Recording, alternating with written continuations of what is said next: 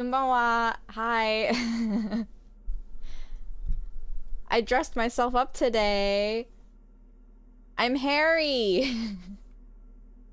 I'm Harry Froggy Dubois. Konbanwa. Gunbanwa. Looking so cozy. I feel cozy. I was kind of like debating on whether or not I should do like the previous fit with the brown hat, because that was my favorite fucking hat. I was like, well, I mean, I should probably dress up, you know, like how I'm dressed currently. So I'm Harry Dubois, but this time I actually put a fucking frog on the visor. Or I guess on the actual hat there's supposed to be googly eyes. Whatever, froggy visor it is. All right, how are we doing? How are we doing tonight? I have my thing that I wrote down of things to remember from the previous stream. You're gonna immediately change to get better stats. Can I get better stream stats? Can I be funnier, quippier, more sexual? Okay, so we have talked to the programmer, which is this lady right here. Talk to the smoker at 21. So maybe we'll kill some time with her and then head to the smoker. Talk to a cell. Check the traps, talk to Lena, and then find our gun, perhaps. Let's get right into it. Hello, miss. What is it? What is it? If you want more sex appeal, show more shoulder and collarbone. No, I'm gonna cover myself up. How dare you? Also, let me know if the audio's okay or not. Okay. I didn't break anything, did I? No, you just printed out my personal log and wasted some paper. Well, you know, I mean, why do you have this giant fucking computer in the middle of the way if you don't want it to be broken into? The froggy visor is sexy too. Alright, I'll keep the frog visor on. Hey, are you the lead programmer of We're All Untethered by any chance? Yes. Or, no. Not anymore. Oh. That project is dead. Oh. She doesn't seem surprised to be recognized. Rather sad. Something passes over her face before she straightens her back. Sorry, but who are you? What are you doing here? I am Soona Luukkanen-Kilde, the former lead programmer of Fortress Accident and RSA radios. I have over 16 years of programming experience, and I'm proficient in both Vox and Orbis languages. Okay. If you're not here to hire me, I don't really know how I can help you. Have you seen the Crab Man? Nope. But you know he's around? Yes. Oh. He's seen you. And? And the Crab Man has seen you. I don't care. I don't care about crap. She barely looks up at you. Wow. She really doesn't. Not afraid, this one. Damn. Why are there so many machines in this place? I brought them here. These are my machines. Please don't touch anything. What are you doing with your radio computer? I'm working. Oh. The machine seems almost alien with its pulsing core. The light casts in her face in a strange shadow. Working on what? Could you just shh for a moment? Or get to the point. I really need to focus on something. Right, I'll try not to touch anything. Next question. Great. What are you doing in an abandoned church? You really like those questions, don't you? I'm a police officer. It's my job to ask questions. I'm conducting scientific research here. You can't throw me out. What research? I'm looking for the location of a 2mm hole in the world. Okay, sure. She's looking for a disruption in the radio waves. That's what her personal log said. Okay, and I assume that that's part of what the silence is, because maybe the silence is also sucking up the radio waves, hence no sound. The lieutenant raises his brows, but doesn't say anything. Is the hole connected to the data loss in your journal? Yes, that's what led me here. But I suspect it might be something a bit more complicated than that. Hole in the world. What does that mean exactly? Exactly. What does it mean? Up to now, it has been impossible to say what it is because it's impossible to measure nothing. Yeah. What do you think it is? What qualities does nothing have? How do you measure something that does not exist? Don't ask me. I'm just a guy with a froggy hat. That's a little above your pay grade. Yeah. Does it mean we're now living in a world that has holes in it? I don't know. Are we? That's what I'm trying to figure out here. But how do I figure it out? I can't even understand how we're talking about something that doesn't exist, let alone measure it. I don't know. I'm not here for some science. I just want to solve a murder so I can go home. You measure it by its surroundings, by that which does exist, which is what I've been trying to do. I've tried using hydro transducers to record the silence, to find out where it begins. Uh-huh. But honestly, it's not progressing very well. Girl's silent, staring at her circle of basins. It looks like some kind of ritual. But does it have anything to do with necroplasmic life forms? Ghosts, in everyday parlance. Does it have anything to do with ghosts? Ghosts? No, I don't think so. I don't believe in ghosts. What about other supranatural identities? I don't believe in them either. What not many know is necroplasm exists. Great. What are we talking about? And why? Do you have any idea where this hole might be located? Somewhere underneath those roof beams, I assume. Looks up, eyes trying to pierce the pitch black heights above, but without much success. Only a faint crisscross of rafters can be made out from the dark. Most of the tower disappearing into the shade. Strange things may flourish in the dark. Why there? There's this place at the back of the church. A place where all audible vibrations seem to decease. I've named it the Swallow. And the higher you go, the less you record. The Pillar of Silence? Are you sure it's not just an architectural quirk? Maybe. But it's oddly close to the physical coordinates of the data loss that led me to this place. This is where the Crabman lives. I know. You don't think the Crabman might be somehow responsible here? No, I don't. Okay. She sounds mildly annoyed by this line of questioning. Her hands typing hundreds of commands into the machine. Wonder if it goes up through the roof and into the sky. It's kind of reminding me of, you know, like, world borders in Minecraft. Like how it's, you can control how far in the X direction, it can go, but not in the height. That's kind of what it's reminding me of. It's just a giant pillar of silence. You've said that the research isn't going well. Why not? Because it's just trial and error. Trying to locate the Swallow, the exact point in space. And I don't have a... You know what? It would be really helpful if you could just stop talking and let me work. Or like unloaded chunks. Girl, I think you just need to let the world load in. Reset your computer. All I wanted to know about the scary 2mm hole in the world for now. Great. Thanks. Hey, about that 2mm hole The again. Swallow, you mean? Okay, no. Great. How do you feel about the anotic dance music? What? I hate it. What are you, 40? It's the future of dance music! Maybe I'd have to be on drugs to get it, but to a sober mind it just sounds like uninspired rug whipping. No idea what it has to do with either dancing or music. Right, but how do you feel about a club for anotic dance music? She's gonna be pissed. This is about those speed freaks in the tent, isn't it? I've got some news for you. It's not a nightclub they want to build here. What do they want to build then? Take a guess, why don't you? Unloaded chunks on Xbox 360. Minecraft went crazy. Never played, what did they call it? Bedrock Edition? I don't know why they gave it the two different versions, different names. You can just say PC or Xbox. Or mobile, you know? Like, come on.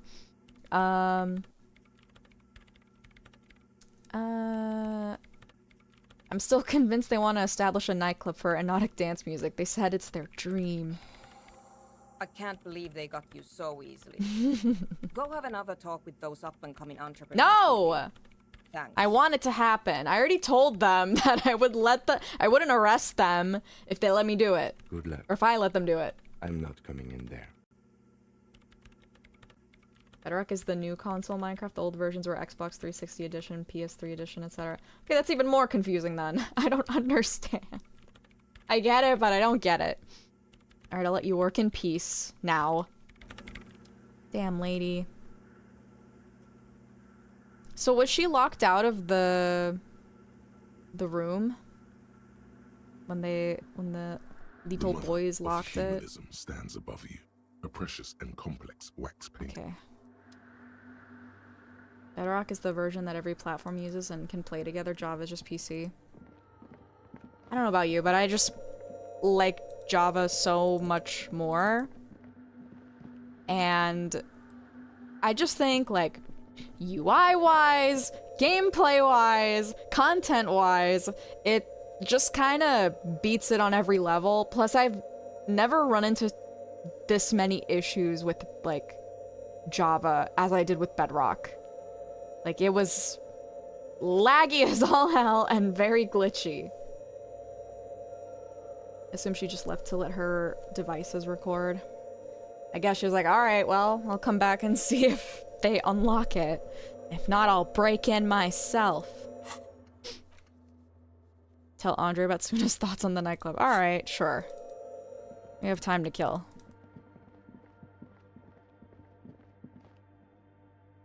Yeah, I like Java better. Also, the mob spawns on Bedrock are totally messed up. You legit can't live next to water or you'll be besieged by drowns all the time. Like, I think maybe the issue is that they had to, like, you know, I assume that from PC to console or whatever, you have to kind of rebuild it from the ground up. And I think that it's just way too wonky. Way too wonky. Hey, Sal. The shaggy-haired girl. So you talked to my associates, right? Are you gonna help us? With the church, I mean. I'll help you, alright? Great. Let us know if there's any progress, will ya? We've been waiting for weeks here. Your associates tried to use me to set up a drug lab. I'm a lab. I'm guessing you knew of this plan? I did, and I'm sorry. Oh. For what it's worth, which isn't much. Oh. This is why I didn't go into the typical delinquency. Alright, old man. You don't get to choose your posse, they choose you. Mine are idiots, but they're mine. I tried to talk Andre out of it. I even tried not to lie to you. No. I don't care. I'm loco. I just wanted you to know that I know about the plan. Okay, but I still regret it. Oh. I should have been able to control them. And I will in the future. I promise. Oh, girly, that's not your responsibility. May I ask? What did you tell them? Do what you will with your dance club plans. Just no drug labs, please. Thank you. I'll get them under wraps, I promise. Oh my god, bless Estelle. I think honestly she's like my second favorite character in this entire game. First, obviously, being my boy. But I like how Harry doesn't even reach that point of Estelle. Yeah, it was built from the ground up. It was a total mess at first, but it works well now. Yeah, I mean, to be fair, I think Java has a longer... You know, it's an older version, and it's already had, like, 50 billion patches up to this point, so it's kind of, like, already... Like, back in the day, Minecraft, Java was just as glitchy and laggy as before, but, you know, it had years to improve on that, so maybe in the future Bedrock will be better. Others told me you went inside the church. What did you see in there? Oh, that. You're not gonna believe me. There's no point in me telling you. You're right. Let me ask you about something else. No, we'll see. Go ahead and tell me. Okay. I went in and I saw a woman next to one of those machines there. Noid calls it a mainframe. Mm-hmm. She was dressed like someone who's been raised by their grandmother. You know, strange old clothes. Had this absent expression. Didn't say anything, just stood still. Go on. And then, you know, right behind her, a man crawled down the wall. Upside down like a crab. Down the church wall. I think the woman didn't even know he was there. He was completely silent. He stopped right before he got to the floor. Then just hung there like that, looking at me. Right at me. I fucking turned around and walked out. End of story. Like a crab, you say? I saw him. I saw the crab man. You saw him? Does it mean that you went in there? Did you see the other spooker, the one in Grandma's clothes? I did see them both, yes. Good, so you believe me. You should go tell this to Andre. He'll know what to do next. I'd like to know more about your associates. My associates? I haven't got much to say about them. What do you mean? You must know something about them. Of course I do.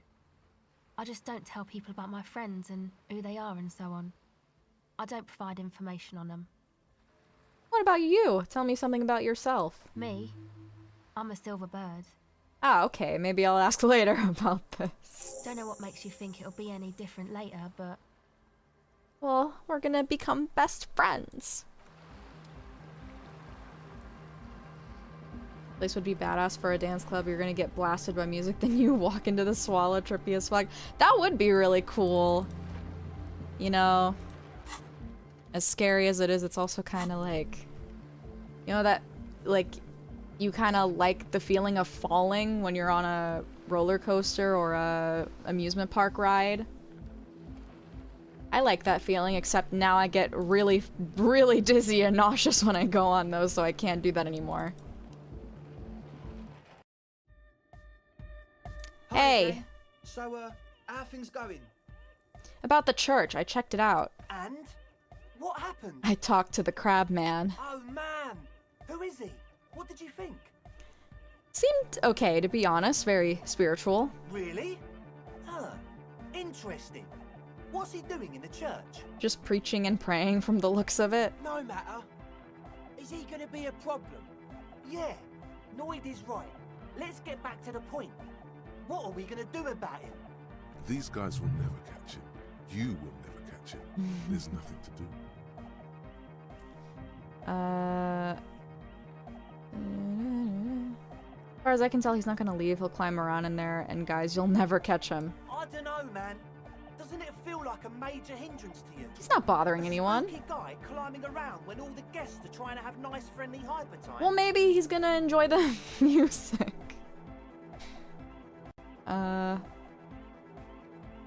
You're just gonna have to live with the crab man. I guess it's not a massive problem, now that I think of it. No, it's really not. Everyone is welcome to dance till the morning light.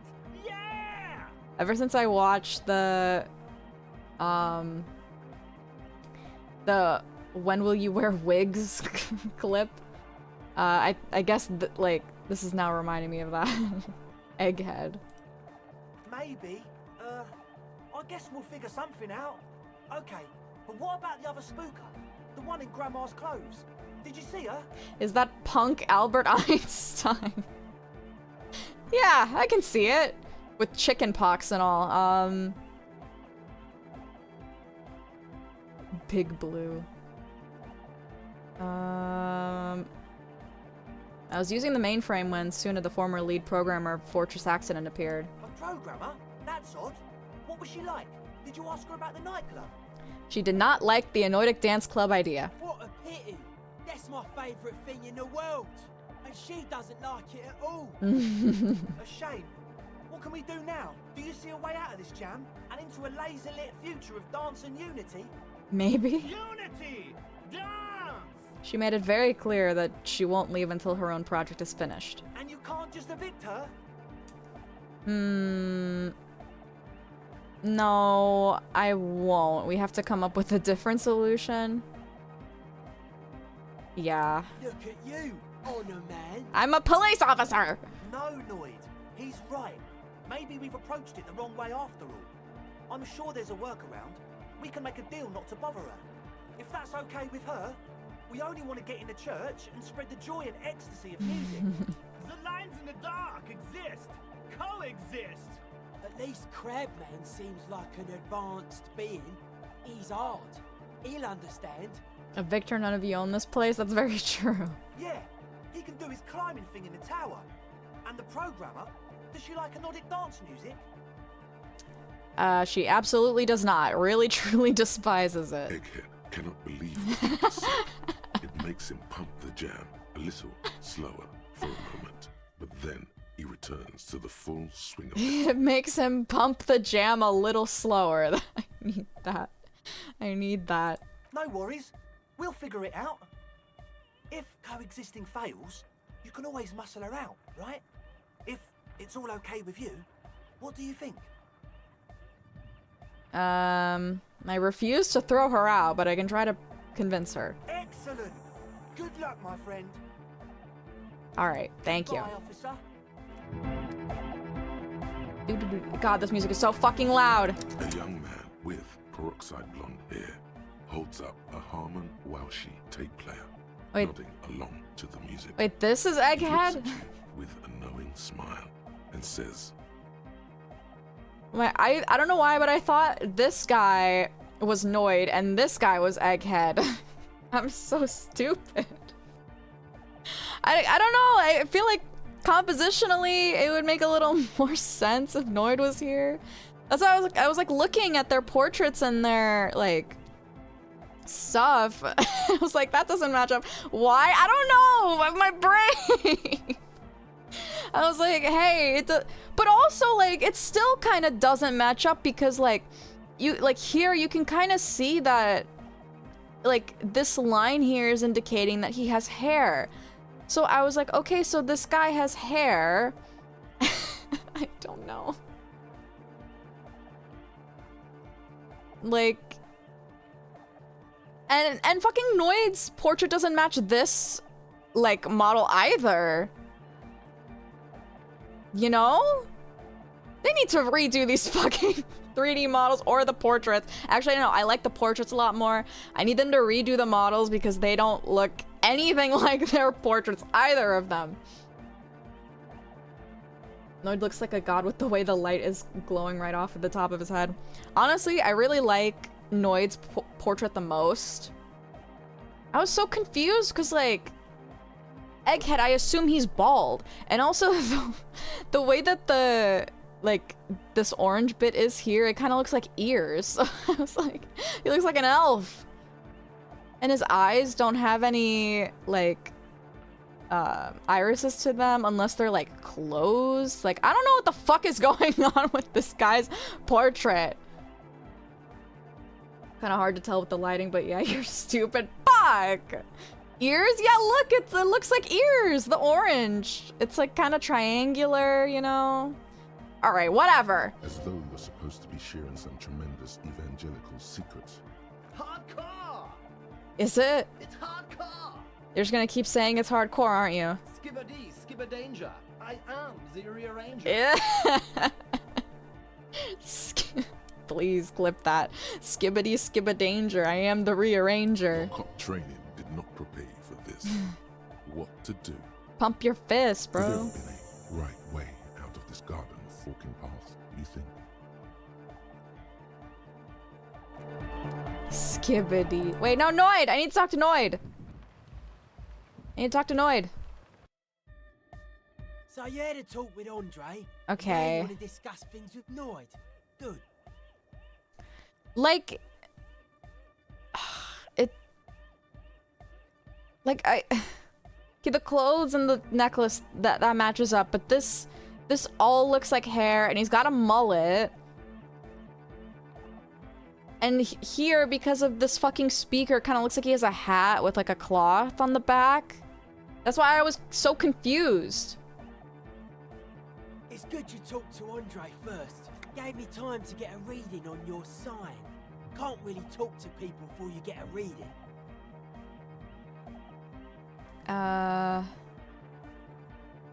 Plus, like, Noid is not as eccentric as Egghead. So I'm thinking, okay, Noid has a more, like, he's got the preppier look here, and Egghead has the more eccentric robe and necklace, right? Doesn't that make more sense? Why can't I design the characters? I don't remember if this is on your list, but remember to send Kim off to the coroner with the body tonight. Huh? Okay, I'll read my notebook to make sure I'm understanding this correctly. I saw a sticker on the padlock. Can you tell me anything about it? A sticker? You mean the yellow one? Can you describe it to me? This one. Seems like my creation has found its way into the legal bureaucracy. What did you want to ask about it? And what is it supposed to be? The dead guy smiling. Okay, and what does that mean? He defeated history. We are living in the age of history, and in the eyes of history, we are always already dead. How can we ever smile then? Because history is a lie, and so are its deaths. The present moment and life are the hardcore. The hardcore expels death. Or maybe he's not dead. Maybe he's just really ecstatic about the beats. Or drugged out of his mind. I'm thinking the smiling dead guy is a symbol for communism. It's also dead, but it doesn't care.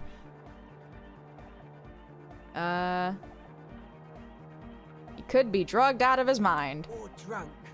Or in a clinical coma. Or glad to be dead.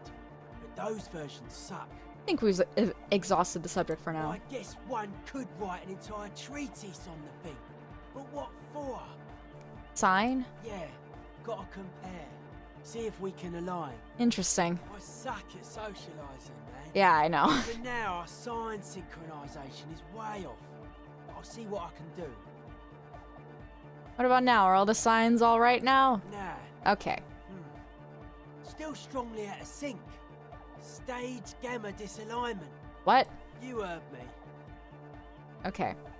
Tell me about the machines you saw in the church. Weird stuff. Specialised. There was a data processor and some sort of long-wave machinery. Wires going into water. Gives off a spy sign. Or some fucked up Samaran science sign. You know, the kind that goes head first into the supernatural. So you think that's real? That it actually exists? Most of it doesn't exist. But there's also stuff that isn't allowed to exist. Because the moralists think it's too dangerous for the plebs. Psionic powers, pale-related diseases, pretenders pretending to be human, folk rights, that kind of stuff. Why are you called Noid? The hardcore aesthetic is esoteric. It's not meant to be discussed with the law at this moment.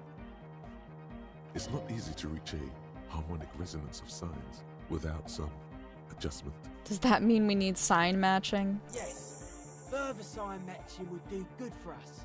One way to achieve this would be by getting us into the church. Alright. Alright. Goodbye. Jesus. Love how you can put the sticker on the book and actually show it to people. It's my little book, my sticker book. He just really likes Domino's pizza.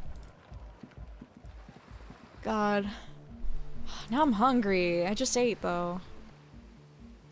Or I guess actually I ate 4 hours ago.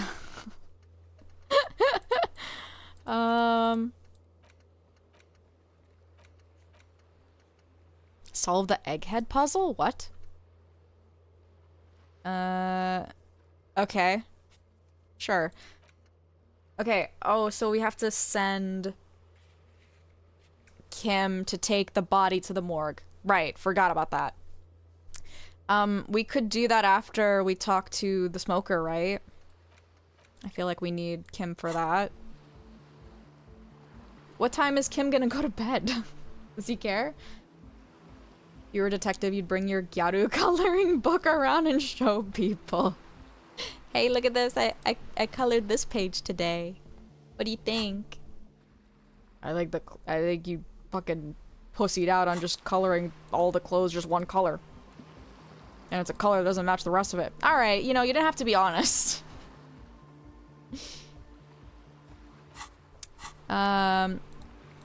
Okay, we can talk to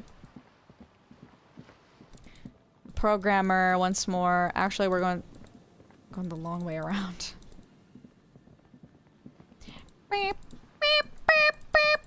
Do do do do do do do do do do do do do do do do. Why does she have purple neck disease? It's not a disease, it's the shading! It's a cool way to shade!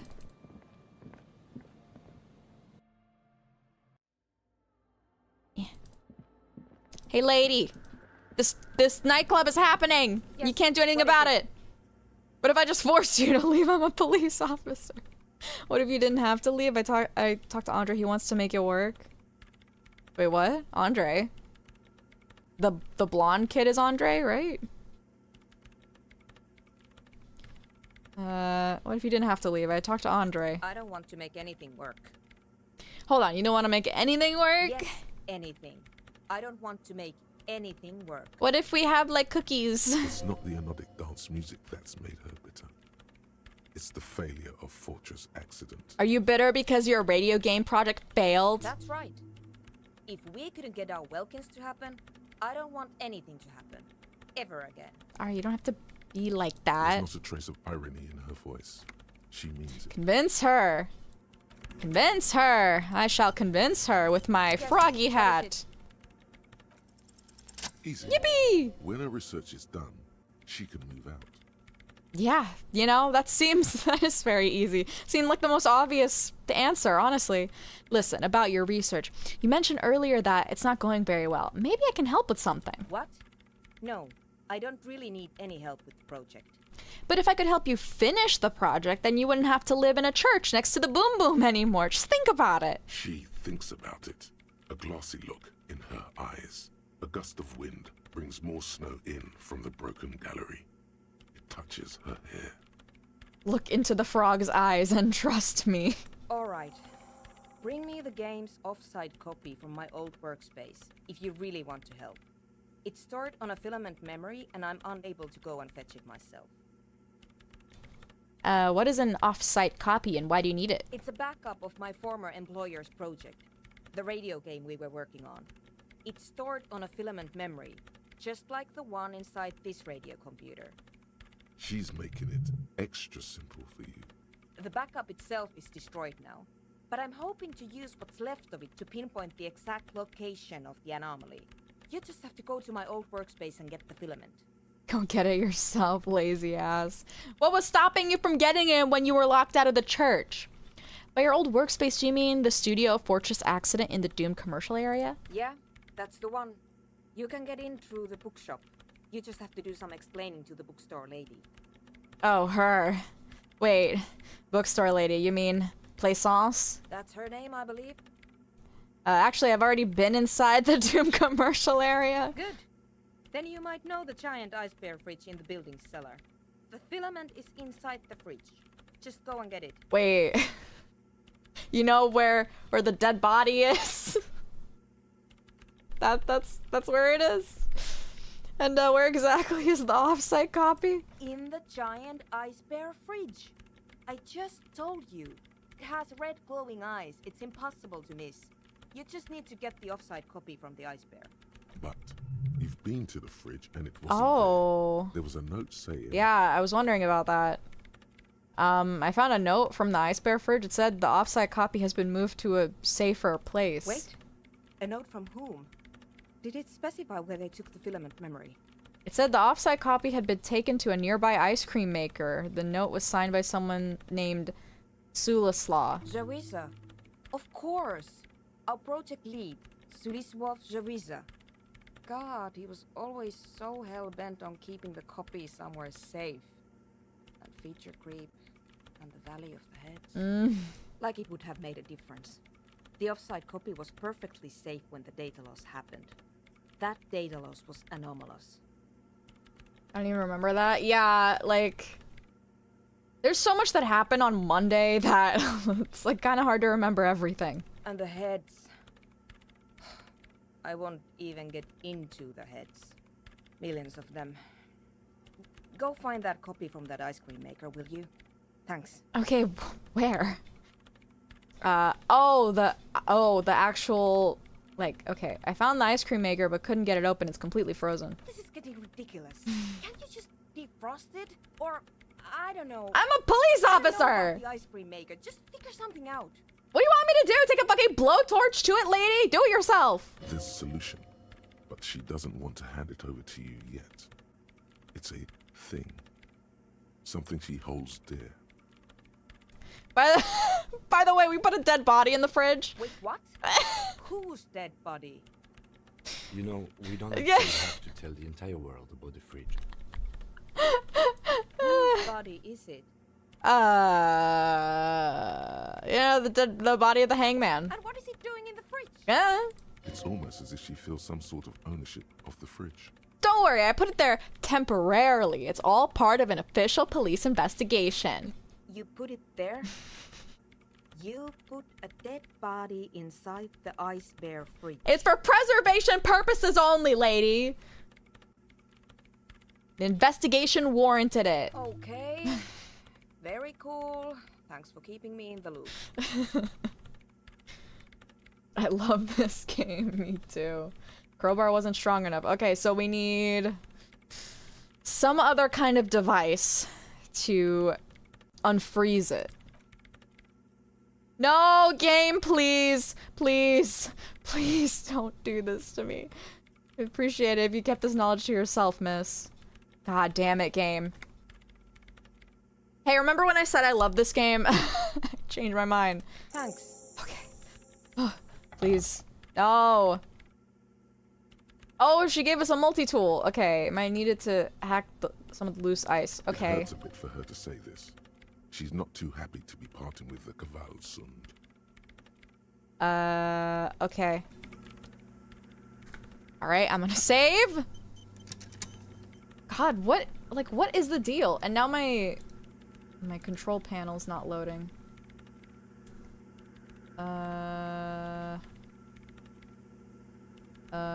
Where is it?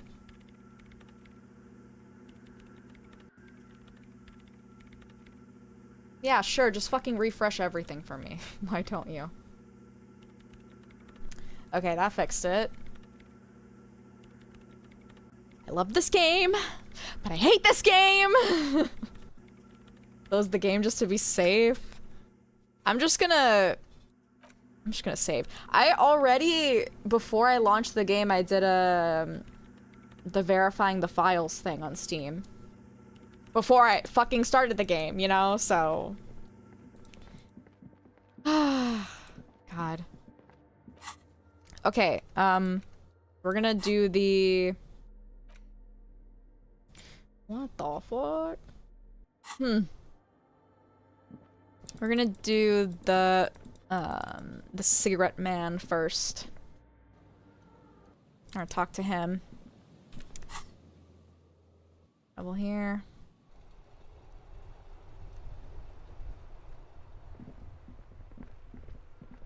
Oh yeah, I just remembered, we told a poor lady that her husband is dead. Was that always there? Were these balls always here? Am I going crazy? The game is a little loud to me. Can I turn down the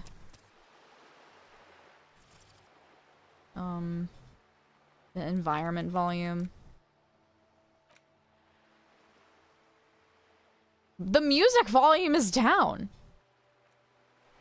Jesus. You would remember the balls, would I?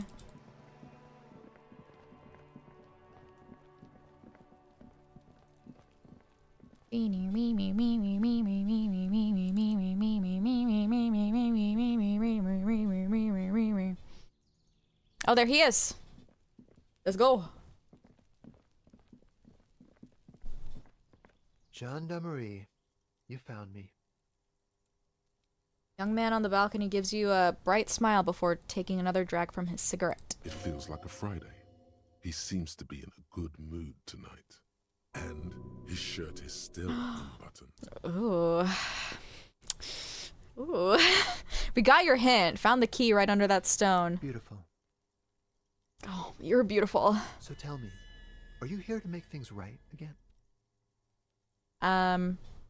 That's what I'm aiming for, yes. Beautiful. Oh my god, no, he's calling me beautiful! I have some good news for you. My Sunday friend is visiting me tonight. I told him about you and he'd like to say hello. Step in. He's already waiting. Oh. Oh, is it Friday tonight? It feels like Friday. Yeah, it does feel like the end of the week. Such gentle weather. I am alt-tab just hearing June go feral over Doc Hammer. Why would I want to meet your friend? Trust me, You do. Very well. I'll talk to him, but first I want to talk to you. I have so many questions. That's nice, but I don't have anything to tell you. It's my friend you're looking for, not me. No. I am looking for you. He's gonna be real disappointed when he finds out you're a 5'1" cat girl. He takes another drag of his unfiltered cigarette and looks around. It's getting dark, and the neighboring windows have lit up one by one. Downstairs, a cat crosses the yard, disappearing into the bush. That's me! I'm the cat! It's me! Besides, I've got to run. No, He's please! going to leave you alone again. That's sad. This game is like literally pushing for this fucking action. Something tells you you're never going to talk to an individual this cool or mysterious. No, ever but again. I just found you again! Just look at it. It's a beautiful night. Who's going to stay in on a night like this? 5'1", June grew a foot. He's right. Only losers go to bed early. Time to break out the booze. Only losers don't have fucking sex at this hour. A man on high heels stumbles out of a basement club, music blasting over the entire district. It's chilly, and as the chemicals hit his nervous system, 1,000 shivers ripple through his body. Only if you promise that we'll talk again. It's important. Something flutters in the corner of the lieutenant's mouth as you're saying those words. Oh my god, he is jealous. I'm just doing this to make him jealous, guys. I swear I'm really not attracted to the half shirtless man. We'll talk. Oh, just not tonight. Oh. Take care, alright? Oh my god, he walked through Kim. That was a fucking power play. Oh my god. There's something so different about him that I just can't put my finger on. Different, of course. His shirt. Why is his shirt always unbuttoned?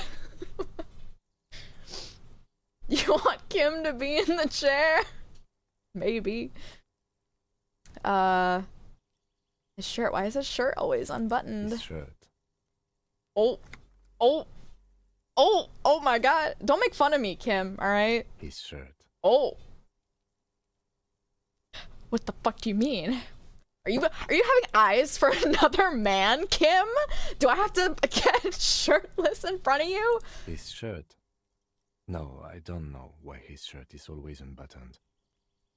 What the Hello? Hello, Kim?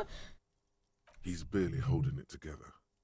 It's all he can do to keep from bursting out in laughter. Don't laugh at... Hey, I think, Kim, honestly, that's a really homophobic thing to do, honestly. Come on, detective, let's go. We've got a potential witness to interview. His Sunday friend, remember? Oh my... I can't believe I'm being treated this way. Kim, how would you feel if someone made fun of you for being gay on Maine? Huh? You wouldn't understand. Anyways, I've had a breakthrough. Please give me something good. Remember that weakness you were looking for in the ceramic armor? Like, maybe it can only stop small, fast projectiles, but a large, slow-moving pry bar would shatter it? Or, if I run an electrical current through it, maybe it will melt. Or, personal favorite, frequency something something radio weapon? None of that would work. You need to shoot the part of the enemy that doesn't have Fairweather T500 on it, because the armor itself is invulnerable. Good news is, so are the armor pieces on you. Harry be like, I can't believe my boyfriend is homophobic. Hand-eye coordination. Okay, awesome. Against enemies in FT500 armor? What does that mean? We're gonna fight people? What does that mean? Yeah. Sorry, I'm just clearing my throat. Is there anything else we can do? Or we got Wompity Dompty. Wompty Dompty. Or Jamais Vu.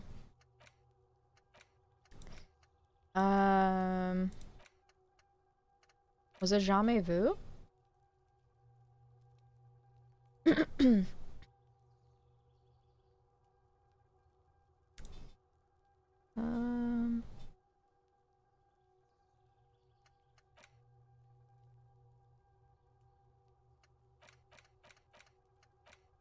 We need Wompty Dumpty. Fine! But it's -1 suggestion. And this one doesn't give any D-bonuses, debuffs. But this is only 42 minutes. Alright, fine. I'll do Wompty Dumpty. Oh, when did I get these? When did I get these shoes? You know what, actually these shoes would match way better than the... Oh yes! With my scarf!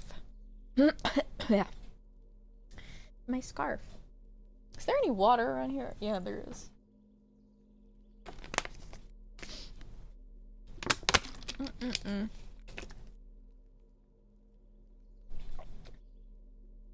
We look so good. Harry, you look so good. Okay. I'm gonna save. And we're gonna go in. Oh?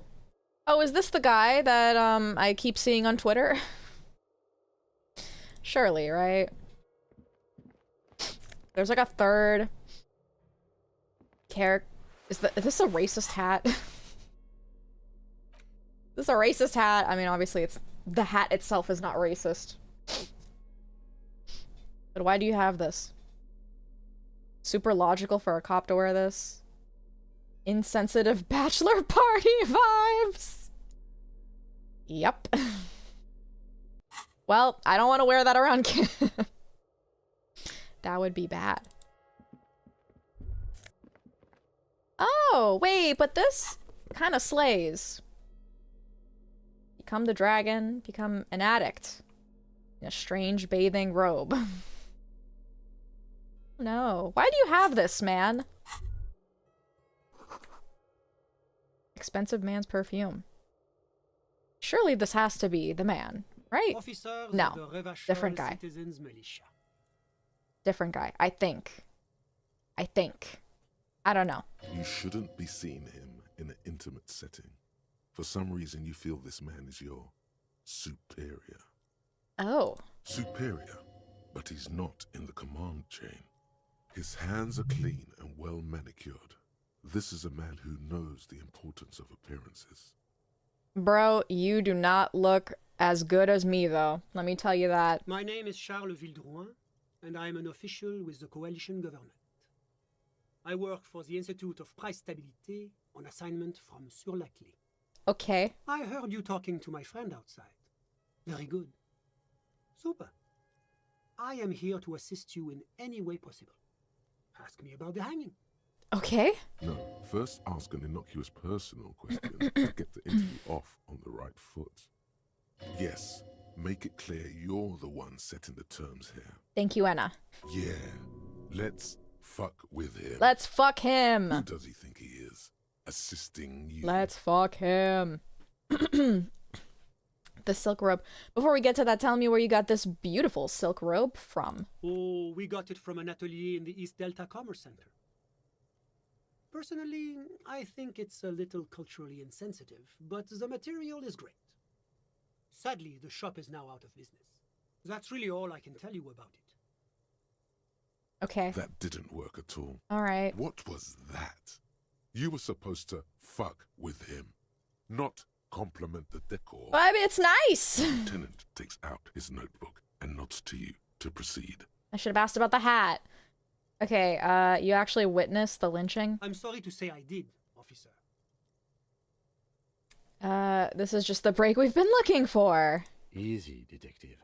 No need to jump to conclusions. Is it because you did it, Mr. Vildrouin? Because I did it? He's clearly not a man accustomed to being spoken to in that manner, let alone to being accused of murder. Don't jerk my chain, paper jockey. You didn't you? What's the meaning of this?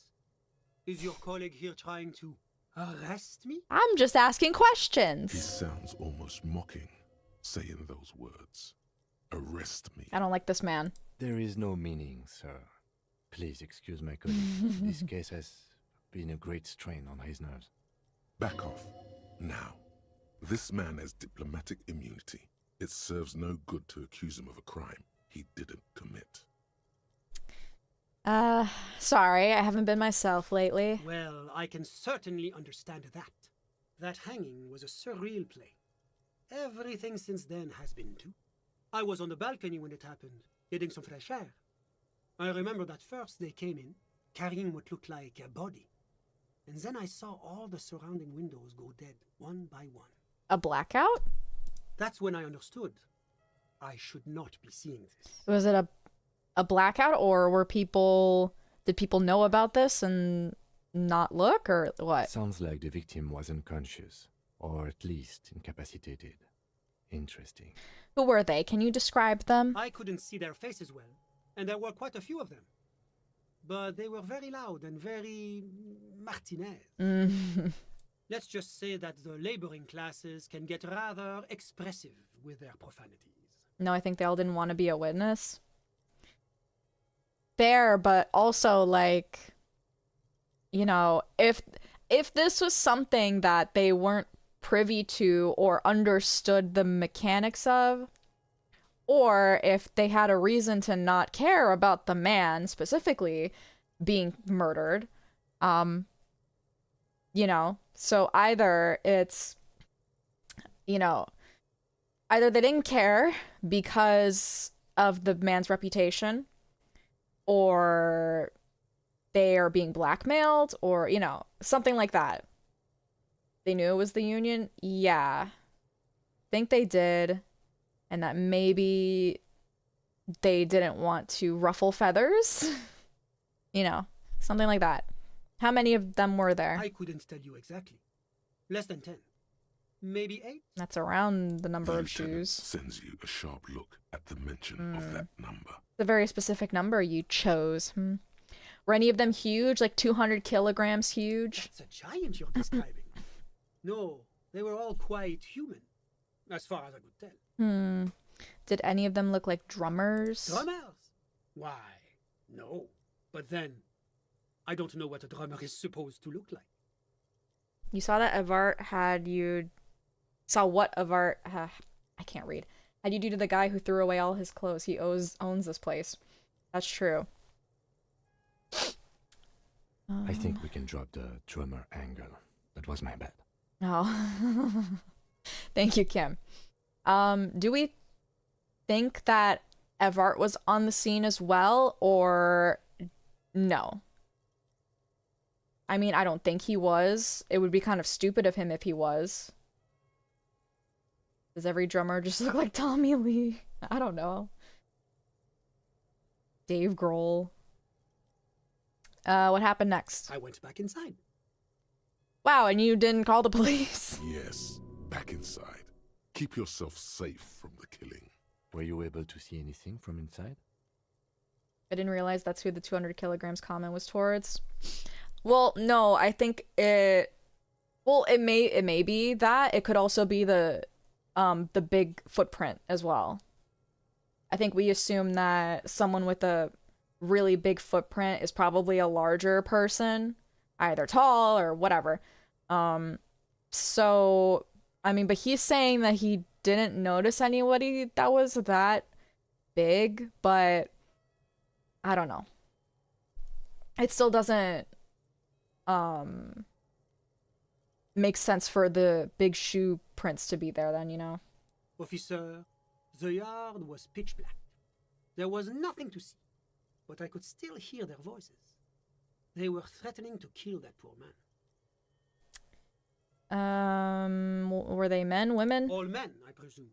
But again, I couldn't see very clearly. What ethnicity were they? I believe they were mostly white, though I believe I saw 2 Areopagites among them. And I am quite certain that one spoke with a Mesk accent. Does that sound familiar? Was that like the guys at the Whirling in Rags? Fixing my bangs, sorry. What happened next? Well, that's the strangest part, officer. Nothing happened. It was oddly quiet for a public lynching. So, another point to the case of that the guy was already dead. Like, he very clearly wasn't killed by the lynching. It was a threatening display, but he was already killed before then, hence the bullet in his throat. What do you mean nothing happened? They lynched a guy. Eventually, their shouts died down, and that was all. There were no gunshots, no celebratory shouts, no anything. So he wasn't killed at that scene either with the gun. Again, shot at somewhere else, not outside. Or they were trying to put on a show while people were watching, yeah. Which, okay, but then that's weird, because if we're saying that nobody wanted to be a witness to the crime because they were afraid of the union and what they would say or do to them, or whatever it might do to them, right? What's the point of having a public display like that mimicking that they're killing someone, you know? Like, it seems weird, because if they wanted to do a public display like that, why wouldn't they kill him then and there? So another point to, like, they probably didn't kill him. I think that maybe they did that weird fucking display with him, but someone else had to have killed him, because why would they just shoot him somewhere quiet, you know? Like, in their mind, wouldn't they want that kind of, like, tussle and the screaming and the horror coming from the guy as, like, a lesson, you know? Or maybe they were being loud to scare everyone off. Well, I still think that they were trying to make a scene and trying to have some sort of point. Because obviously, we know that these guys hated this guy, and maybe they wanted to make a message out of him. They very obviously didn't like where this man came from, too. So, you know, that's probably the message they're trying to send. I think that they just didn't kill him.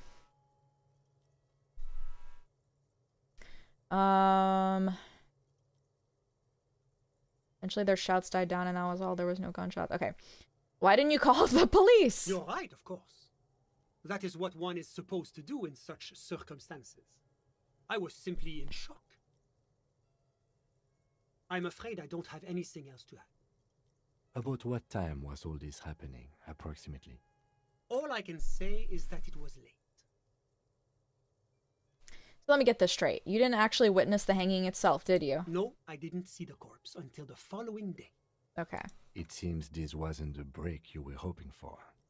I think we have everything we need. Thank you for talking to us, Mr. Villedroit. What is that on the top left? I have no idea. Oh, it's the menu. Is that always there? Has that always been there? Huh. Of course. Anything I can do to assist the RCM. What's an official like you doing in Martinaise? The coalition is only looking out for the price stability. Inflation is a killer, like a heart disease blocking the normal circulation of the economy.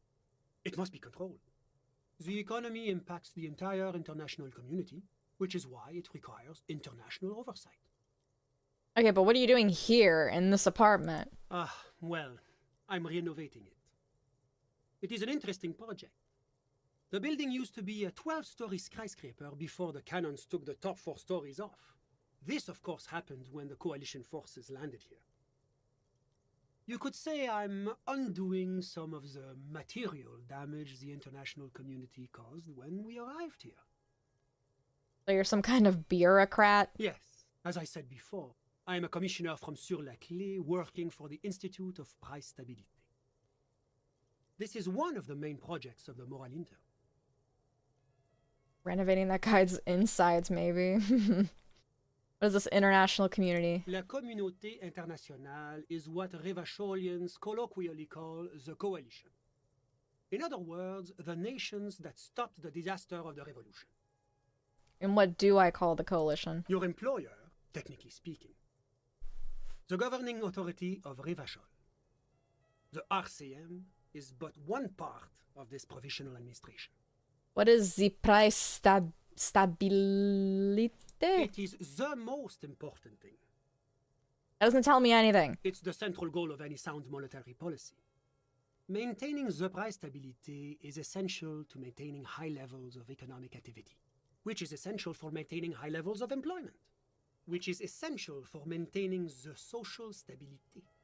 Basically, it makes sure the price of bread doesn't change. Uh-huh. Précisément. Too much inflation, bread becomes too expensive. Too much deflation, it becomes too cheap for bakers to produce. That's why the Institute of Price Stability works to keep inflation just below 2%. Below 2% of what? But not too far below, no. Too below is also bad. Below, but close to 2%. You're not answering my questions at all. The coalition believes in the importance of informing the public about the benefits of the price stability. Transparency is one of our principles. Would you like an informational pamphlet? Sure. A sound monetary policy is essential for addressing uncertainty.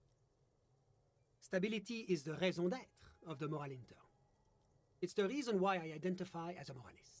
But oh, I don't have my leaflets on me today. Damn it. That's too bad. You can always call our information line. Making information available is part of the moral intern's commitment to transparency. I've heard about this moral intern before, but I want to know more. It's the International Organization for Moralists, hence Moralist International. The Institute of Price Stability is just one of its many mind babies, as is the coalition. What I'm hearing is that we're moral intern bitches. Doing one's job doesn't automatically make one anyone's bitch. Besides, there are more nefarious powers to work for than the moral intern. Flip him saying bitch, I need that. Are you a moralist? But of course. But of course.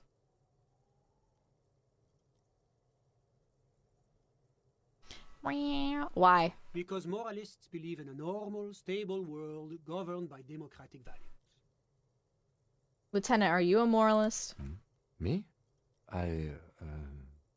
You've managed to catch the lieutenant off guard, but only for a moment. He quickly recomposes himself. I want to catch you off guard even harder. What? I didn't say that. I'm a lieutenant of the RCM, dedicated to maintaining law and order in Ravachol. A very moralist.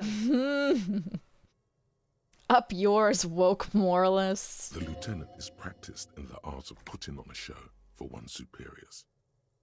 But what is a normal, stable world? The Occident is part of the normal world. Oranje, sur la clé. Martinez doesn't seem very normal or stable to me. Martinez? No. Martinez is something else. What about the rest of Revachol? Is it part of the normal world? Revachol is generally difficult. It's led by an interim government, which means it hasn't yet achieved full democracy. But they are working towards it. You're all doing very well here, relatively speaking.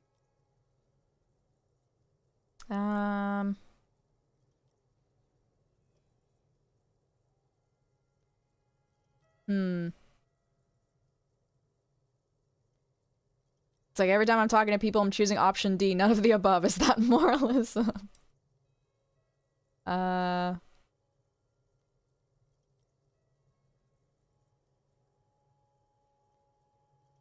Moralism is the ideology of foreign occupiers. Revachol must be governed by Revachol. Ugh. Democracy is a meaningless sham as long as the working class is under the boot heel of capital. Alright, option D it is. Is this option D usually the most reasonable answer? I don't know. This game hates it when I don't choose the most extreme options. Yes, everything else is super extreme. It's like I'm living with a bunch of lunatics. Sounds like you're a moralist indeed, my friend. Welcome. Awesome. Moralism is all about compromise and achieving the achievable. It's pragmatic, realistic, and level-headed. An ideology for doers. Are you a doer, my friend? It looks to me like you are. Now, enough of this delightful political interlude. Was there anything else you wanted to ask? Sir Leclerc? What's there to say? Sur-la-Clé is a modern, urbanized country that measures very high on the Human Development and Freedom Index. Mostly, though, It's known as the executive heart of EPIS. Moreover, it is a great sponsor of less emerged countries. Revachol is only one of its many darlings whose progress it supports and cherishes. What makes Revachol sur la Clef's a darling? Because a great percentage of Revachol's culture hails from Sur-la-Clé. Its language, its people, its cuisine even. Or at least in the downtown La Delta area. Jamrock and other parts of the international zone have been mercifully spared of Sur-la-Clé's love for meatballs and mashed potatoes. Tell me about Orangey. Orangey is an exemplary nation who, as a core member of EPIS, contributes 28% of our annual budget. Next to Sur-la-Clé, Orangey is probably the most prominent member of the international community. Which one of them is more EPIS? As founding members, they are both very EPIS. EPIS. Orangey carries a lot of political weight, while Sur-la-Clé takes care of the business side of things. Sur-la-Clé hosts the headquarters of the major EPIS institutions. Okay, but outside of EPIS, what is Orangey? Orangey's economy is one of the most advanced in the world. It has successfully transitioned from heavy industry to advanced services and generally acts as an engine for sustainable change in the international community. Can you just talk like a normal person? About what? About Orangey. Tell me what it's like there. Oh, it's very urban and very well organized. Their streets are clean, their horse cars run on time, the people are polite and efficient. Like I said, they are an example for less emerged nations to follow. Enough business. Let's talk about something else. Whatever you wish, officer. Can you tell me about your friend? Ah, my friend. My friend is a good young man. It's mine. His family immigrated here from Kedra, and life has not been easy for him. But he understands the importance of education. He has taken his future into his own hands, and that's all that matters. What's Kedra? Kedra is a candidate member of APIS. But, between you and me, their potential membership is a more contentious issue. Why? That it's never going to happen. They entered negotiations in 21, and it's been pending ever since. What's this EPIS thing you keep talking about? EPIS is a very special program developed by the Moral Intern to support certain Occidental nations. It began as a unified system of weights and measures, which proved to be a wild success. Nothing but kilograms and centimeters as far as the eye can see. 1 second.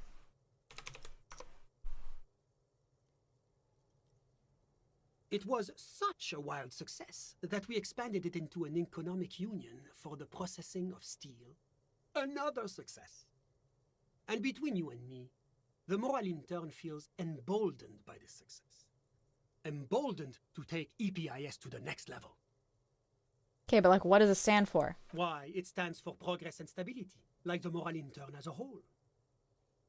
No, what do the letters stand for? It's been such a wild, extraordinary success thus far. We are very excited to take it to the next level. Why don't you hear the words I'm saying? A supranational political alliance. The United States of Occident. Is it going to be like this place here? You mean Revachol? No, it's going to have transparent democracy. Is Revachol going to be part of EPIS? It's one day going to be a candidate member of EPIS, sure.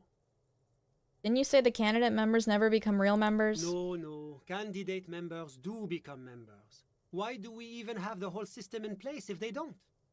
It just takes time. Time and evaluation. But we were talking about my friend here, not politics. How did you two even become friends? How did any of us become friends? Bad things happening on the Indian Isola? Oil platforms ablaze in the night? Civil wars lasting for years? Finally, the international community is forced to step in. What are you talking about? No one becomes friends that way. Au contraire. It's how millions of people end up where they are. Meeting the people they meet. It's how I came here. And my friend, too. You still haven't told me who he is. Sorry. Who? Your friend, the smoker on the balcony. You were talking about him. But I told you, officer. He's a bright young man here to pursue his education. Education is the foundation of our future, especially the arts. It is a cornerstone of our civilization. What's his real name? Officer, you have to understand. I can't give you his personal information. I'm sure you have your own methods and databases, right? Please don't put me in this situation. So all he can tell me about him is he's here to study the arts. He's deeply enmeshed in the study of the fine arts, yes. Which arts? He's a truly free spirit. He likes all the arts. Perhaps graphic design, printmaking, who knows? The world is open wide for a talented youth like him. What are you doing in this apartment by yourself? I'm just enjoying the view. What view? It's dark outside. Listen. A baby is crying in the neighboring apartment. Someone's baby is crying. No, listen. The Insulindian Bay. I was asking about your friend. My friend comes and goes. I'm sure you'll see him around. He's a busy bee. Did I skip that whole dialogue chain? I'm just enjoying the... Listen. A baby is... No.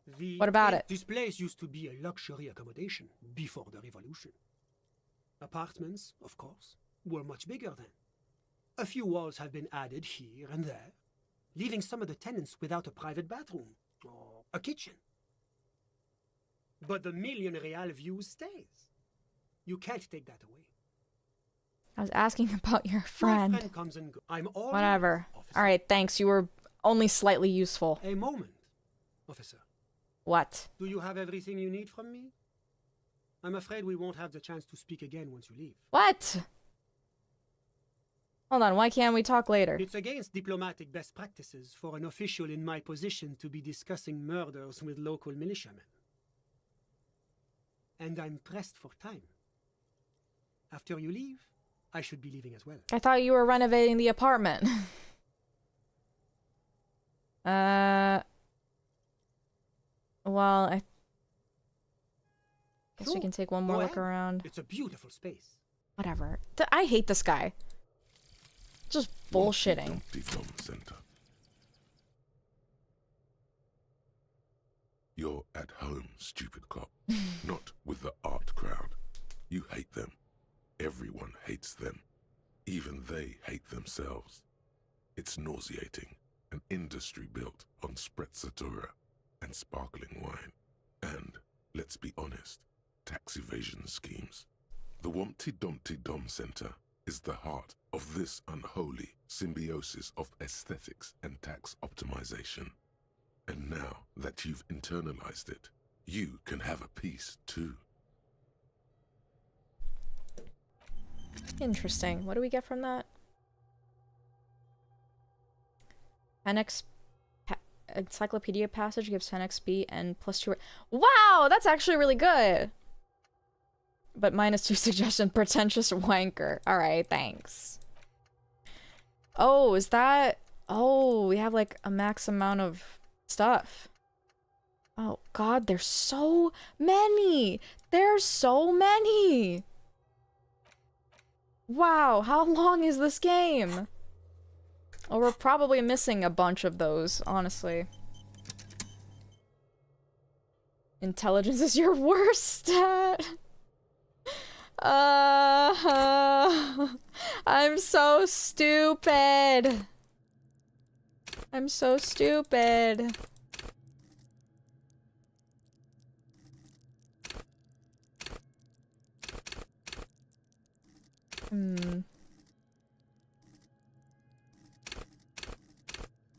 I put the most points into intelligence and motorics, though. Oh boy. How much is suggestion? Why is suggestion purple? Oh, because I have points in the... Okay, I see. Wonderful. Okay, so... Advanced analysis using HE coordination? Hand-eye coordination. Oh, we can probably do that now, right? Right?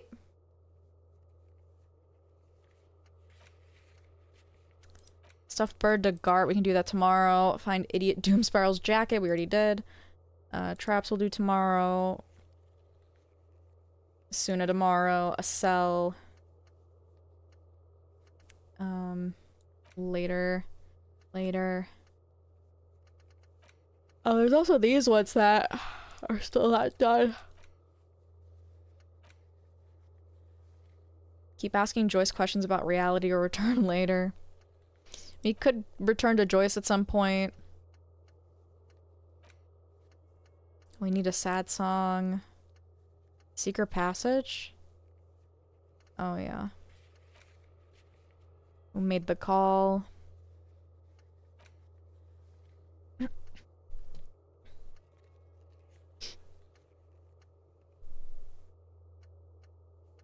Victims' tattoos.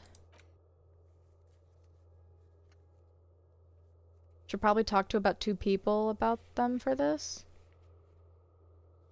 Okay.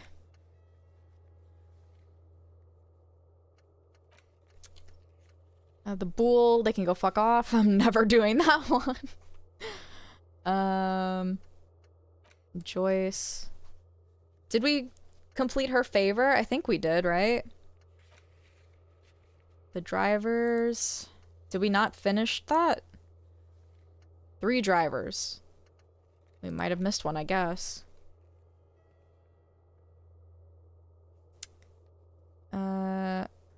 Figure out what's going on with him.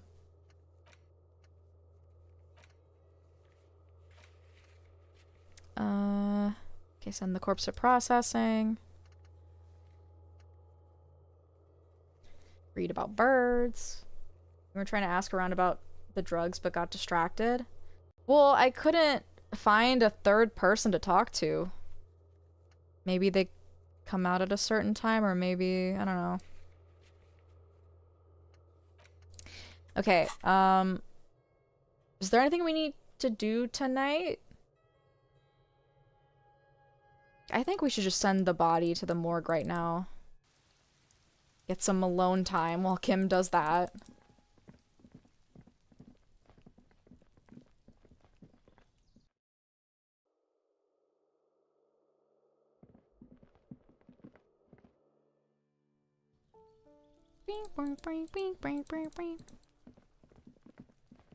Have to go all the way around.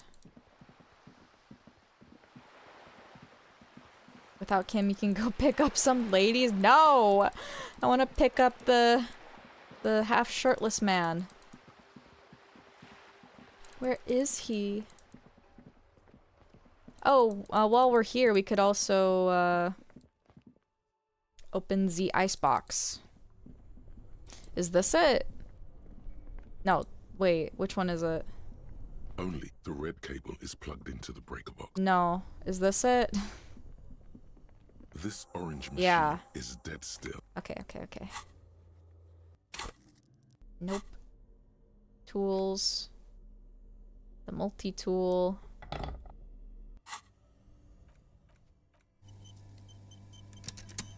This orange machine is dead still.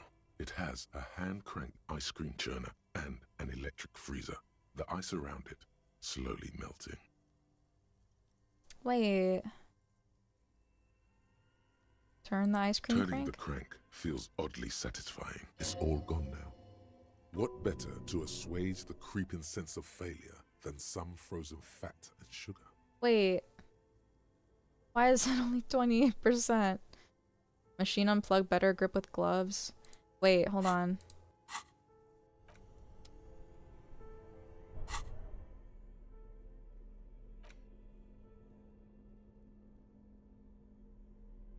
Huh? Pry bar. Hold on. I'm a little confused.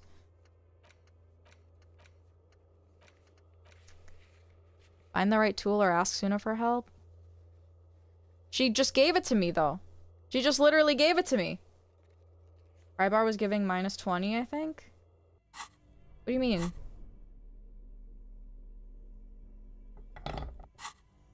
This orange machine is dead -20. still. Wow. But that's not a... a good enough chance either. Really? Only 28? What is it? This orange Physical machine. instrument? Okay.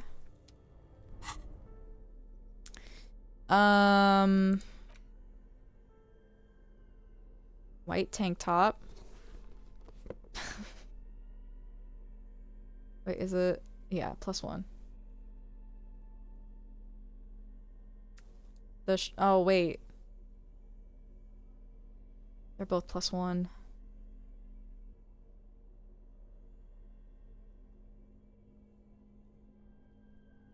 Do.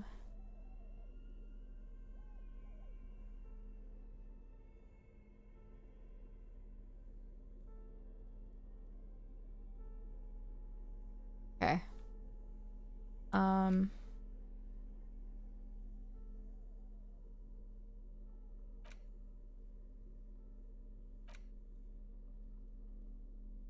add points. The physical instrument.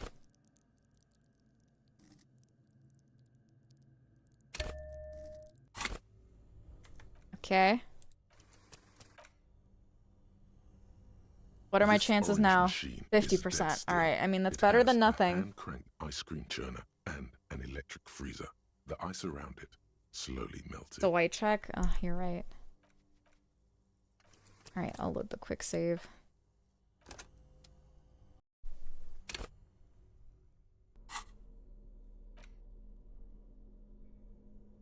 My physical instrument on. This orange machine is dead. 42. Okay, hold on. Hold on. Hold on. This is the whole orange thing. Machine is dead. Ice squeaks. Nope. And it's already unplugged. Okay. Give it a second chance. Please. This orange machine is ice squeaks beneath your Kavalzund multi-tool. But your finger, and it's already unplugged. There's What not the much else. heck? Second chance. Alright, you know what? I don't want any judgment. I want this thing orange open. Machine is dead still. Ice groans Nice. and howls under the strain of your giant Kavalzund multi-tool until the lid cracks open. I thought that the multi-tool would give some bonuses too. It fucking didn't. Darkness lies inside, but you can faintly make out an object, intricate and foreign, left there for a sub-zero beauty sleep, a filament memory with the words "off-site copy" written on its side. Disappointment washes over you as you stare into the almost empty ice cream maker. No ice cream. A scoop of ice cream would have been nice. Yes. Oh. The lieutenant agrees someone's stomach grumbles. The room feels very cold. Oh, we want ice You cream. gently lift the cube from its frosty bedding, careful not to damage it. We should take it back to Miss Lukanen killed as soon as possible. I'm not sure how well unused filaments tolerate room temperatures. Yes, but aren't you curious to know what's on the precious filament? There's a radio computer upstairs. I guess we're gonna do that.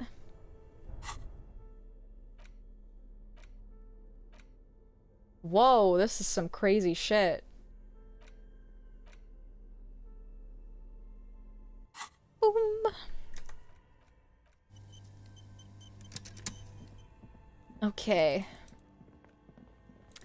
Let's read it first. I want to hear what Kim has to say. Oh god, I forgot, it's so dark.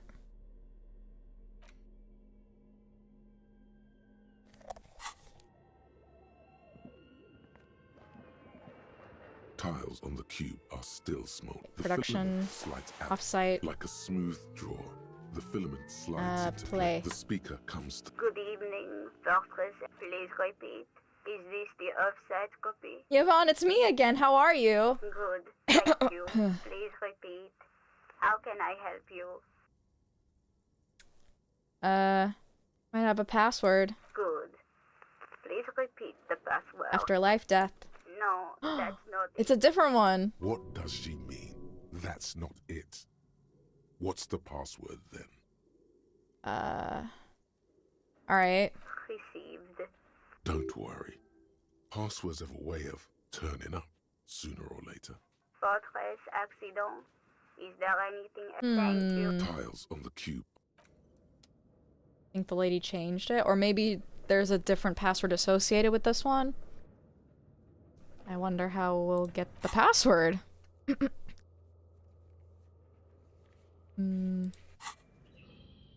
Has to be something. This old fire diagram for summoning. Your flashlights. Some of the writing has.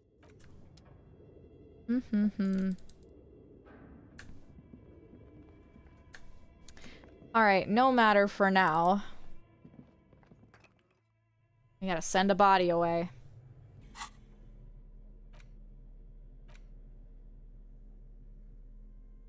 I'll just carry my multi-tool. Scare everybody. The bear's eyes are still glowing red. It's guarding over the freezing corpse hidden inside its belly. Alright, let's bag him, Kim. Take him away. All right. I will need a little help carrying him. You take the hands, I'll take the legs. Alright. We go. Oh, dear, I'ma fly all day. Now I'm alone, and the carriage isn't here. Well, it fucking sucks. I'm here alone on my own. I'm just a little guy with his bag of bottles, which we could probably get some cash from. And we have a free house now? That's great. I wonder if there's anybody here at night who's not here during the day. The tear machines. Your bottles clunk into the Nice. $1.70. I'm $1.70 richer. Alright, BRB. I'm gonna use the bathroom really quickly.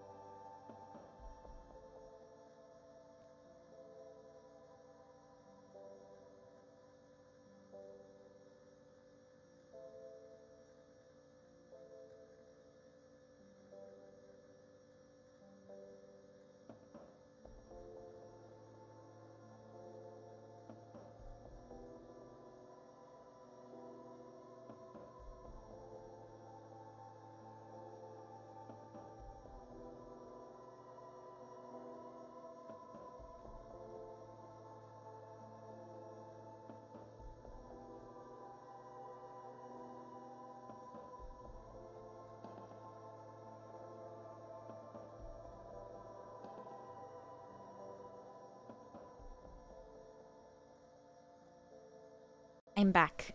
And I got a Capri Sun. Open my Capri Sun. There, I didn't. I got the one that was like a Pokemon ZA collab. Like there's a whatchamacallit, a giveaway for a Switch 2. I'm like, oh, okay. I don't even know how you would know that. Capri Sun sounds so good right now. I know. I grew up having Capri Suns.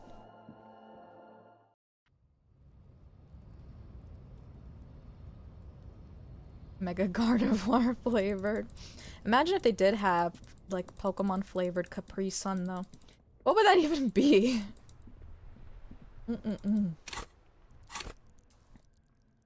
Oh, we have 2 points now. Nice.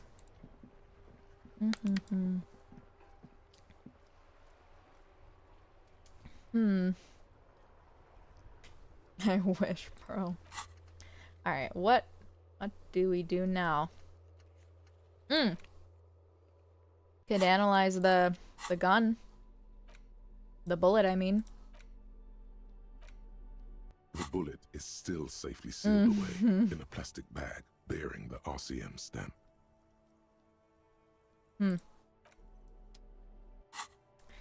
Hand-eye coordination.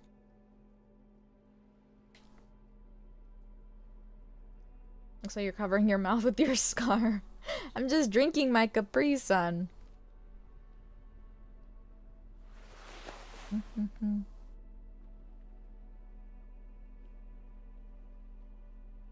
Do we have anything for that?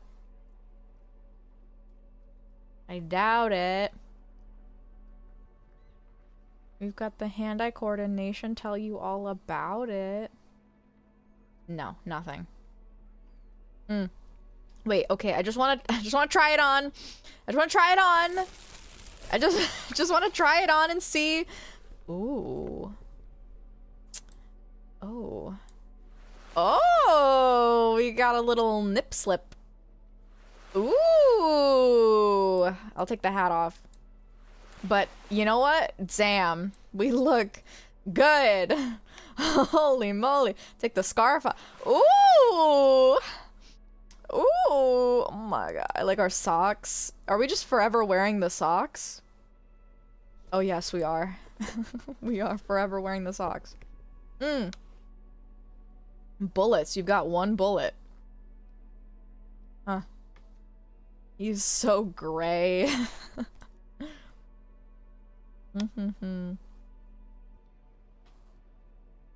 Damn. Look what you're missing out on, Kim. We are so hot. Wait, what shoes will match with this?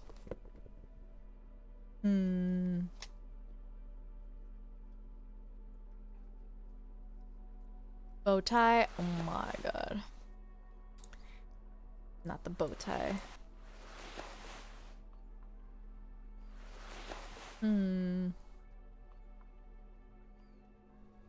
Guess the green shoes. Can we wear the froggy hat?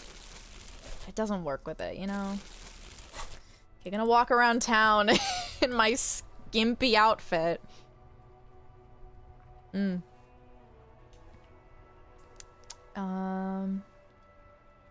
We could put points into hand-eye coordination. It's got a max of 2, so maybe let's just fucking max it out. I don't care.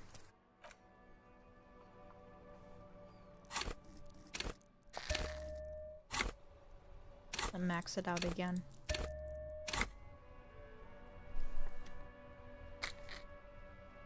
Old night, I wish there was a handsome half Seminese man to warm me up. Me too. I'm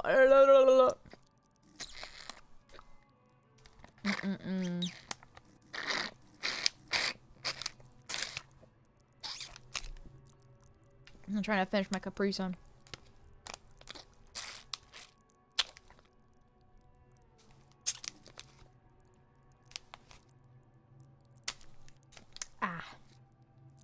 Lovely. I should probably try to limit my sugar intake. It's not that good. It's kind of bad, to be honest. And I keep, like, trying to lower my sugar intake, but God, it's so fucking hard. But the Capri Sun, I know. It's so hard to, though. Like, how? How am I gonna do it? My brain loves it. I can't. Okay, how bullet? The bullet is still safely Oh sealed my, I away maxed in a it out. plastic bag bearing Then the it's RCM still not stamp. enough. Man. Damn it, I need like...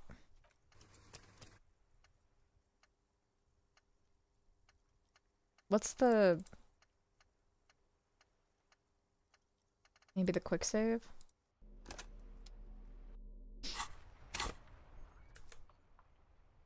Okay. Man. This sucks!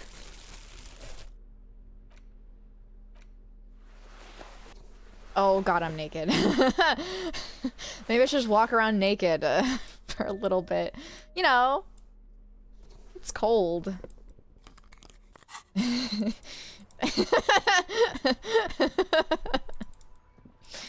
It's cold out here. Capri Sun and boba. I know, I fucking love boba, bro. I can't.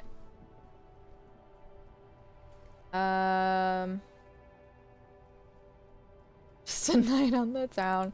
Is anyone around here at night prowling? That I can maybe speak to?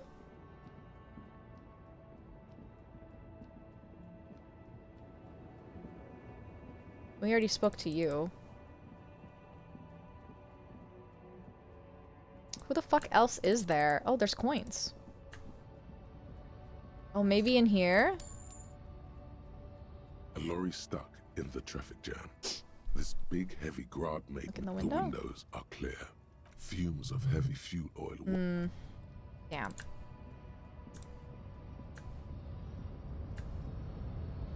Are they still up there? Oh, they are. What's going on in there? In that window?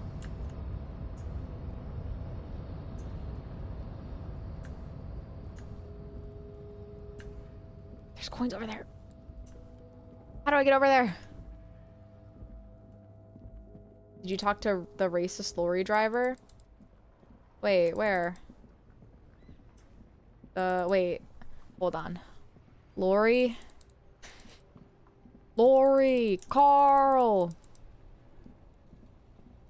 Where is he? He's not there right now? Oh. It's 'cause it's fucking midnight. Is there a... What should we buy? We could buy something.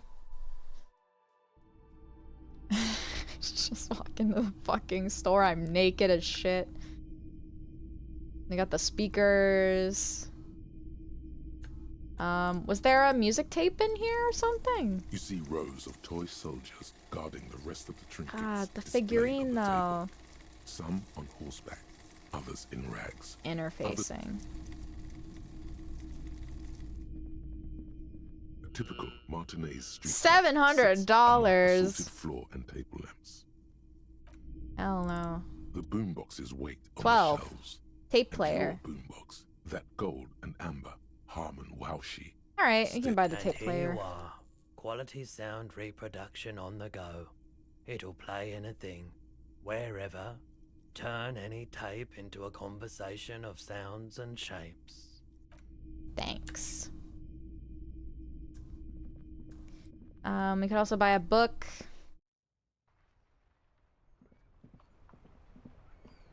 I'm using this opportunity to run around naked so Kim doesn't judge me. You can kind of see his butt crack a little bit.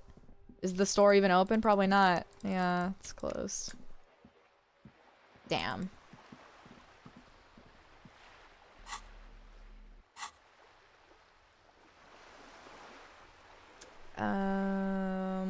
We could check the traps, perhaps. We saw one, right? Saw one already. Where are the other ones? The drunks are still drunking it up. Always objectifying 50-year-old men. Yeah.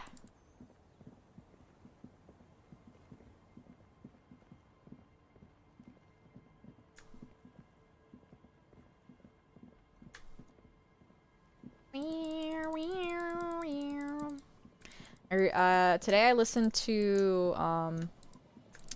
Jeanette McCurdy on the what's it called? Is it Call Her Daddy? Is that what it is? Something Daddy, the podcast. And I thought it was very riveting. It's like, it's really crazy how fucked up the entertainment industry is and how rife it is with abuse and bullshit and hurting people, and it's so scary. I'm like, wow. A familiar apparatus lies among the reeds, another one of Morel's traps, weighed down by stones to keep it in place. Look around. The reeds bend forlornly toward the water.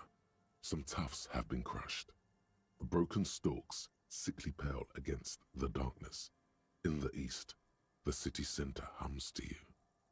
Her book is called I'm Glad My Mom Is Dead. I can't even imagine what she went through. Yeah, I mean, I think I relate to a lot of the stuff she went to be honest. Like, obviously not as extreme as her case, but, like, definitely the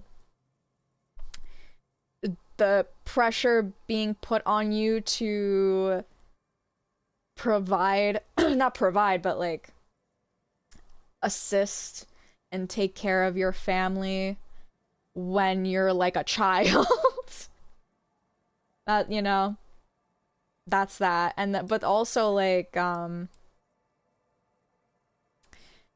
not ever being treated like your own human being or person, but just being treated like an object by your parent for the purposes of like them helping you out. It's like, well, I thought you were the parent though. Like, that's not my job as a child. It's your job as a parent to be able to support your kids, you know?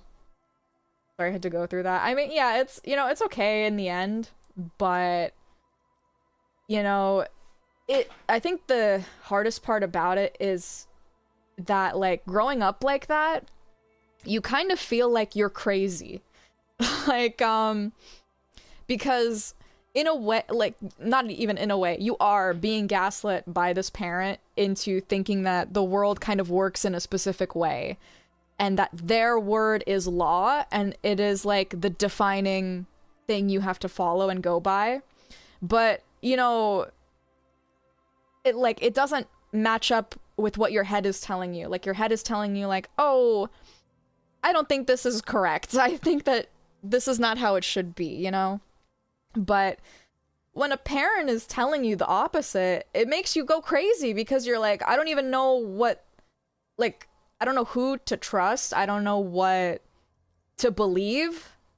I couldn't even, like, believe myself a lot of times of, like, you know, oh, it, like something bad isn't happening to me. I'm just overreacting. I'm just being emotional. That's kind of what I heard a lot of times is, like, you know, I couldn't even, like, say an opposing opinion because it would turn into an argument.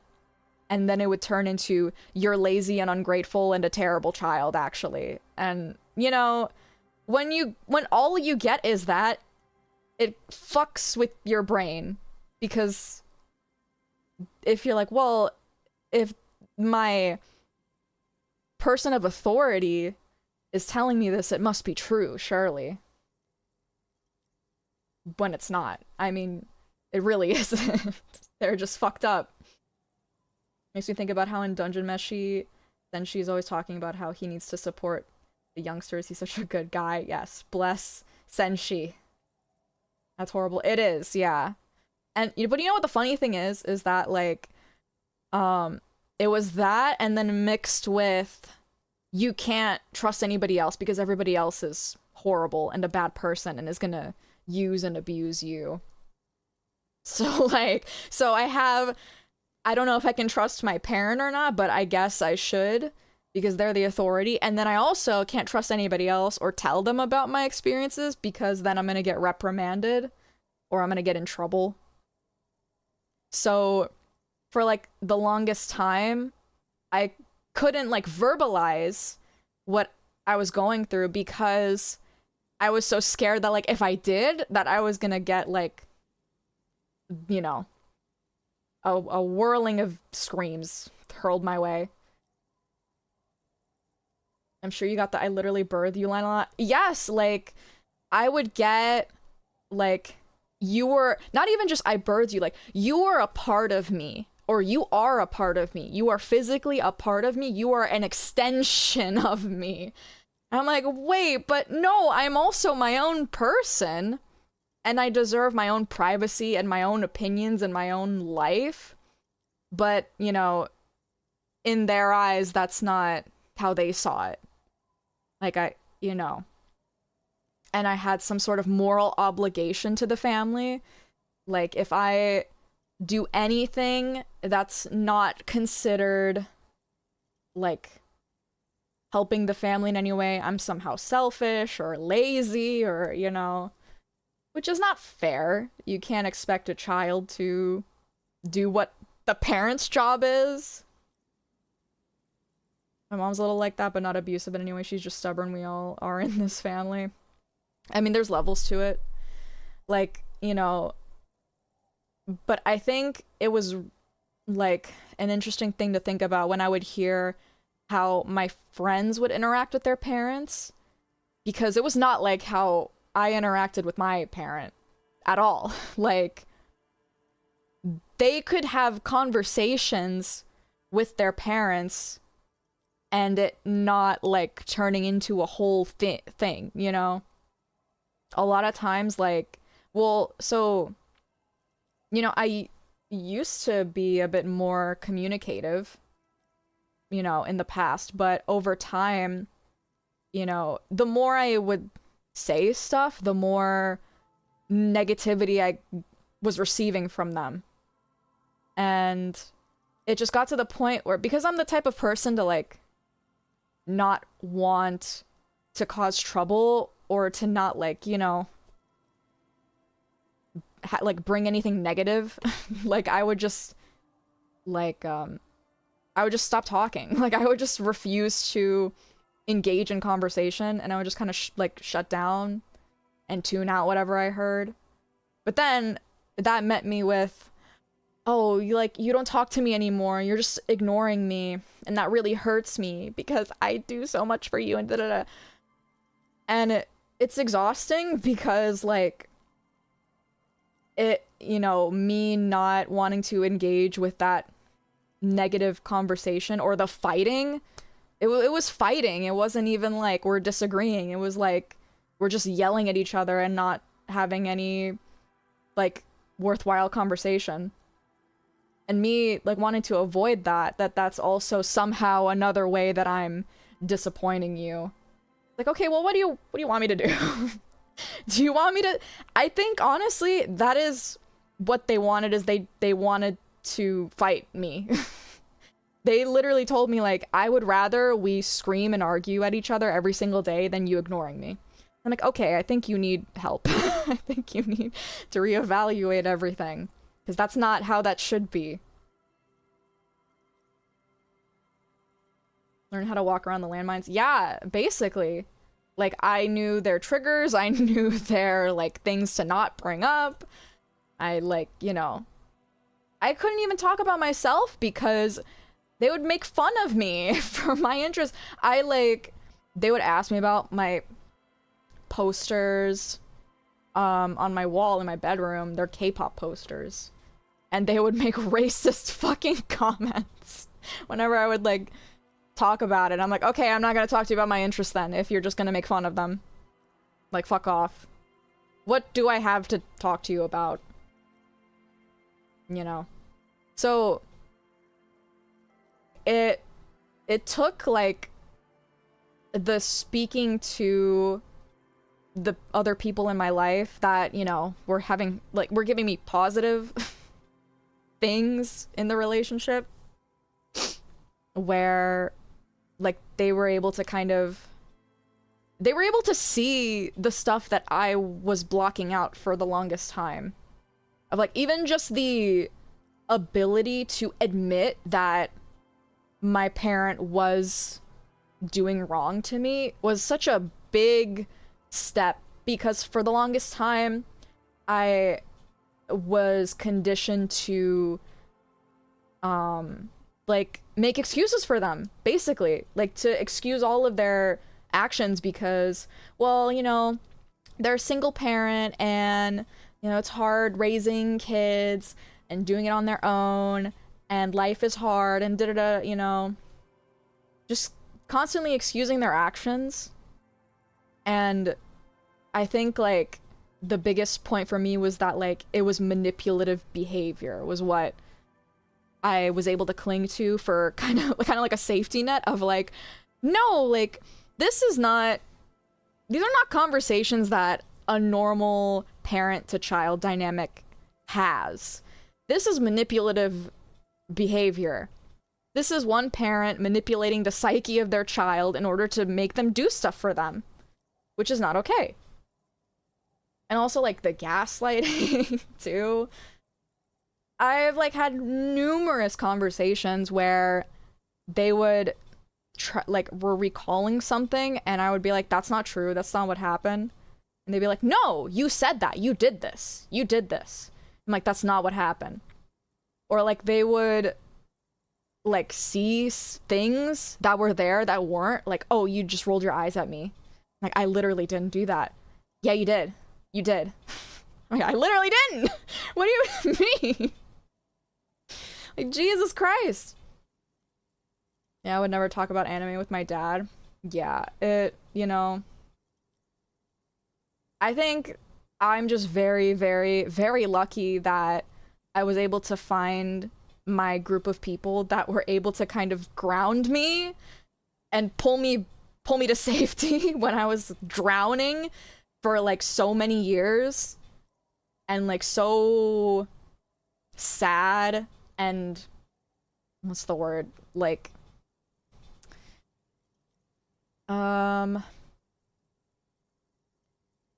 like I miserable. I was so miserable. And I worried for so long that I wouldn't be able to leave. Like, you know, like turning into an adult, but, you know, the economy is not that good. So I'm worried that like, am I even going to be able to move out at all? Do I have to depend on this parent for who knows how long? And I'm just gonna have to live with them? Like, that was my worst fucking nightmare. I was like, I literally can't anymore. Like, knowing what I know now, I can't live with that fact. I would just be purposefully, like, letting myself be in this jeopardy every day. And I'm like, I don't have to live like that, actually. So, I mean, luckily I was able to move out and leave that environment, which has been probably the best decision I've ever made in my life. Like, since then, like, everything was just uphill. I mean, obviously, hasn't fixed everything. You know, there's still a lot of things that have been unaddressed that need to be addressed in therapy and stuff, which I'm working on. But at the very least, just having the ability to do whatever I want to do with my day. Believe me when I tell you, I did not have control over my schedule at all. Like, I had to revolve around their schedule. And, oh, another detail, by the way, that's important. I was taking care of their kid, my sibling, since 14 years old. And, like, essentially kind of being a second mom to them at such a young age. And that also severely limited my schedule as well. And, you know, it felt like I didn't even have a life of my own, which sucked because 14 is kind of the age where you start, like, being more independent. You're gonna go into high school, you know, you get to have a bit more freedom, and that was the age where I had my freedom revoked from me, and I wasn't able to have the rest of my teen years be normal. I saw a story where a husband tried to kill his wife and their 2 children so he could go be with his mistress. All throughout the trial, the wife was supporting him. She just couldn't believe it. You know, that's how deep it goes. That's why a lot of times when I see people making arguments of like, oh, why didn't she leave? Why didn't they leave? Like, yeah, that's easy to say when you're an outsider and you have zero experience of what it's like to be in that kind of relationship. But there's so many things that go into that where it's like you feel like you're kind of grappled. Like there's a bunch of hooks shoved in your body that's grappling you to this person. And while it's hard, you have to physically unstick those grapples from yourself in order to leave. So if you have all those weighing you down, it's no wonder why at least the easiest and what appears to be the safest option is to just leave those hooks in and just bear it for who knows how long. I'm glad you got out of that. Yeah. Me too, because the thing with me is that I don't like living a life of bullshit, for lack of a better term. I want to live life sincerely and honestly. And if there's something preventing me or honestly making me a really bad, not a bad person, but like bringing the worst out of me, that's not what I want. I don't want to live that life. I want to not have to deal with that, you know? Which is funny because the person that taught me that is that parent too. Like when I was younger, they were teaching me all these things about like, you know, you should do stuff that makes you happy. You should never let anybody take advantage of you. You should never like, you know, I think the context of that though was more around you should never let a man in your life take advantage of you or abuse you or this and that, which is so funny coming from the parent that was low-key abusing me throughout all my childhood. So, and the irony is them teaching me that stuff is what led me to wanting to leave them. So, you know, kind of your own fault for low-key raising me to respect myself. I don't think it was low-key. Yeah, I think there's still that kind of forgiving kind of tone of like, it's hard to admit that it is abuse when it is. Because in the back of my head, I'm like, oh, but it's not that bad, you know? But it is bad. Having to wear a mask in your own home must be exhausting. Yeah, I mean, like, I was never happy there. Like, I was miserable. Like, that's it. Like, I was just, when I would go and hang out with friends, I was myself, and I didn't have to pretend who I was. But then at home, I have to shut down completely as a person. I had to show no emotion, or if I did show emotion, it's frustrated and angry and pissed off, and it's a lot. It's a lot to have to live with. In your own home, the place that should be your sanctuary, but isn't. Oh, the irony. Yeah, exactly. So, alright, I think I ranted enough about myself. Let's continue. The constant, distant song, louder on this part of the coast, nearer somehow. And there's that cold again. Always the cold. Open the trap. This trap is also full of panicked locusts. No sign of any cryptozoological beast inside. Man, it's lonely doing this alone. The wind seems to howl in a strange manner. Okay, is that the second one or the third one? I don't know. God, you can speak openly on stream like this. Yeah, I mean, I'm always worried about talking about it because I don't really see a lot of other VTubers talking about their life experiences like that.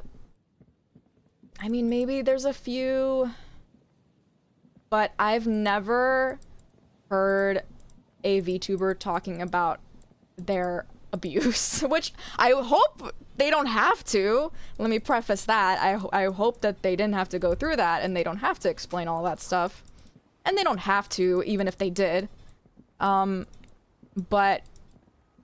it's just something that I haven't heard from other people, so I was wondering if I even should explain myself. But the thing is, it's been like such a big and important part of my life, and kind of, you know, unfortunately but fortunately made me the person I am.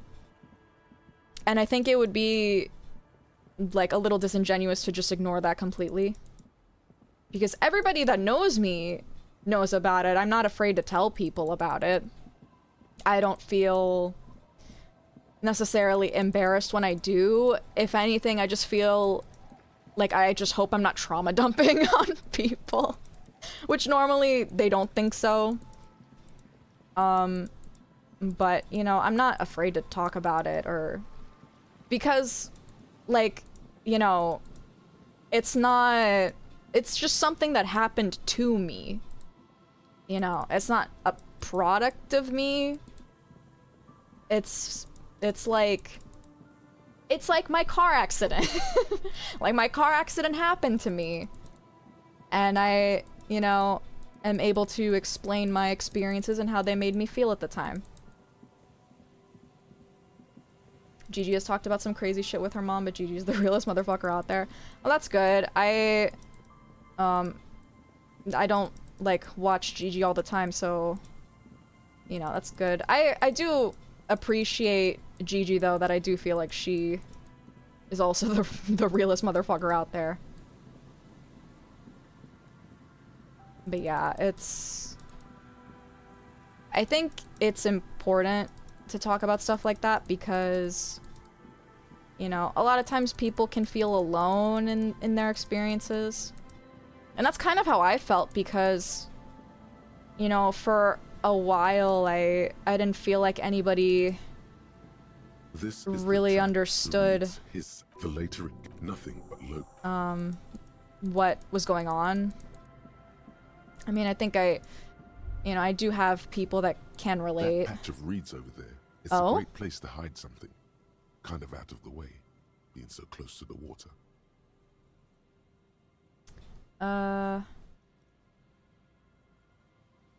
Wait, I can't see anything interesting. You don't have a reason to. Yet. What is this about? Nothing. Just a hunch. The hunch passes, leaving you there, by the old boy bobbing in the water. Time to go. Okay, I'm gonna make a note of that, because that seems important. Buoy in... or by the beach. Hiding something. I feel like we should probably check on this a few times to see if anyone is gonna hide anything here. That definitely seems like that's what it's hinting at.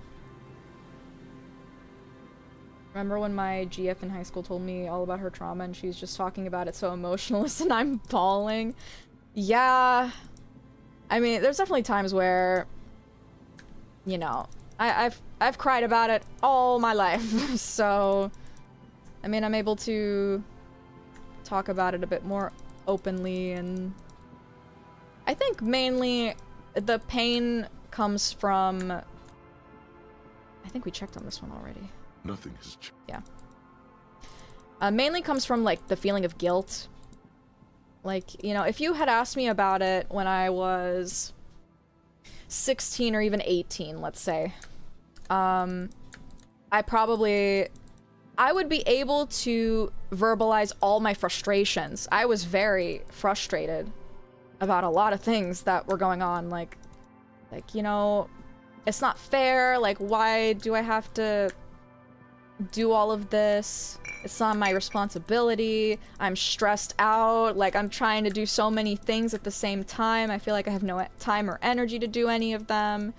And my parent doesn't even care. Like, I told them that it's stressing me out, and they were so cold about it and just basically said their life was harder, so suck it up, which is not nice to hear. So I, like, you know, I knew all of this was bullshit. Land's End, northeast. Northeast, okay. But I wouldn't have been able to admit that, like, I don't even know, that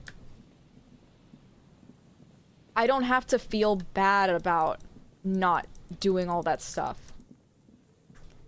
Like, I felt very pressured to always be at their beck and call and always do the best and be the best and work really hard. But, you know, I don't have to, is the thing. I really don't have to do all that. And also, a lot of the things that made... Did we see this before? A lot of the things that made life hard was this parent's choices, like their own choices. There was a lot of things that we could have easily avoided and not have had to go through had they just made better choices. Like, and I don't know why they did a lot of the things they did. Obviously, if I did, I would maybe understand a little more. But, like, it really was just, this person is a dumbass a lot of times, and I wouldn't have been able to admit that to myself of, like, no, like, none of this makes sense, and you're right. Oh my god, another scarf. Oh my god, pretty. I'm talking about a serious topic and I'm just fucking naked in the cold. Don't matter.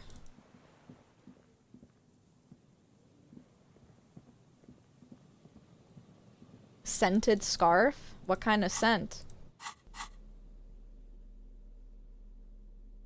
Is it gonna tell me? Allergies.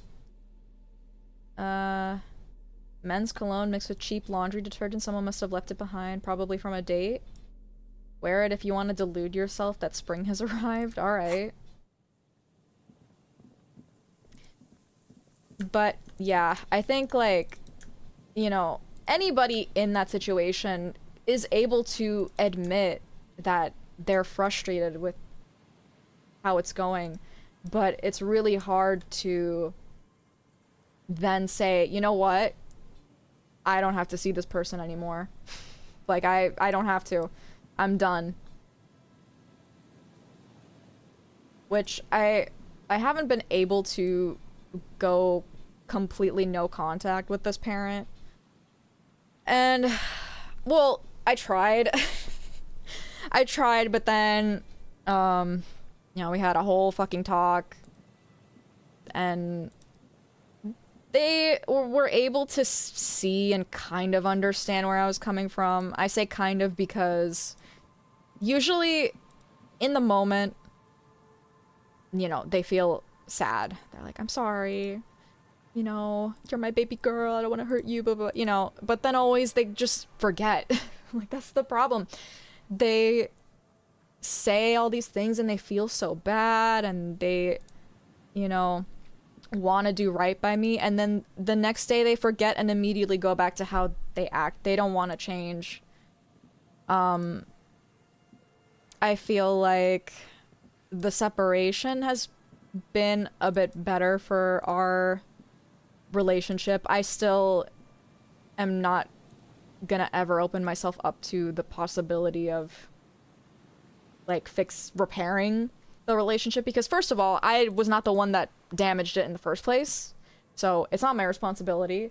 And, you know, I've already had over 2 decades of trying to. Like, I would try to repair the relationship, and it didn't fucking work because you can't repair something when it's a 2-person job and one of the other people doesn't want to do it.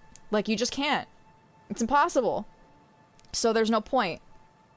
So, I mean, right now I'm kind of in the place of, like, keeping my distance is the best way to put it. Like, here and there, fine, I'll come to see you, and I still want to see my sibling too. I think, you know, it really sucks that they are still in that environment. There's not much I can do about that, though. It isn't my kid. But I still would like to be there for them when they need it, you know? Can't repair the bridge when someone is tearing it down? Yeah, exactly. An old door, worn by elements, guards the depot. The wind has blown a sand dune in front of it. The door hasn't been opened in a long while. You see a handle. What is this thing? A concrete structure. Looks military in origin. Over half a century old, at least, but sturdily built. It's a really shitty situation for you and your sibling. Yeah. There's other things that make it really complicated for other reasons that I won't go into in this moment. But, you know, I can only hope that as they get older, I don't even know. Like, I just wish them the best. I do. Interfacing.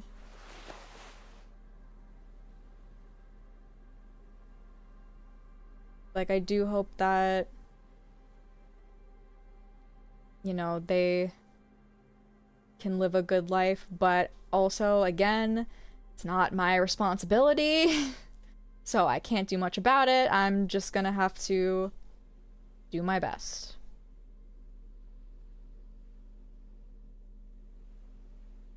there anything else? Oh wait, this is 2 interfacing. That's probably better.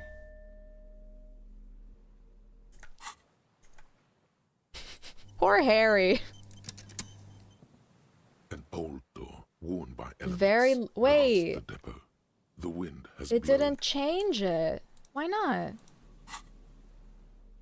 Why didn't it do anything? What about without the gloves?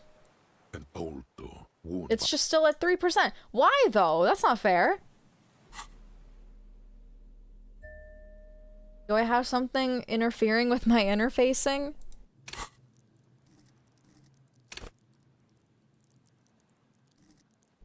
What the heck?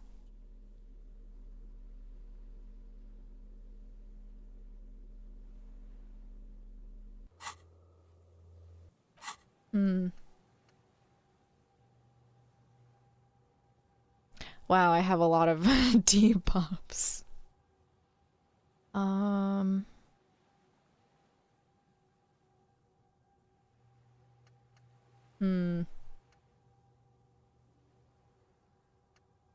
Maybe it's so low the 2+ doesn't matter.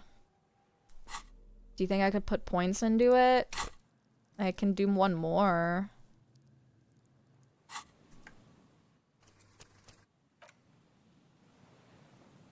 My neck.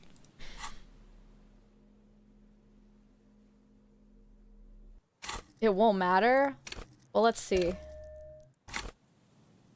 An old door, worn by Frick, it really guards doesn't. Interfacing the 6? Has blown a sand dune in front of it. Why the heck does it not, like, do anything to it?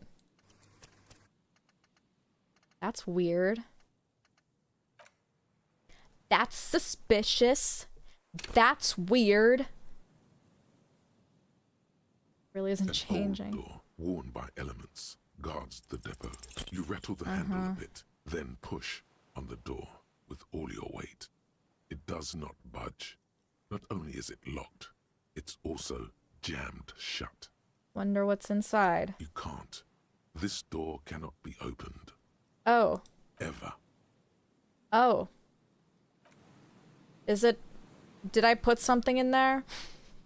Is this related to the investigation? Surely. Surely there's something going on with that. That's scary, though. It's really scary. Okay, wait, where is the...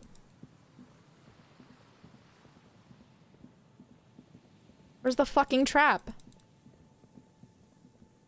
Ugh. What's this? Oh! Nice clean shirt.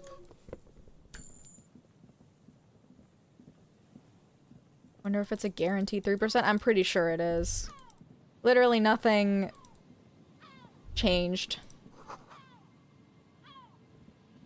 Okay, here it is.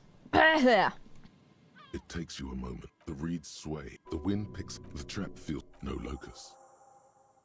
It's empty! Your voice echoes on the coast, carried by a gust of cold wind. Look closer still. Nothing. No traces of the locust or the Insulindian phasmid.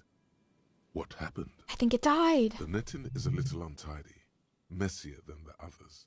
Like someone or something picked up the trap and shook it before dropping it back down on the ground. The reeds continue to hiss around you as you put the empty trap back on the ground. Time to consult the professionals, Morel and Lena. Mm-hmm. Doing this without Kim is so sad. And just naked, looking at the traps. Oh, hey, you made it outside the town. Yes, we did that last stream as well. Never went back to Lena. I mean, it's closed. She's home. I can't.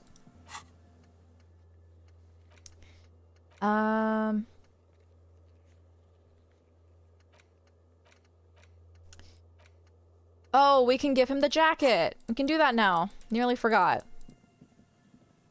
Can I just teleport? Fuck. Just gonna make my way down. I'm going down to the bottom of the sea.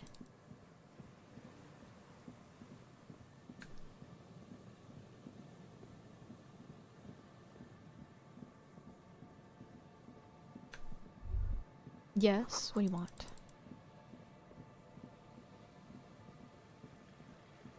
Diligently saving, are we? Yes, I am.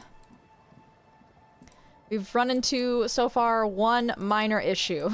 And that's the, bugged voice acting.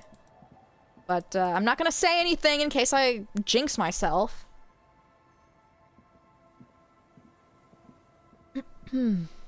Tequila. Found your jacket. Ah, tequila. I knew you'd come through. That's fucking great, man. I found a little more than I bargained for. Let's give him the jacket. Let me see. What? This isn't my jacket. Mm. My jacket was beautiful. This is fucking filthy. What am I supposed to do with this? Look, I just stumbled upon another dead body. I don't care about the jacket. I'm not taking a disgusting pile of oboe rags. I may be in an irrecoverably decaying orbit, but I've still got standards. You are sitting in your own shit, sir. Either bring it back the way it was before, or find a dumpster to burn it in. Oh my god. Underneath the accumulated filth, the jacket itself appears to be stain resistant. Maybe it just needs a good scrubbing. Well, I could... Oh, I just realized I'm naked in front of him. I could wash it at home. Wait, do I have more booze? Of course. Drink first. Oh, okay. Story later. Here, I got the potent Pilsner. Not much, but it will do. The tale I'm about to tell you is an urban legend particular to Martinez. That said, I first heard it from a former bicycle courier in Koran. There are many variations on the basic story, and the details often conflict.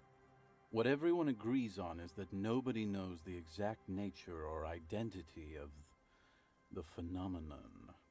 Are you telling the story of the headless... Shut the fuck up, Rosemary. Summer of 44. 17-year-old Gertrude Het is walking home from a late shift at the harbor. It's almost midnight. She stops for a cigarette near the canal. The streets are warmed by a southerly breeze. The lights of a passing motor carriage bloom and fade in the distance. In the harbor's dark, her cigarette is a beacon, dancing alone. The image comes to you effortlessly, as though you'd walked the same streets yourself 1,000 times. Our heroine finds herself enjoying the peace and quiet the canal provides. What she doesn't know is that her peace is about to be shattered. From behind her comes the clattering of hooves. Startled, she turns around, and what does she see? A horse? Well, yes, but it's the man on the horse that's of interest here. A man with no head on his shoulders. What? Wearing a fawn tracksuit, searching for the legendary fawn cap that went missing. I have that cap! I have that cap! I have it! Whoa! Woe is right, my friend. Gertrude Het may have been the first to witness the headless fawn rider, but she wasn't the last. Oh no. Tell him about the two feminists by the locks. What? Fuck, Rosemary, they were dating. No one said they were feminists. Everyone always misremembering this stuff. Right. Early autumn of 46. Ula DuPont and Eva Delgado are fishing near the waterlock long after the sun has set. Lesbians! The wind picks up. A sky already dark now blackens. Water starts falling from above. The first cold rain of the season. Two women stand on a small outcropping of rocks. One of them is wearing a purple raincoat. Thin lines reach out from the rods into the sea. Small droplets start appearing on the surface with increasing frequency. We have a purple raincoat. The women are caught in the downpour. They act quickly. Eva gathers the rods whilst Ula turns around to reach for the tackle box. Don't turn around. Don't turn around. When she sees something, her shriek is so violent that the residents of the nearby apartment building believe lightning has struck. But there is no lightning. Only a heavy downpour and the silhouette of the headless fawn rider looming on the horizon. Ula makes a run for the shore, but Eva slips on a wet rock and disappears into the cold, cold canal. Tragic Yuri once again! Her body is never recovered. What about Ula? Word on the street is that she, you know... He makes a finger pistol with his right hand and lifts it up to his chin. Gave herself facial deconstruction surgery. Real grisly stuff. No. Anyway, that's the story of the headless fawn rider. Pretty crazy, huh? Who was the headless rider before he died? Well, Tequila, that's part of the legend. No one knows for sure. There are a couple of possibilities, though. Some say he was an undercover cop who blew his cover and got beheaded by the vicious gang he had infiltrated. Now he rides, searching for his lost found cap, plotting revenge. O headless brother, where art thou? Others claim he was a professional jockey who veered off course during a steeplechase, ended up in somebody's backyard, and got decapitated by an exceptionally taut clothesline.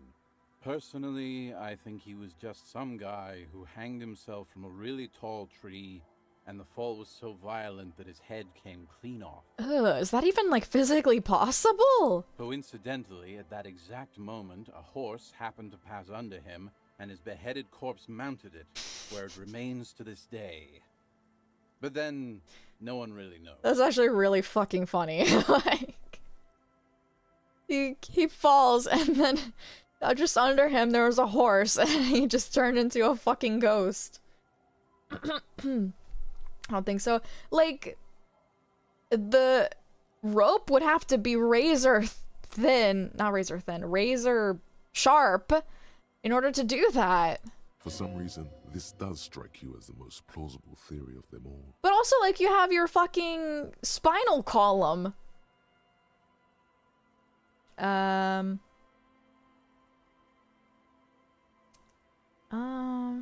a hunch it was the undercover cop. I want revenge too. That would explain the tracksuit and his need for revenge. Not sure how the horse fits in, though. I don't know. I don't buy it. That's some fucking Game Grumps Legend of Zelda Breath of the Wild shit. Anyway, to each his own. You want to hear any other stories? Wait, there were happy lesbians, then the horse appeared. Yeah, the horse is here. Already seen some weird shit on this case. A headless jockey in a tracksuit fits right in. That's the reality situation for you. You think you got a handle on it, then blam! It throws some wild shit at you. That's why it's critical to stay well hydrated. That's nothing. I've got an even crazier story. Yeah? Why don't you go eat shit, Tequila? Oh. There's no way you know a better one than that. Yeah, actually, you're right. Nothing comes to mind. Damn right it doesn't. Oh, So there's why don't definitely you just something we shut could have up said. And leave it to the master. Okay, whatever. Whatever became of the headless fallen rider? No one knows. Some say he stalks Martinez to this day, and can be seen near the canal when the clock strikes midnight. Sounds like the Adventure Time episode with the horse. I don't remember that one. Hi. I saw him one night when I was right shit-faced. Sure you did. I actually do have one. But Fortify, do you have okay. anything to fortify old Doom Spiral? Tell me you got some story juice. No. If you find it. I don't. But, you know, fun. Definitely found his cap, though. That's for sure. What else can we do? Policeman cloak? What do you mean? I got it already. Did I? Did I get the coat? Should we try to get the coat?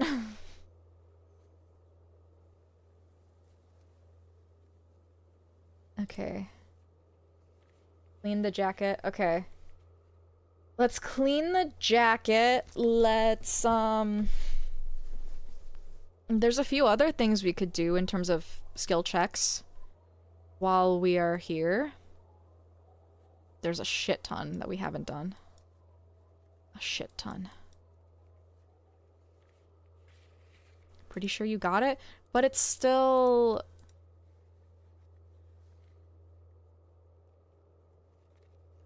Kuno... What's one I haven't done? These are found white checks. Those on white are available to try now. So we haven't done it yet. I think this is a different jacket.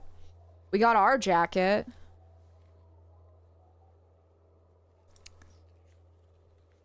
Kim. Weird? Yeah, I don't know. I think it's by like the... I don't know. I don't remember. Okay, let's go wash his jacket. I'm gonna show up to the Whirling in Rags naked. I'm sure it's something they've seen already. Come on, let me teleport, please. Do I have to go closer? Or where do I teleport from? It's through the little shack by Kuno? Oh. Where do I teleport from? Is it over? Hey, Harry, you wanna walk maybe? No, I definitely think it's by our place. That's where we teleported to, right?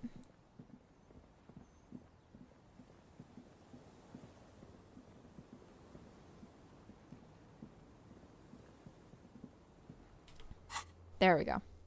That's so stupid. I don't like that. Why can't you just travel from wherever? Or even like, I wish you could see where the area is. That would be nice.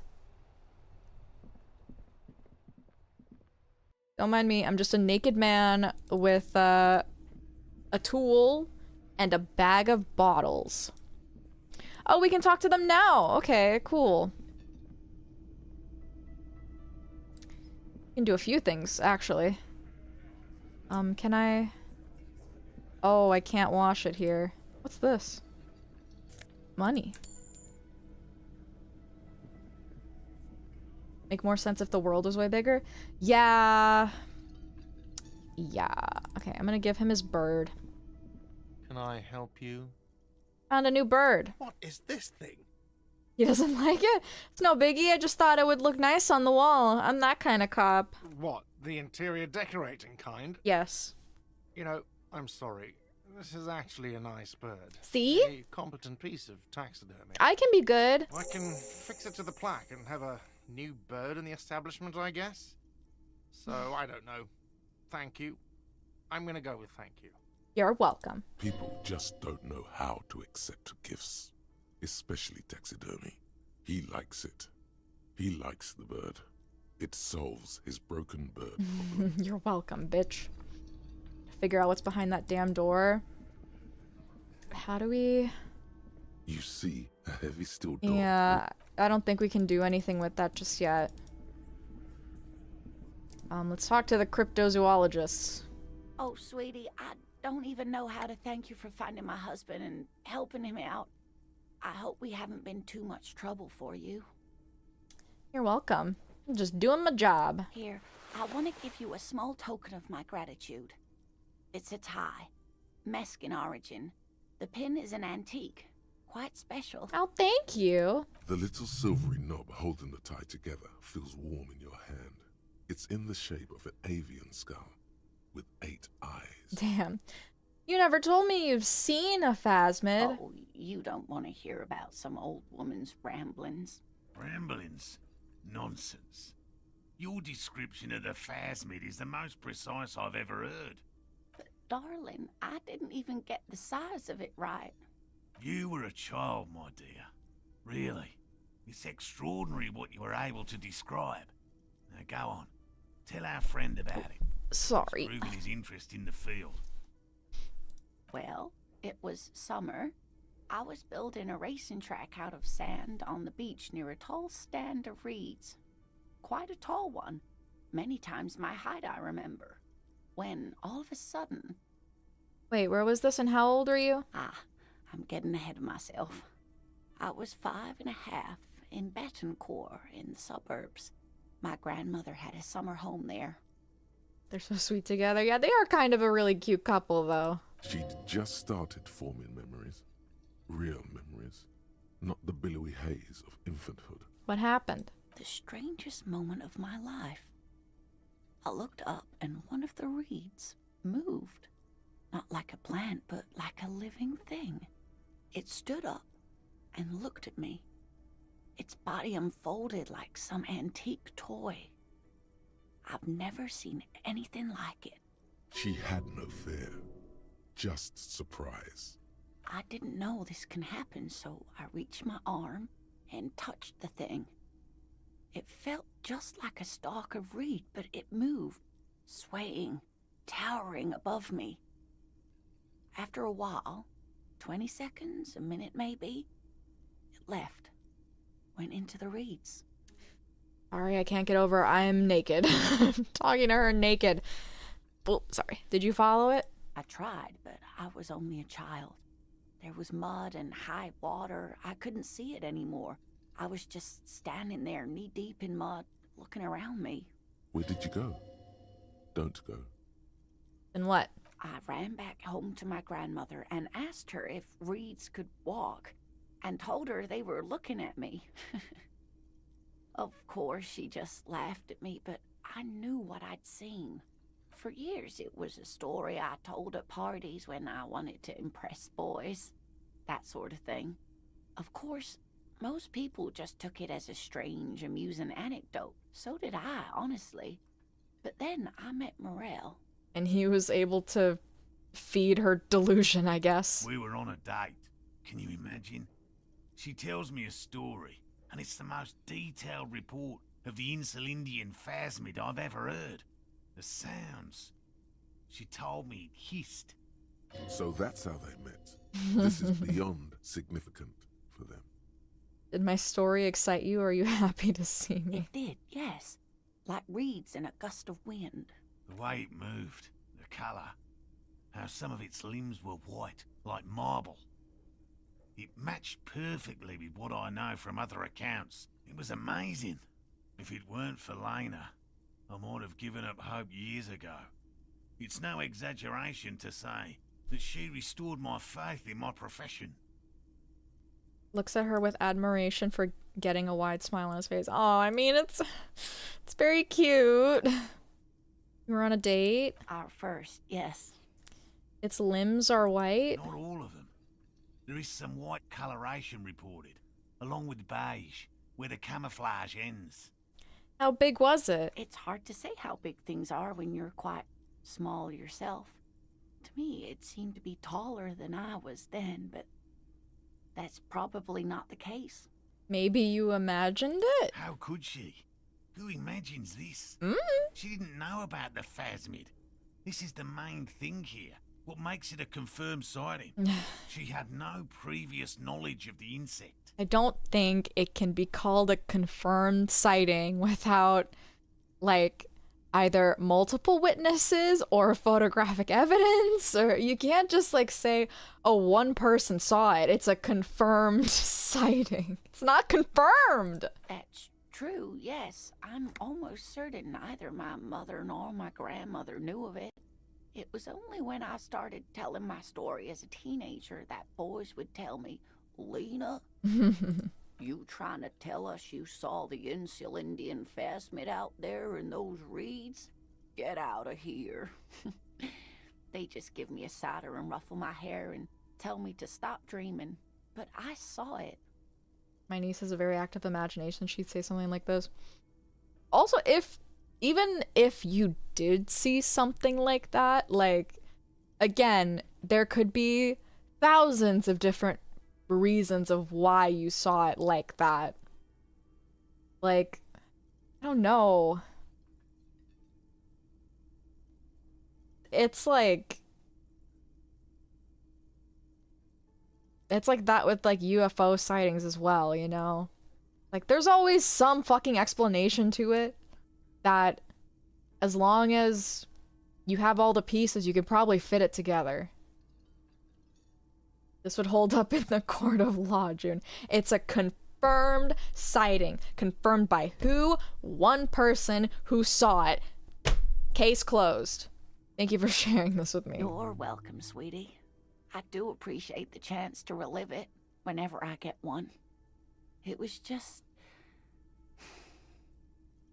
such an impossibly sunshiny day. So warm. And she could get up and walk right into the reeds on her own. Into the mud. Anywhere. Convince her to tell you about some cool cryptids? Well, I can do that right now. There's really no point in manipulating anyone.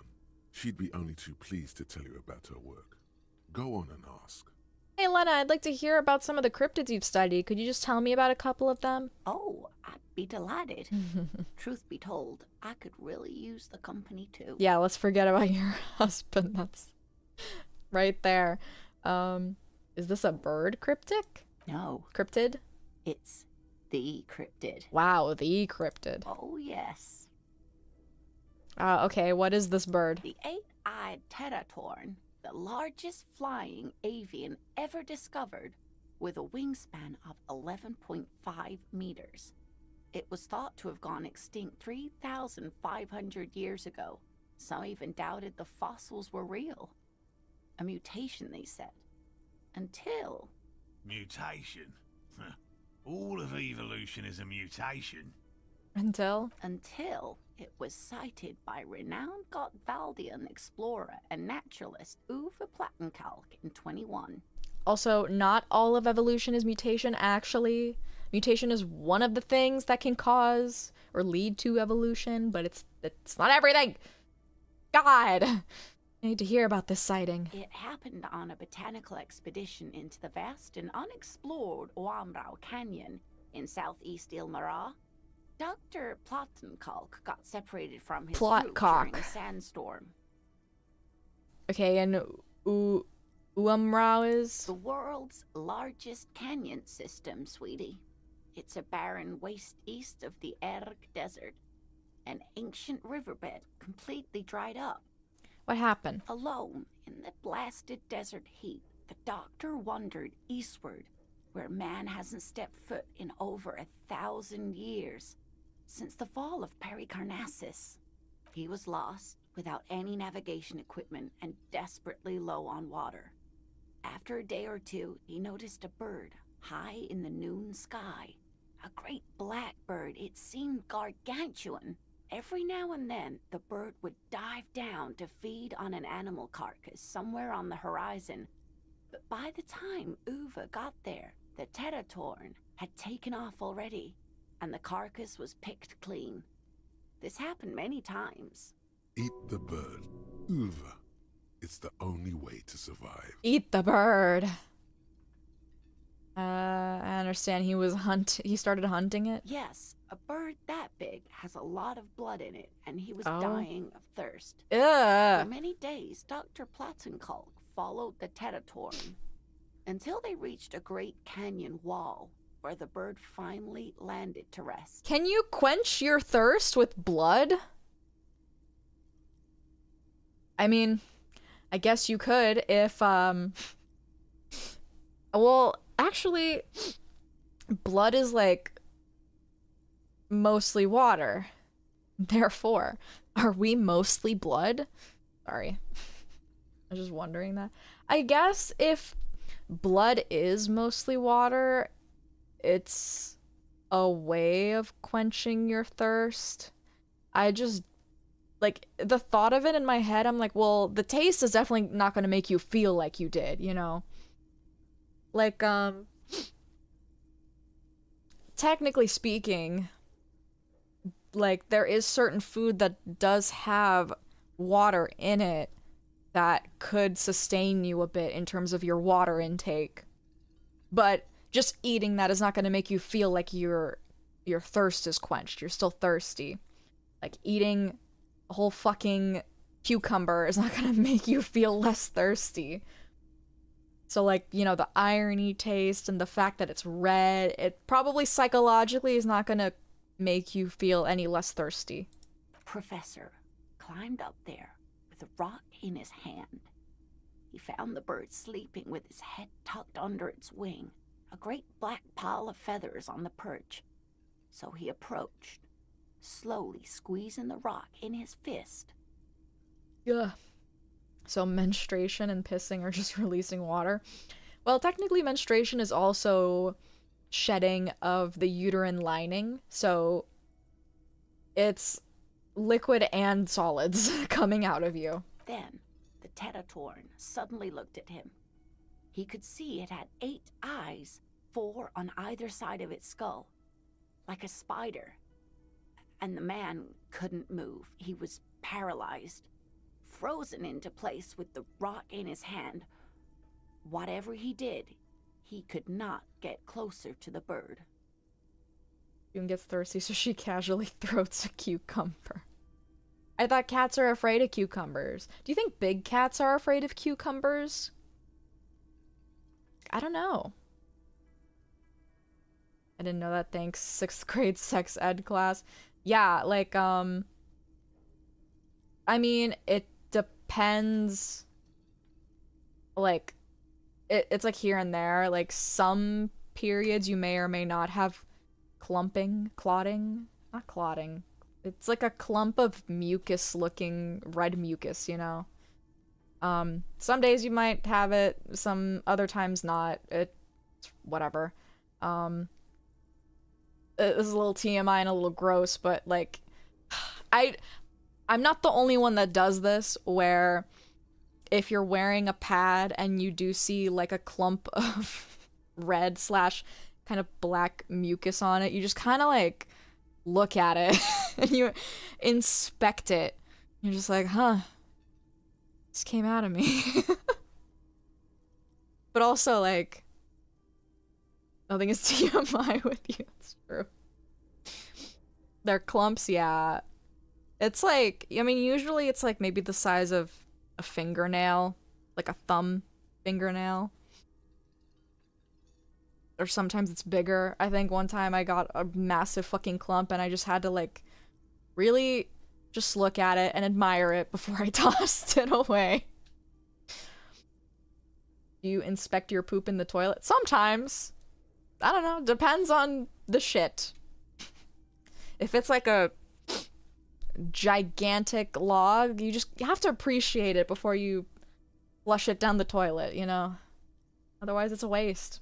Sometimes I think to myself, should I take a picture of this? But then I'm like, no. No, I really shouldn't. Okay, why? The bird was controlling his mind. It kept him from approaching. He could step back, but every time he stepped forward, paralysis. Uva spent 3 days trying until the bird flew away.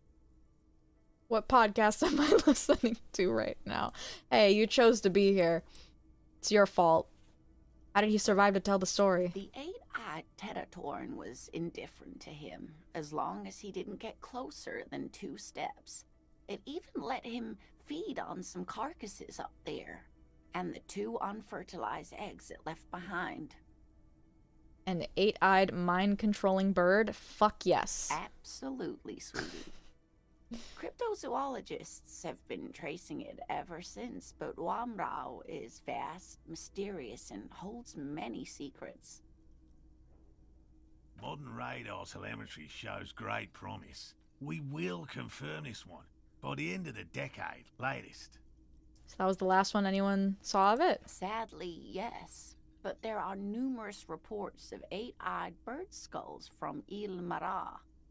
And then there's the striking resemblance to the Pericarnassian imperial eagle, an ancient heraldic symbol that is hard to pass off as coincidence. The imperial eagle, too, had 8 eyes. Very, very hard. I'm hard just hearing about it. This one's very famous. Everyone knows it. People will be looking at that tie on you and thinking, that man is into cryptids. So, what else do you want to know? I'm applying to work at an EV startup, and all I'm hearing is the ethics of inspecting a doo-doo and snapping a photo in another tab. Well, once again, your choice. What's the biggest cryptid? That would be the giant of Kokonur. She says as if it's common knowledge. The giant lives in the most arid parts of the vast Kokonur desert in South Samara, casting a strange light across the barren wastes. Didn't the guy in the story say he was dying of thirst, then spent 3 days trying to kill the bird?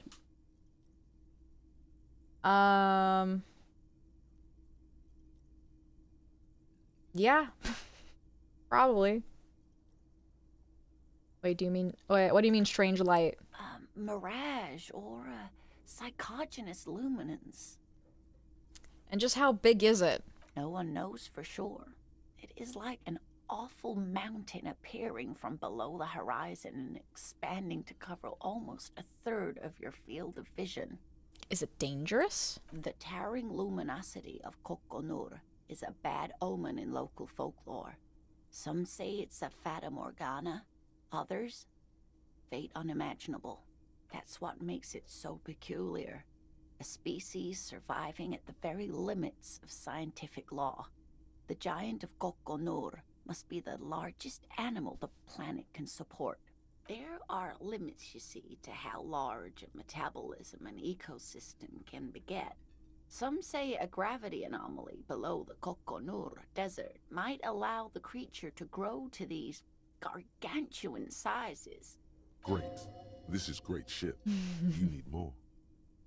Ripping down Harry, talking about trauma, explaining period clumps, a normal day at the June factory. This is the most June stream there is. What's the tiniest cryptid? Cryobacter catlensis. Is it smaller than my penis? Cryobacter catlenus? Yes, a unicellular bacterium that was discovered in one of the northernmost points of Kotla on the Boreal Plateau by renowned geologist Caitlin Mijanu some 70 years ago. So what's so special about it? The bacterial colony Mijanu found had remained alive while frozen in ice for longer than anyone could reliably estimate. Certainly from before recorded history, Mijanu disappeared shortly after injecting herself with the bacteria she had brought back to study, no doubt in hopes of prolonging her own life. Wait, she injected herself with it? Yes, the bacteria had survived in the ice since times immemorial. It is not hard to see where she could have gotten the idea. You mean there's an immortal geologist wandering the world? Yes, and she's quite mad, too. After she treated herself with the bacteria, she stopped aging, but also became increasingly eccentric and irascible, so that even her oldest friends were forced to pull away. Wow. We can assume that she has been living somewhere in the wilderness for decades now, all alone except for the Cryobacter catlensis coursing through her bloodstream. What's the most dangerous cryptid? The gnome of Jeroma. The gnome of Jeroma, that sounds terrifying. Oh, yes. None of its victims survived. Grieving relatives never even found their bodies because the gnome's venom dissolved organic tissue. What did this cryptid look like? It was reportedly a small creature with webbed fingers and a protruding forehead and a gangly little thing. Quite scary to look at. A couple of campers found it when it was already dying. They heard an odd wailing in the woods and followed the sound. They were scared and wrapped it in tarpaulin to suffocate it. Oh, God. It still took the gnome of Jeroma an entire day to die. Jesus Christ. Are there any photos of it? Alas, no. And the first scientist who got his hands on the creature's corpse put it in a jar of formaldehyde, thinking that would detoxify the gnome's venom. Instead, all the venom leaked out of the creature's teeth and into the surrounding liquid, dissolving the creature itself. A poetic end, perhaps, but a real loss for science. How does that work? How do you... Like, because... I mean, I'm assuming that the venom is stored within the creature if it's being secreted through the teeth. So, like, is it like a stomach acid thing? Like, if you were to somehow, if your stomach acid were to leak out, you're probably dead. If your stomach acid is leaking out, and if you touch it with your own finger, is it gonna burn you? I mean, I would assume so, because the stomach acid is breaking down the food that you eat. So maybe it's the lining of the stomach that somehow... I still don't understand stomach acid. How the fuck does it not just leak out? The part that carries the venom wouldn't dissolve? I guess. That just doesn't make sense to me. Like, it's strong enough to dissolve almost anything except for the thing it's being carried in. Weird. Are there any invisible cryptids? Well, I think that's what her husband is hunting. What an interesting question. And the answer is yes, there are. The Col de Mama d'Aqua, or Thin Whisper of Sound. And that's precisely what it seems to be. Self-replicating sound waves, invisible and intangible. It's very afraid of us, which makes it incredibly difficult to track. How does the stomach acid not leak out of your mouth when you're upside down? Yeah, like... I don't know. Like, wait. Like, is there, like, that little... You know, like, the little flap in your esophagus that directs air to the lungs and then opens to direct food into the stomach? Do we have, like, that? How does the stomach acid stay in there? Or maybe, like... I have no fucking idea. This has really stumped me. I mean, obviously there's an answer to this, but like... Oh my god, my brain, I can't. There has to be something preventing the acid from going. Like, your blood is also affected by gravity. So, obviously your stomach acid has to be affected by gravity as well.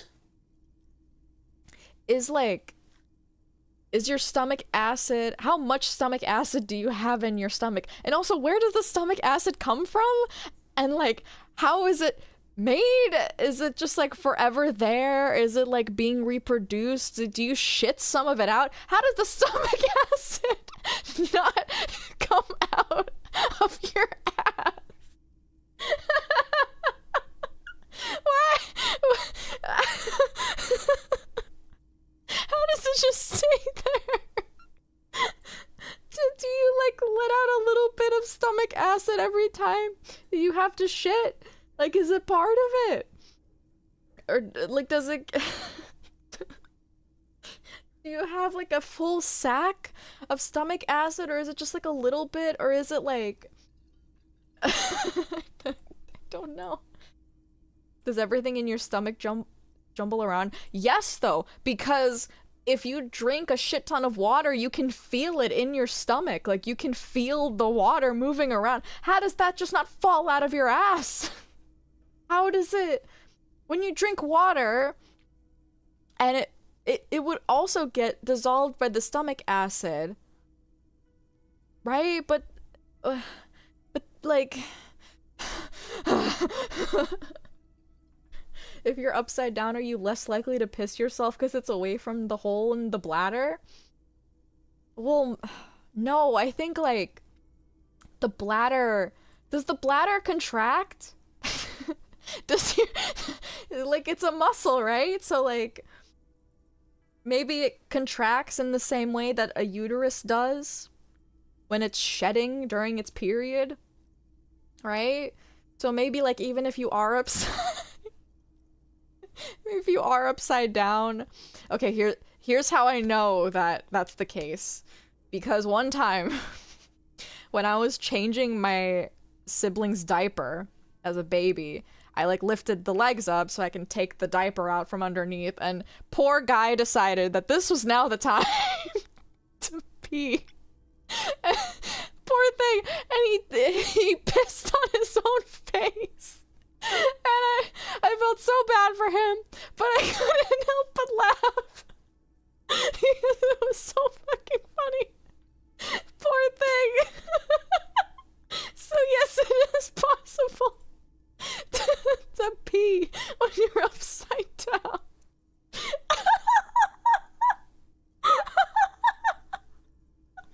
Oh my god. I'm fucking crying. It's so funny. Oh my god.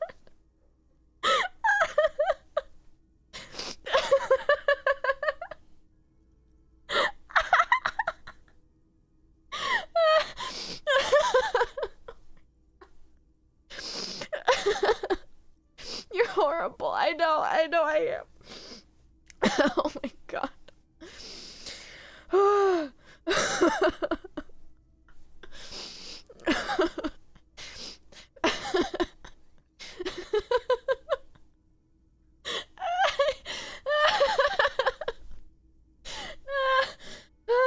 I can't stop laughing. It's so funny. Oh my god.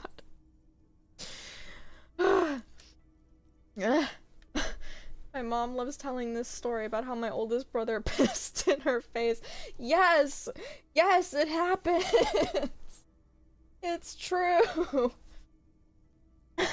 Like, I knew about, like, you see it in, like, movies and like, shows and stuff, when, like, oh, we have a baby, and we're changing its diaper, and then all of a sudden it pees on us, but I think it just really took the cake that he didn't pee on me, which I would have been okay with, because whatever. He fucking pissed on his own face. The poor guy. I felt so bad. Oh my god. If he's ever being a little brat, remember to bring the story up. You know what? I should. I really should. Oh my god.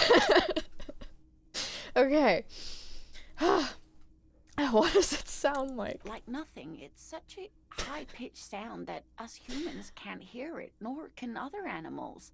It could be ringing right outside your window and you wouldn't even know it. Could be anywhere. Everywhere, even.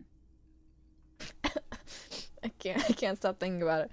How can an animal be a sound? Many scientists have asked the same question. Some have claimed that it isn't itself a sound, but a tiny corpuscle that emits sound waves. But there's no evidence to support this theory. Lena, my little brother pissed in his face. Why aren't you laughing? I can imagine, like, Lena's in the middle of telling us the story about this cryptid. We start going off about, wait, can you like pee yourself if you're upside down? And then we remember this tale of our brother, and we're just like, why are you laughing, Lena? And she's like, I just wanted to tell you about these cryptids. I thought you were interested in them. Could it be here, right now? It could be. As I said, it could be everywhere. And we wouldn't know any better. It could be ringing all the days of our lives and nights. Damn. Maybe it's predatory. What if it's predatory? It's not. Don't worry.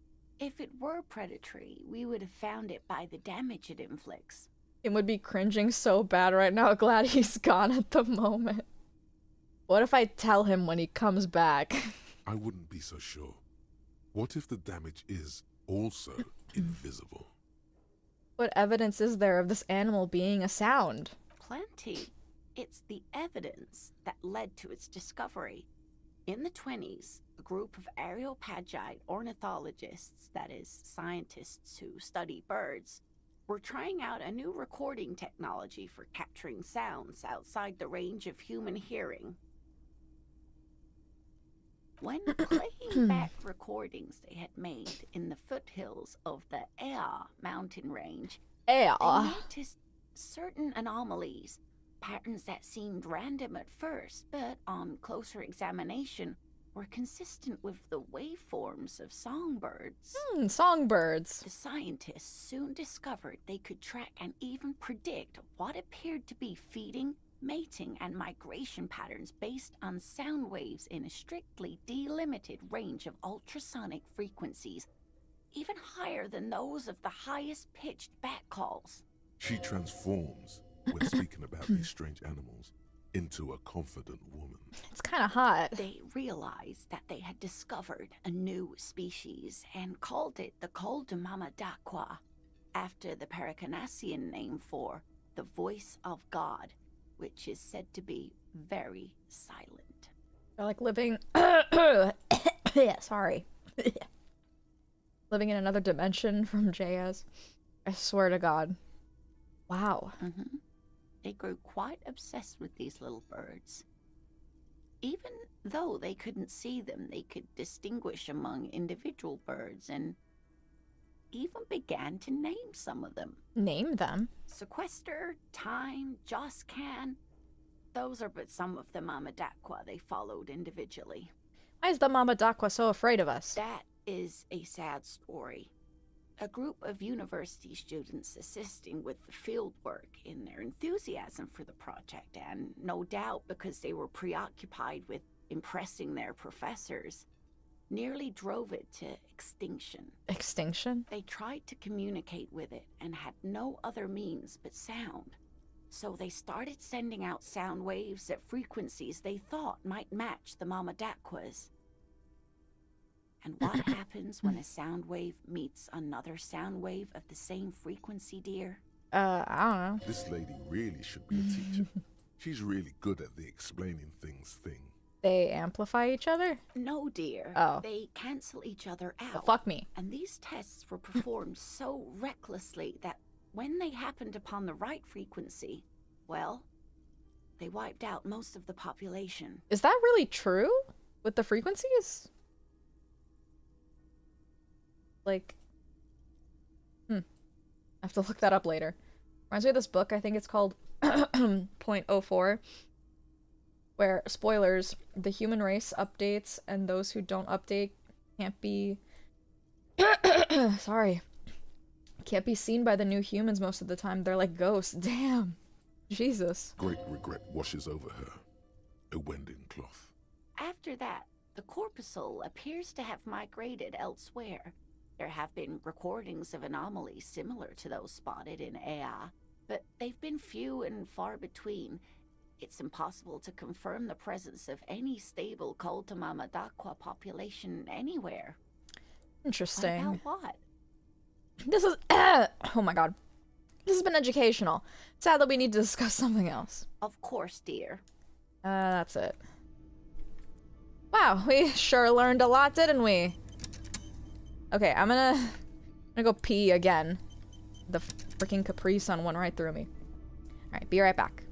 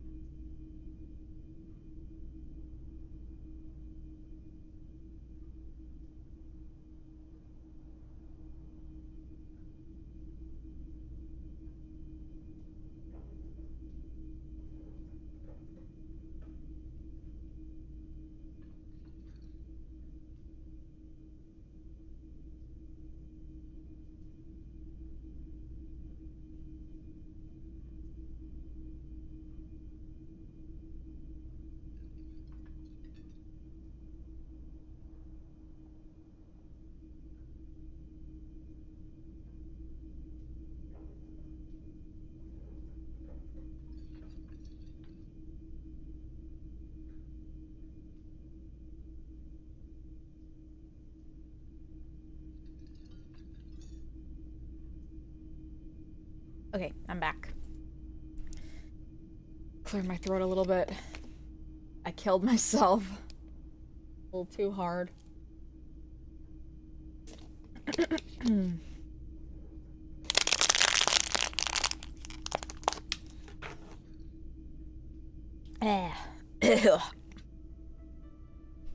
Where's Lena staying? She can't get up the stairs. Also, there's only 3 rooms. I don't think she stays here. I mean, most of these people probably can't. The really sad part where the main character watches his family eating dinner together and they can't see him and don't remember him. That's so sad. Sad for real. First time I'm really hearing the Whirling in Rags ambience is kind of cozy. Yeah, I think so. Have we spoken to this guy yet? Always a pleasure to Oh, see it's an officer of the you! law. Gary the racist. Not pleased to see you, sir. You can speak to this guy. Have we spoken to him yet? Oh, okay. You don't have anything to say. We can talk to man. I'm gonna steal your money. Thank you. I'm naked. Looks like the circus left town, but the clowns are still here. He does not look particularly happy to see me. Well, I'm sure not with what I'm wearing at the moment. Oh, we could tell him about the bullet.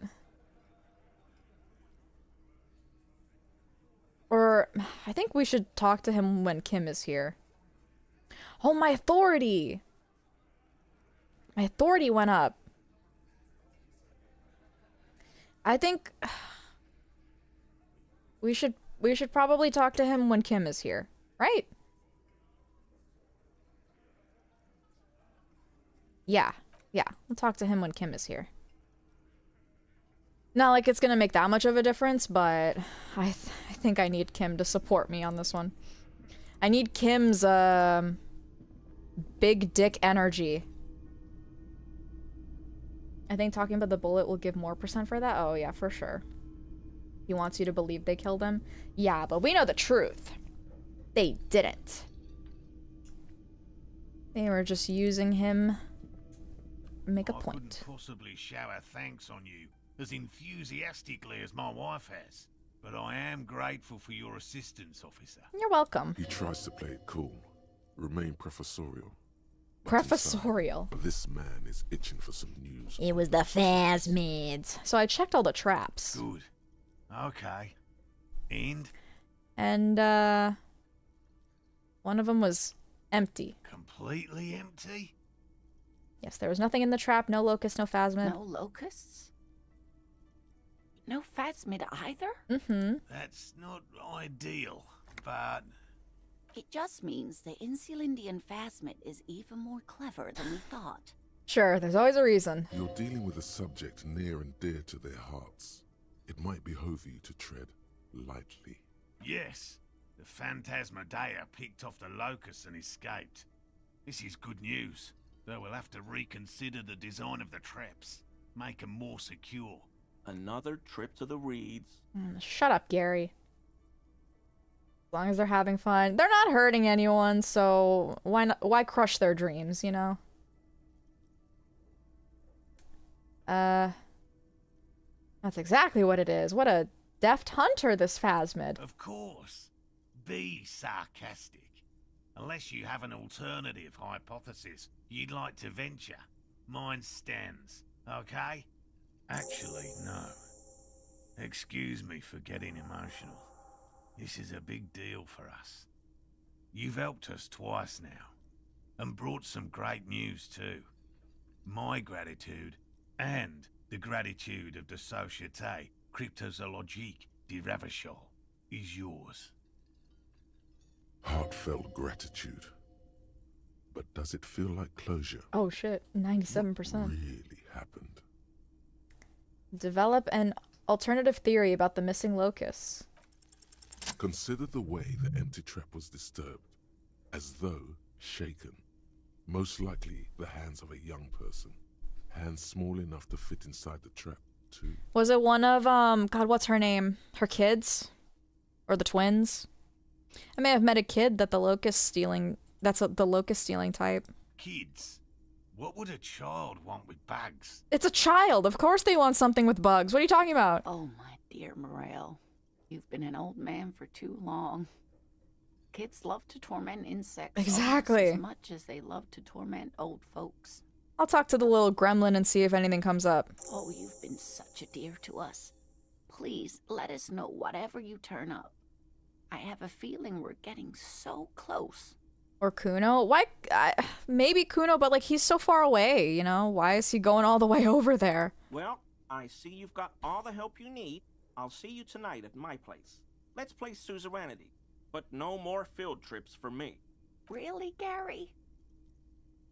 We're getting somewhere here.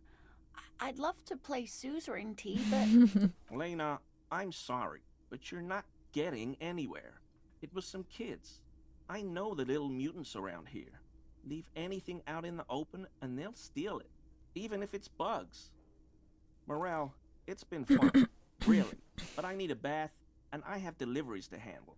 When this tea is done, I gotta run. No need to apologize, Gary. You've been more than helpful. We'll have to take a rain check on that game of suzerainty today, though. We're gonna follow this through. I'm gonna start calling kids little mutants. The first man to break formation is always a blow to leadership. This is bigger than he lets on. Did you know Gary was hiding the armor? Hell no. I had no idea. And I'm still cross with him, to be honest. It's not like him. He's got his quirks, but dishonesty, disloyalty are not one of them. Well, racism is definitely one of them. I don't know what got into him, officer. Thank you for letting him off easy. He won't forget it. We'll make sure he won't. Do you think Lena and Morel are racist? Do you get the feeling? I mean, I don't know. Maybe, maybe not. I think really the only thing they care about is the phasmids. Let's hope it stays that way. Didn't you find him like 500? I did. I still feel a little bad about that because he did feel really bad. But he is racist, so I felt like I should find him more just for that. Why do you think that? I don't know. I hate it when, like, people are really sad and apologetic because then I feel really bad for making them feel bad. So, but he did, you know, he did a crime and he's racist, so there. Local kids might know. Alright, are we really gonna talk to Kuno in the middle of the fucking night? I guess we are. I would rather talk to the other kids, though. Was that? Could it be? The Koldamama Dakwa? Where? No. It's probably just your imagination ringing in your ear. Am I gonna start getting thoughts about fucking phasmids now that I've heard all that shit?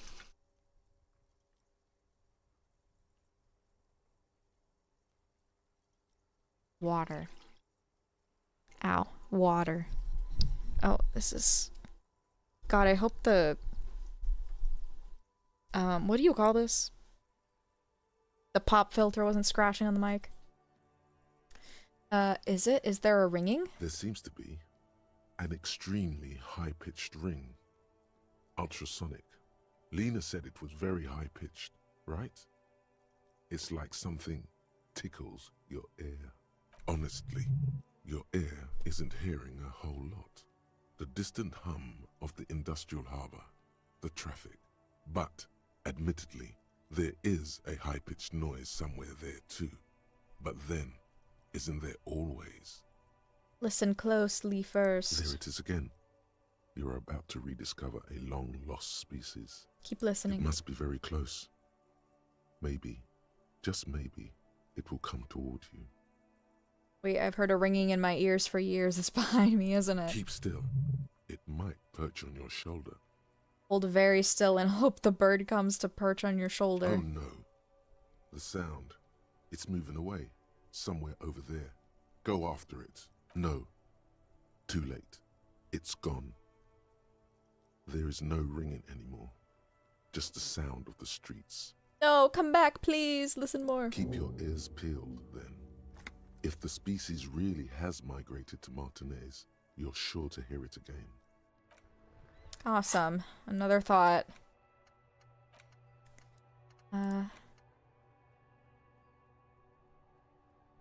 Koldomama. Koldomama Dakwa. Inslindian Phasmid. What does the tie look like? Oh! That's really cute. It's kind of like one of those, like, it's not a cowboy tassel, is it? It's like some kind of tassel you wear around your neck. Normally I think Inland Empire knows some deep shit than it be saying this. I think Inland Empire is like maybe creativity, right? Or hunches and gut feelings, dreams and waking life. So yeah, hunches, gut feelings. I mean, I think normally gut feelings are a little more trustworthy. Kuno, did you fuck up some bugs? Kuno's like Kuno's dad. Kuno doesn't give a fuck about anything. You're your own dad? You wouldn't happen to know anything about any missing locusts? No, Kuno doesn't give a fuck about bugs. Alright. Oh my god, I told you that shit is lame! Shut up, C. Now they're gonna take you to lame prison! She sounds like she's about to cry out of disappointment at Kuno's newfound lameness. Now hold on, no one is lame here. Just tell me what happened. Deny everything, Kuno. You need to lawyer up. Kuno's not gonna say anything without his lawyer present. What lawyer? There's definitely something going on here. Remember his pig's head shack? You should check it out. Okay, we'll go check it out. We could... Kuno doesn't Okay, thanks. Kuno should be a little scared of the naked man. Oh no, Kuno is back. I know, I'm so sorry, guys. He's a very important part of this game. Is it upstairs? Like, what's the dealio? What? God, this is so hard to traverse. It's like a little too crowded. Not crowded, but tight. Wait, there's a door. How do I get in the door? Let me in! I want to get in.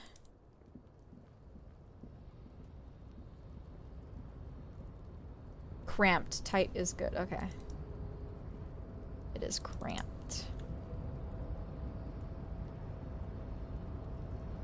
There's nothing up here. It's teasing us, bro? Is it? I thought there would be something in the shack. Crawling with locusts, see?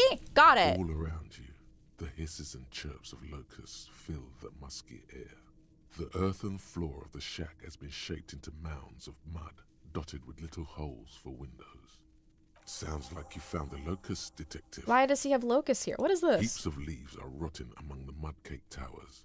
Dozens of little locusts feed on them, buzzing away with vicious joy. Kuno has really outdone himself here. Is he taking care of the locusts? It's an ode to self-expression. Should go and ask him to stop then.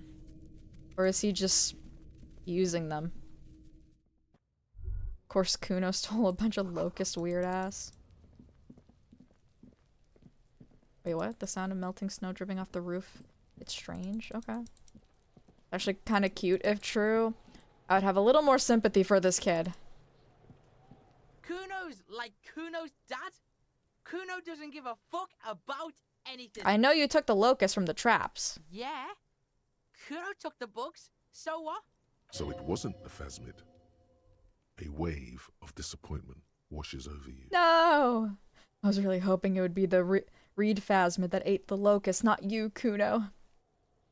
You say you don't give a fuck about bugs, then you go and build a whole bug town. It's not Bugtown.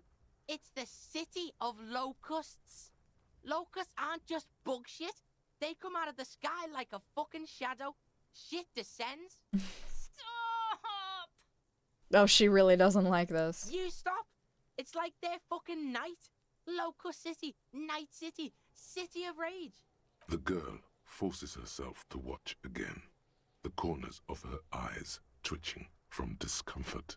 The lameness is causing her physical pain. The damage may be permanent. City of Rage sounds like a cool place. What are you, some kind of artist? No. City of Rage sounds like a cool place. Kuno, the pig wants to help you. Oh, that's how lame it is. Please just don't say you're... An artist? Maybe I am an artist. You hear that, everyone? I'm a fucking artist now. Oh, Kuno.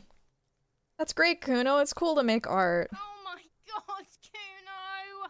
He's gonna make you totally lame in, like, 3 seconds. Don't let him, Kuno. Yo, fuck you. Yeah, fuck Kuno you. Can be what Kuno wants to be. Kuno's his own man. Kuno's free.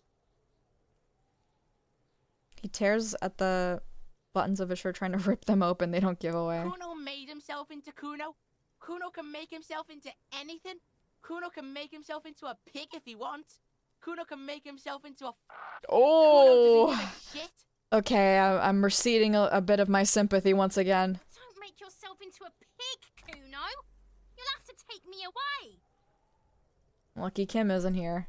In it, you hear snow melting, dripping from the eaves. Someone closing a window. So that's what this is about. What?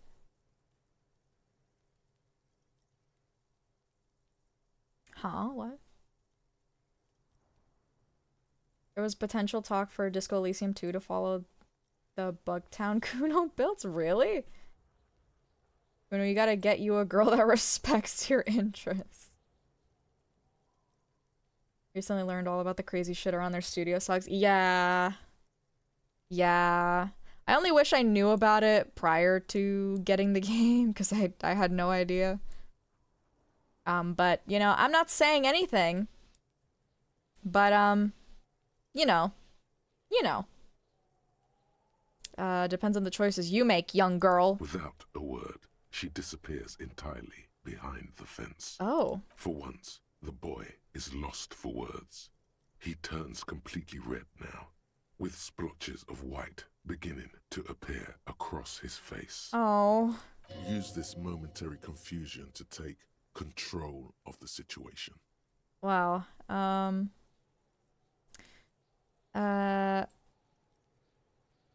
have to ask, what does the city of locusts mean? It don't mean anything. It's shit. Kuno just likes to focus. Kuno likes to concentrate on shit. Build shit when he's zipping hard. Fuck. Oh, he's just hyperfixating on his locusts. Pig, you really shouldn't have fucked with Kuno City. Now it's all fucking lame. I'm sorry. I need you to stop taking locusts from the traps. I don't give a shit. I don't need the locusts anyway. Shit is all lame now. C was right.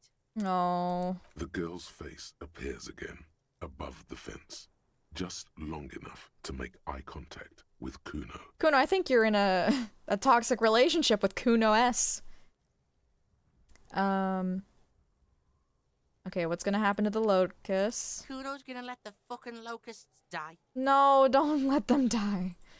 Okay, now that that's settled, I better be off. The fuck are they trying to catch anyway? With the traps? The Insulindian Phasmid. Huh. Oh? Later, Kuno. Fuck out of here. Kuno's tired of this shit. He was a little interested in it. Silence between the two children. They're not saying anything to each other, nor looking in each other's direction. Oh, that's kind of sad. Oh, Kuno. I feel a little bad for you.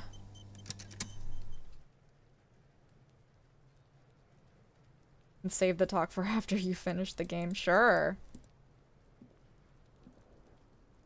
Kuno's like Kuno's dad. Kuno doesn't give a fuck about anything. Empathy. Let's Kuno doesn't. Let's give it a shot. Wanna get on Kuno's good side. Do I have anything? Probably not. Oh, the shoes. Empathy +1. Oh, there's more. Sorry.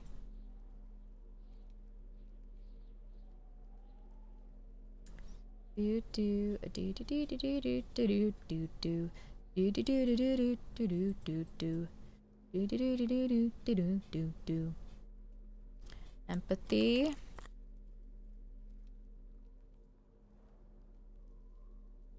I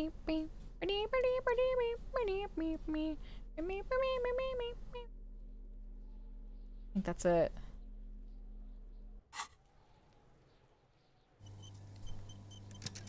How much more? Ooh, okay. Kuno doesn't give a fuck. Not bad. It's not Nice. Kuno. It's Kuno S. Interesting. How? Kuno S is by far the worst of the two. True. Kuno has no problem being near you, but the other hides behind the fence, afraid for her life, like she's done something very bad. She came up with that psychopathic scheme of screaming for help before. Kuno just wanted to talk to you about his name.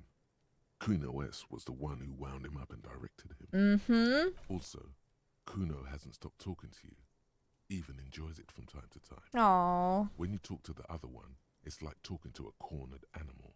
She only hisses and says murder was the case that they gave her. All in all, Kuno respects madness. You cannot hope to outdo her on that front. You must win yourself a few minutes with him alone. Act on it and try and separate them. Kuno, psst. Fuck you whispering about? Oh, he's whispering with us. He's whispering too. He's going with it. But watch what happens. Okay. Fuck you whispering about. Alright, fuck off, lady. If Kuno wants to whisper, he's gonna fucking whisper, okay? Let's whisper, pig. Oh. This is it. You've got him. But be careful. You can still fuck this up. Don't make Kuno look bad in this. Okay.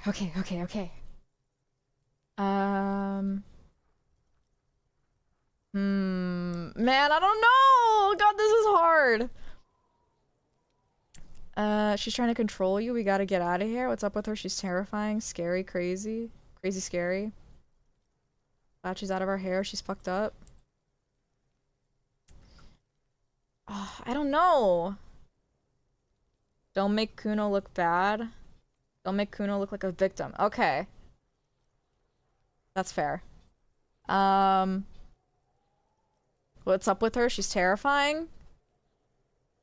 I'm glad she's out of our hair. She's fucked up.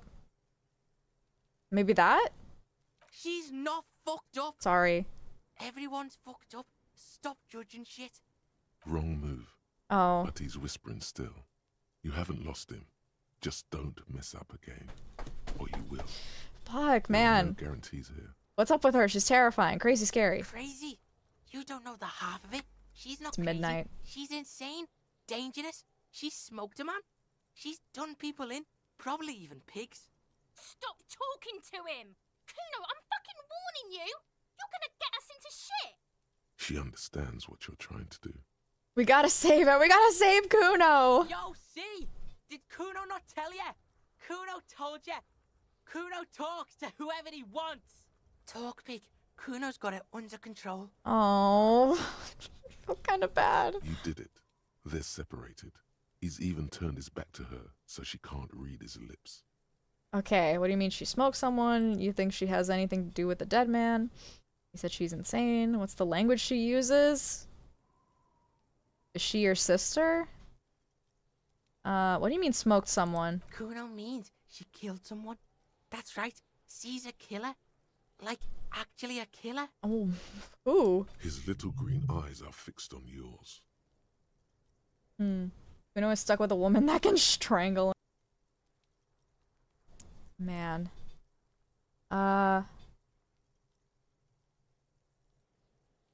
You serious about this killing business? Killing is serious shit. Kuno's always serious about the 488. She's probably killed a pig too. I mean, I'm pretty sure she has. Okay, how many cops has she killed then? Forget Kuno said that. Kuno was just shitting. Okay. Kuno was just running his mouth. Kuno's stupid like that. He feels eyes on the back of his head and The creature stops. peers at you both from over the fence. There is something searching in her eyes. Fear. Fear of the truth. You think she has anything to do with the dead man? Kuno wasn't around. and C was with Kuno. Told you this already. Where were you? Look, Kuno's gonna put you at ease. We didn't do it. Okay, thank you, He Kuno. speaks the truth, my liege. My liege. Thank you, Drama. We rarely see you. You said she's insane? Yeah, she's psycho. None of that kiddie psycho. Cat burning shit. She does the real deal. What's the real deal? Snuff radio shit. Believe me, pig, you don't want to know. What's the language she uses? Fuck knows. She says it's the song of her people or some shit. Oh no. Oh no. This drama's probably level 1. Whatever. Crazy people. The fucking nakis. I don't know. Oh, do you think that we would hear different dialogue from our personas if we had chosen a different class? That would be interesting. Some things are too awful to dwell on. The Nakis and Runkaris might be some kind of defense mechanism. Is she your sister? Fuck no, she's not my sister. She's just a stray who got in. Like a mad dog or some shit. Stray? Yeah, she was just there. Points at the apartment building behind the fence.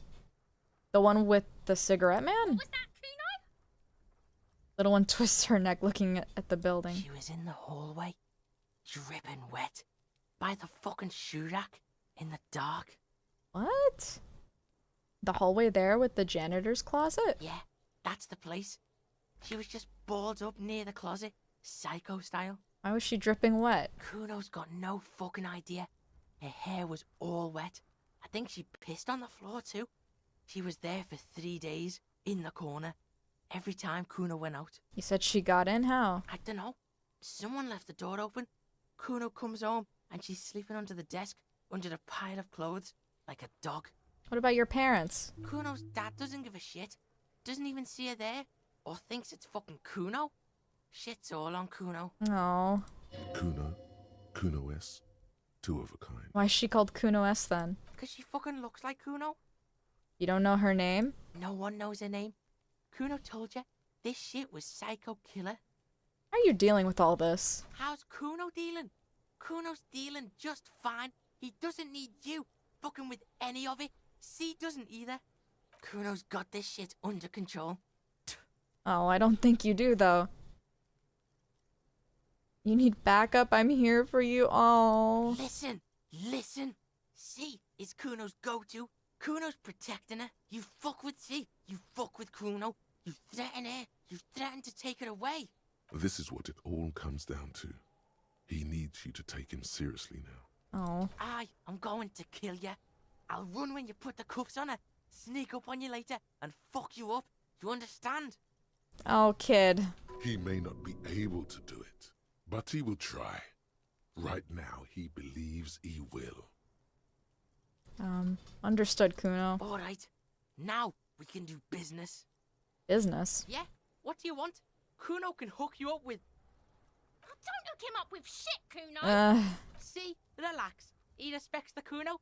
Kuno made him respect the Kuno. You respect the Kuno, you get all kinds of shit. Kuno's gonna get you hooked on illegal narcotics if you run a little errand for the Kuno. Get you hooked, pig. Get his hook in you. Then Kuno gonna get you hooking for more. Cash in big style. Pig hooker. See, it's tension and release with Kuno. Now we releasing. The pan buying shit, that's on now too. 90% discount for Kuno's pig. Kuno can flex. Nice. Kuno flexes for hobos. Wow. Kuno sees you're in need. Alright, sure, I'll take the pants. Here, pig. We're fun now. Performance buddies. He unzips his jacket again and pulls the pants out of the plastic wrap. You were hiding pants in your jacket the whole time? Kuno can already see you soaring through the air like a fucking eagle. Pig's in Kuno's debt now. Money debt. What was all this about you running an errand and illegal narcotics, Kuno? Kuno gets it from his dad. Kuno and his dad are major suppliers. That's where Kuno gets his lightning on. Oh boy. Problem is, Kuno and his dad had a little falling out. Now junkies clawing at Kuno's door. Streets going mad. Kuno's gotta throw his dirty popo man at it. Okay. Dirty popo man is you. In there is Kuno's violent dad on steroids. Kuno's dad does steroids and speed. If you can take him, you can have half of the speed. Oh, wow. Who's your dad, Kuno? Kuno's dad is a fucking monster. He's the most violent man in Revachol. He doesn't give a shit about a single thing. He drinks too. Wow, man of my own heart. Are you sure you can take on the most violent man in Revachol? In your condition? Something tells me that, you know, Kuno is a bit of an exaggerator. I think we'll be fine. How much material are we talking about? Like half. Half of what? A baggie, but like in this vial. Okay. That's not much material at all. Fuck you talking about half a G? This shit is giant, grade A shit. So clean you can barely see it. You can barely see it because there's barely any. This is what's gonna happen. Okay. Kuno's listening. And then for justice, I'm a narc, Kuno. And then for justice, I'm a narc. I'm gonna confiscate that crap. Lie. You need the speed. God damn it. I'm going in there, but not for the speed. I'm going for the most violent man in Revachol. Sure, whatever. If you survive, make sure to bring that shit back to Kuno. Kuno's almost out. You wouldn't like the Kuno when he's out. I'm not gonna give you the drugs, Just kid. get in the apartment building. Kuno knows you already fucked your way in. Kuno knows everything. Go to room 12, first floor, and kick down the door. Police violence style. Kuno style. And then it's action time. You're locked in the room with violent fuckheads. That's it. Next time Kuno sees you, you better have his shit. All right. Kuno doesn't fucking care. Thank you. Now I feel bad for the kids. Feel bad for them. I think Kunos has been through a lot of shit. I think it's really sweet that Kuno is like protecting her. That's kind of cute. Probably the guy in the pipe. Pipe? I don't remember this. Should we, like, do this tomorrow? Are we gonna, like, pass out at some point? Is there, like, a time limit to when we can go to bed? I don't remember.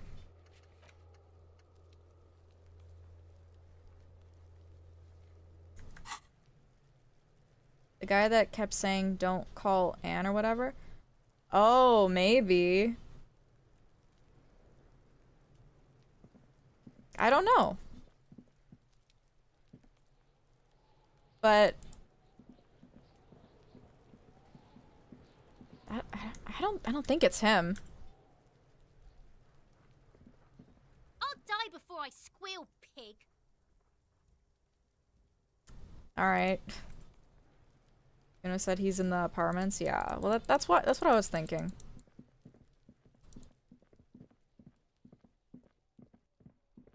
Maybe we can talk to his dad.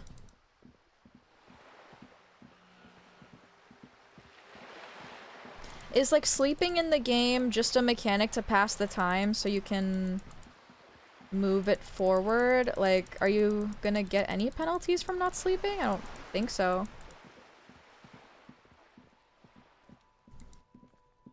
Hello, welcome. We're gonna talk to Kuno's dad. I assume you have to sleep? Probably. First floor, is it one of these? This is, we've already been here, right? Talk, yeah. The shabby door hangs oddly on its hinges, secured to the doorframe with a safety chain. An unpaid Oh energy wait, bill. we can, huh? Did we have this option before? Chain cutters. A shabby door hangs oddly on its hinges, secured to the doorframe. Snip.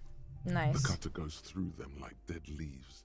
The links fall to the ground on the other side of the door. I don't think so. Yeah, that's what I thought. Don't let the quiet fool you. The beast is in there somewhere, ready to rip you to shreds with a broken bottle. I guess this is his dad's place. You can just go in now. Alright. We'll go in. I decided to continue the Poltergeist remake. Awesome! He's not here. I'll take his money. Oh wait. Thought. I had a thought. I had a thought. It left me. Shit. Kuno de Rooters on the name of unfinished homework? It's from 2 years ago. A phone book lies open on the table, covering a stack of utility bills. Right next to it, in plain sight, sits a small bottle of amphetamine, conveniently equipped with a straw. A straw? Take the speed. You pocket the bottle as if it were the most natural thing in the world. I don't even know what speed looks like, so... Blast it before you face the beast. No. Luita, you're going to need the encouragement. No. I don't want it. Erotica. Ew. Oh, he's sleeping. Air stinks with something sour. Pants. Maybe we should dress up for this. That might be the best. What's gonna help us? Reaction speed? I don't know what this interaction's gonna look like. I doubt it's gonna be actually confrontational. Fallout ass drug.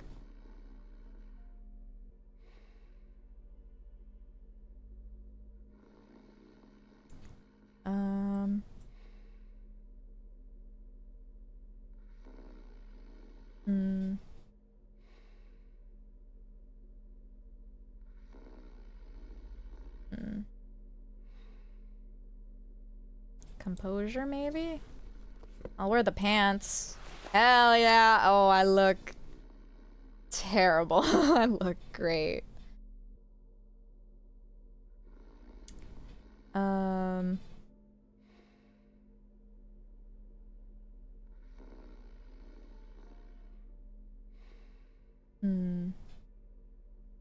Put on all the armor to be badass. God, I mean, we could. We definitely could.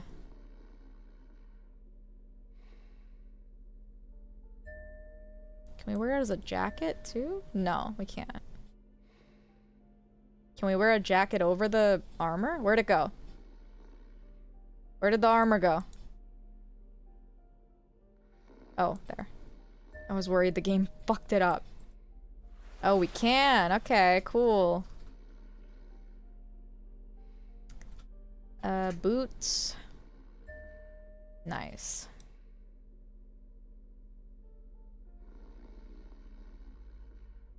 I think bro looks beautiful. He does. Sorting is weird in the inventory, as in there's no sorting. Yeah. I mean, we can, like, you know. But that seems like a waste. I'm gonna put my multi-tool out as a fucking weapon. Alright, I'm ready. I'm ready to approach. A bundle of clothes heaped on the bed. A stained parka, some towels and a duvet. Some socks even. In the dark, it looks like a nest. Slowly reach out your Something hand. underneath there is breathing. It doesn't give a shit that you're a cop. Stop your hand now, or you're gonna die. I think this is just a drunk man. It's not too late. No one's going to blame you for backing out. You don't have to do this. Just get out. Keep extending. Your hand touches a greasy duvet, covered in cigarette burns and ketchup stains. You hear a growl. There is something alive underneath it.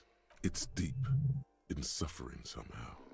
Pull the blankets off. You see a 60-year-old, fat, red-headed man passed out from large amounts of alcohol. See? And God knows what else. The smell of shit rises from his mouth. Ew. You don't have to take him down. He's already down. Ever lie in a pile of clean laundry? It's so cozy. Oh my gosh. I can imagine. It's all warm and smells nice. Hey, talk to me. Are you alive? A lump of flesh is sticking out from under I mean, the he's blanket. snoring. It seems to be twitching from time to time, like the paw of an animal who's having a bad dream. He's very audibly snoring. I don't think dead people snore. And look, the other foot is camouflaged by a striped sock bearing the name Maxtor on the sole. 3 toes are poking out of a hole. I'm gonna be lurking, by the way. Enjoy. Lurk all A you groan want. rises from the man's throat, dry like a death rattle. He's trying to say something in his sleep. Figure out what he's trying to say. The man groans once again, but his tongue keeps failing him. It's impossible to make out the syllables. A hand emerges from the blankets, trying to gesticulate something. And then it dawns upon you, clear and surreal. Pig, he says. Oh. He's trying to call you a pig. Oh. Are you going to let a semi-conscious degenerate disrespect you? Fuck you, die. Oh my god. You're awake. His hand falls back on the bed, limp and defeated. A loud snore escapes his mouth. He's asleep again. Are you really Kuno's father? The light from the window is weak, but it seems like he is. His wild, unwashed mane bears a familiar ginger tone. Even the hair on his chest is coppery. There's still plenty to be scared of here. Just not what you thought. I can't believe Kuno's dad must be a loser. It must be someone else. Doesn't look like you're gonna fuck up anyone anytime soon, little man. No response. A pair of half-open bug eyes is staring back at you from the dark, empty and frozen. It's clear that the person behind them is not awake. His half-open eyes give him the look of a dead man. But he is in there, and not enjoying himself. What if he's awake during the day? I doubt it. I think he's just always drunk. Fucking Well, that's where he learned that word. Do you need help? The pile of blankets grunts. It's hard to say if there's anything left you could do. I took your amphetamine, old man. Silence. Only heat emanates from the sleeping body. Great, you're useless. Glad to see that you've made such a positive impact on your child's life. Alright, let's talk to Kuno. I don't want to give him the speed. But we'll see what he says. I wonder if Kuno does also take the drugs, or if he's just over-exaggerating as usual. I mean, maybe he does. He doesn't necessarily have the best role model, does he?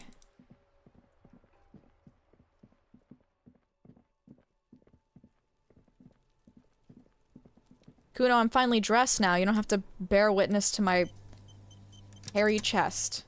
Ha, get it? Because my name's Harry. Like Kuno's dad? Kuno doesn't give a fuck about anything. I took care of the drug situation. Alright, so you got Kuno's kilo. Here is how we do it. First, you give Kuno Kuno's kilo, then Kuno gives you half back. Like that he calls it a kilo because he doesn't fucking know that that's in reference to the weight of the drugs. Oh, Kuno. That's how we split it. It's the best way. Street way. Aren't you gonna ask how I got past your dad? Where down the street is? You sent your little friend in dressed as a hooker? No. Distracted him? That's some sick shit. That's not what Tell your happened. little slanty-eyed friend. Hey, Kuno. we don't call Kim that. And also, he's not even here, so you can't say that. Kuno wants to hear all about it. But first, we split the kilo. Then we shoot the shit. By kilo, you mean gram, right? Kuno knows what Kuno means. Sure. I don't want to give it to him. You're 12. I'm not giving it to you, sorry. Alright. Kuno knew you'd try that sneaky pig shit on him. I don't want to give a kid drugs. Tell him, Kuno. Kuno's got brains. This shit doesn't surprise Kuno. So Kuno's gonna give you one more chance. Know this, pig. Shit is major. Okay. Major fucking choice, pig. Kuno won't take this shit lightly. The pieces are moving, pig. This is fucking domino shit. Tick, tick, tick, tick. Decision time. What's it gonna be? You gonna fuck the Kuno?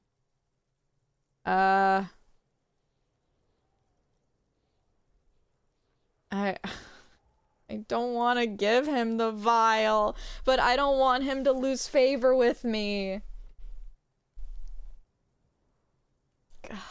God. Girl, don't do it.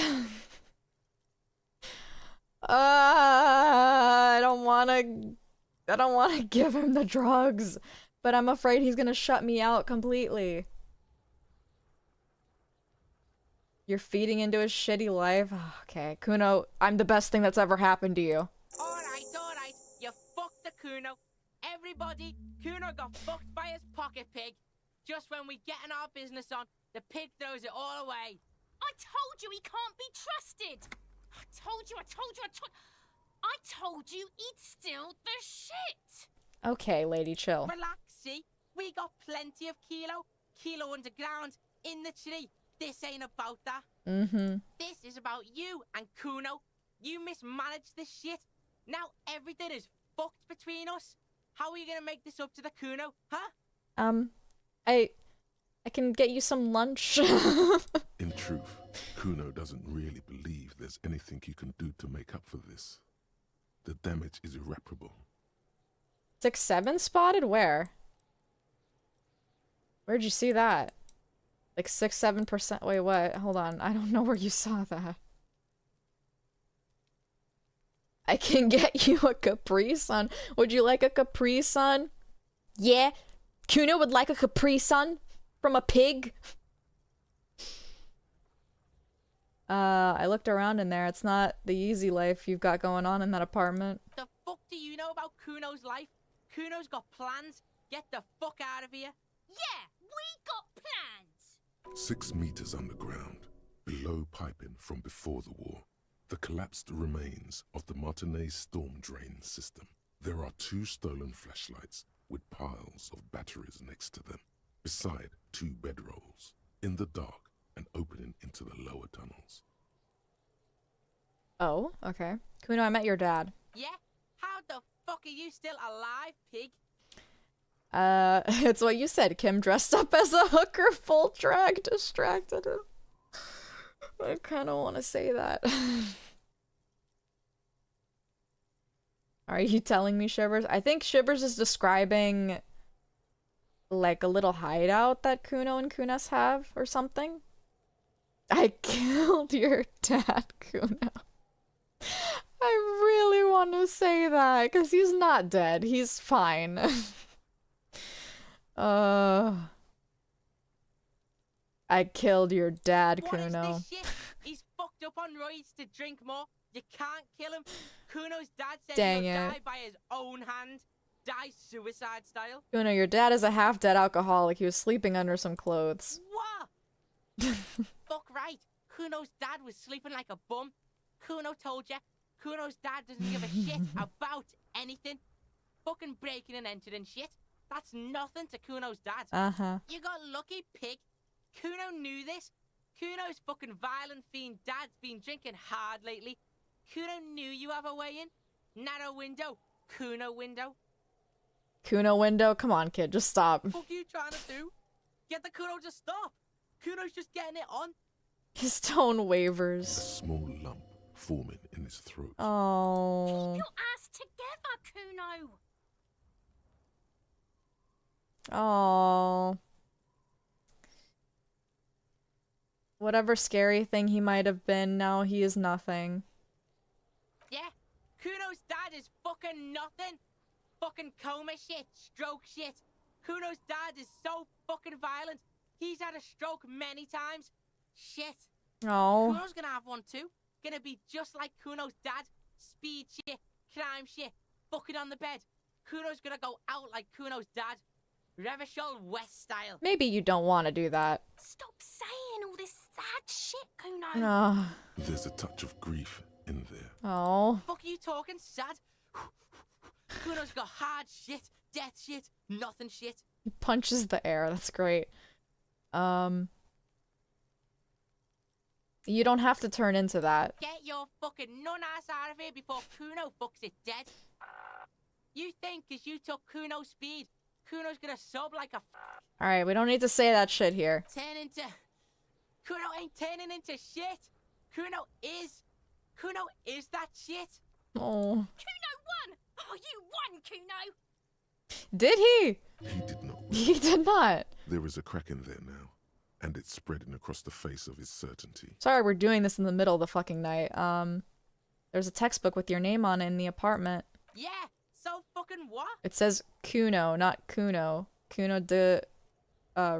Reuter? Fuck are you talking to Kuno about that kiddie shit? I like it. Kuno de Reuter. Aww. He's trying to fuck you again. Aww. Fuck out of here. Kuno knows it's fucking lame. That's why Kuno changed it. Kuno can change his name into anything.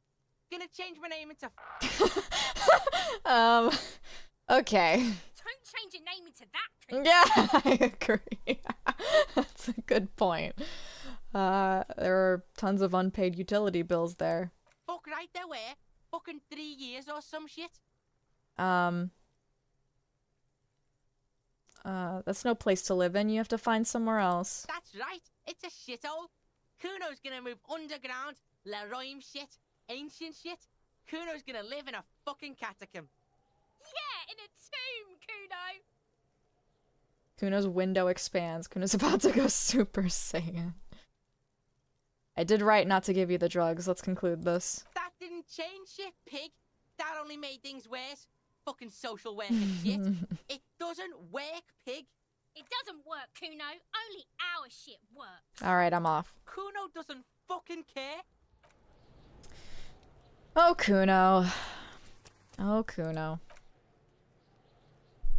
Well, I'm sorry that you have a shit upbringing. Oh, we have 3 points. That's crazy, Dio. Probably put something into this. You know, probably the phasmid, I think. I think the phasmid is what we're gonna do.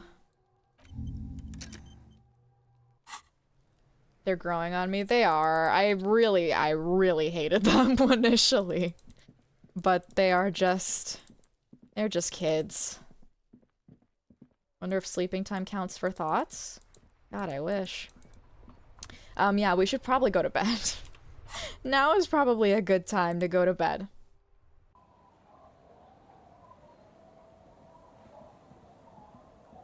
It's getting late, and it's snowing. Yep, let's go. Let's go to bed. I think I've decided... If a bit run down.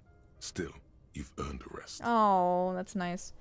I think I've decided not to shave, because I think he would look too different without his beard. In the jacket? Oh. Across the room, I don't know. The heating system hums its soft lullaby. The mattress feels soft and sheets warm. It only takes you moments for the world to fall away. Do we have anything in the... Oh. Baby. A million little lights in the dark. You're one fine instrument, brother. All those faces and all those names. All that laughter and screaming and scheming around. Every corner and every street. Recorded in you forever on ferrotape. Spinning, tell me, am I dreaming? No, you're spinning tapes at the discotheque. The great unceasing disco of the mind. The flash, the bang, the endless learning experience. Spinning in eternity. On and on it goes, for untold hours. At the disco where you first asked her to dance. Rising, rising, above the dark curvature, the great wingspan of sleep, studded with stars. Behold, there are millions of them down there. The first time, the last time, the smoke in her mouth, the plotted flowers. That's not what that word is. Turning, changing. It's potted flowers. What is it? It's the world, Harry boy, and you're made of it. Every day you're out there, you make more of yourself from it. I'm afraid you can't be unmade now. You can never forget this shit. The rain, the snow, I don't want to. It's beautiful. Beautiful. It's stuck on loop, whirling, spitting out words and images. You're the son of the world again. Harrister, a ceaseless agent. Picking up litter and old newspapers. Collecting your little bubblegum wrappers and idiotic picture postcards. Meaningless, meaningless keepsakes. Reading your awful letters and recalling things, aren't you? The endless names of the world. An address book you are. The map of a city. Little limbic system voice is so funny. It's like Dobby. Right, I am the agent of the world, but what if I want to be the agent of nothing? It's too late. You're not made of nothing anymore. You're something now, Harry. I tried to drown you in the black water, but you re-emerged, kicking and screaming, running. And for what? For the working class. Thank you, rhetoric. For the money, baby. Thank you, savoir-faire. For the greater good. Thank you, empathy. Solving your little crossword puzzles. Doing your tasks. Crossing names off lists. Trying to become some sort of world detector. It won't make it okay. It won't put smoke back in her mouth. We're making progress, measured, steady progress. I'll go with empathy, I guess. There he goes again. He's a real political animal, our Harry. He still doesn't see that it's the world changing around him. That's not what the text says. Once again, it says that it's the world that's changing him. He's completely got different no meaning. idea what he's in for. I don't know which is the intended meaning. I think probably the text. Feel the pillow under your cheek. Why? 'Cause only love can break your heart. All right. Beep, beep, beep. The alarm is ringing, Harry. The disco circus goes on and on. You barely slept 3 hours last night. You can do it. It's nothing. Do it for the city. Go. Do it for the wind. Open your eyes. Open your eyes, Youngie, open your eyes. Oh, buddy. Oh, we healed. Oh, we heal completely when we sleep. That's good to know. I keep forgetting. You're up. Listen, there's something that's been bothering you for a few days now. What is it? It's a suspicion, or a feeling really, that things are not quite in hand around here. Well, I think we've been feeling that for a long while. Every day, things seem to spin more and more wildly, out of control. The center isn't holding. And despite your efforts to moderate and contain these energies, things only seem to be getting worse. Alright, what needs to be done? You've got to find out who bears la responsabilité.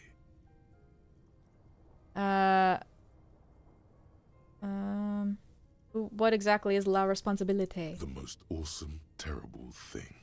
It is human nature to crave la responsabilité and to deny it.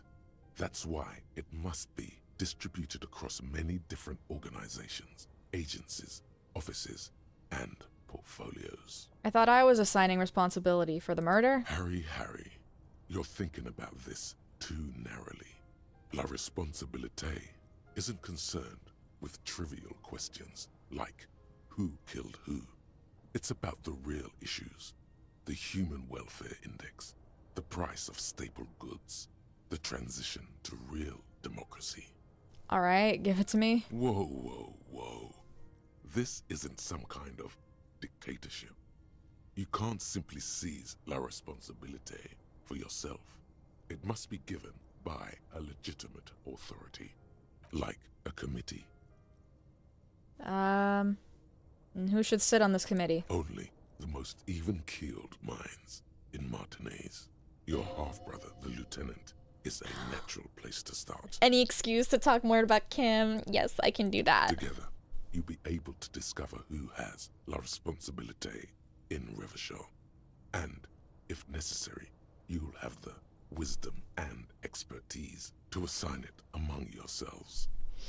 And then what happens after that? Most likely, your findings will be collected in a report, which will be carefully reviewed by your superiors. Once they've reviewed it, those same superiors will produce a set of recommendations to be taken up at the next meeting of the Standing Committee. Rest assured, no matter what happens, it will be done through the proper channels. All right. Good luck. Your report is eagerly anticipated. I wonder if that dialogue was based off of our choice from the dream. Like, we chose the empathy side. I wonder if we would have gotten a different task if we chose differently. How do we look? An old mirror hangs on the wall. You see the reflection of your face in it, adorned with the expression. Okay, nothing. On the table, you see a bowl of water. Yeah, that's just the shaving. See, we can't clean anything here.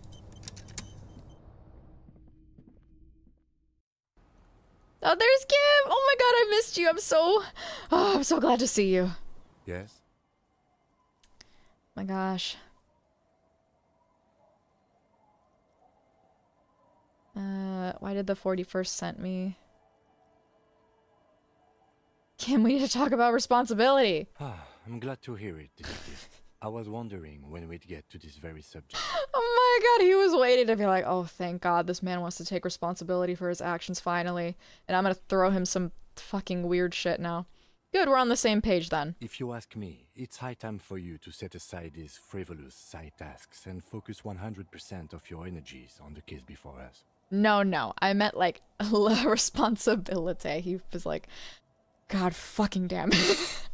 I thought I had him this time. You know, the kind that gets assigned. Why are you pronouncing it like that gentleman from the Institute of Price Stabilité? I don't know. You know what? Forget it. Oh. What specifically are you trying to assign responsibility for? I'm sorry. Point to the ground for the murder, point to yourself for my disaster of a life, for this whole situation. I think Kim would like the murder.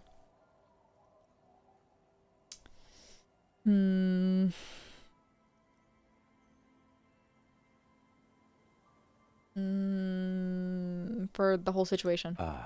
Now I understand. Nods his head gravely. Next, I suppose you're going to tell me you need to form a committee to assign this responsibility. How did you know? Simple. Because moral intern types love to form committees. In any event, I am just a humble law official. I may work under the moral intern's umbrella, but I'm certainly not qualified to serve on any committee. You know who might be, though? That Mr. Villodront, the gentleman you met in the young man's apartment. Yep. If I were trying to get in touch with the coalition, I would start by seeking him out. But first, you might need to speak with his young companion. Yes! Now, was there anything else? Are we gonna talk about the boots? Okay, let's talk about it. You stole the boots. No, I didn't. I just found a pair of boots that conveniently were the exact same pair. Congratulations. That must have taken an enormous concerted effort, considerable ingenuity and timing. Now, I'm going to report you and you are going to go to jail. No, please don't actually do that. Please. These are not the same boots. I like them so much I went and bought them myself a pair. Sure. Anyway, did you want something? Related to police work? I don't care about your insane theft, the lieutenant thinks, and looks away from the boots. Just know, if anyone asks me, I will snitch on you. No, please, please, please, please, please don't do that. You love me. You wouldn't do that. You love me. You love me too much. Okay, I'm gonna change into my regular clothes once more. Something more befitting of me.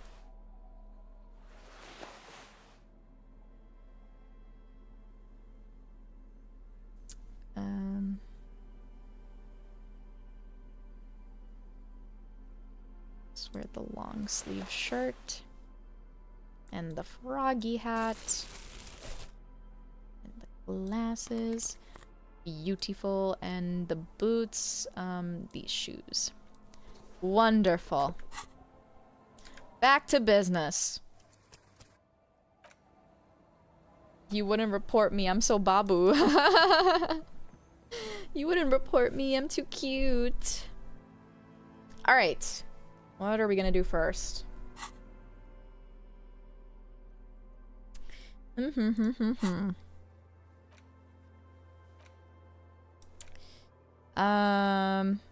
Wash the dirty jacket. Where are we gonna find it? Find a place to wash it, though.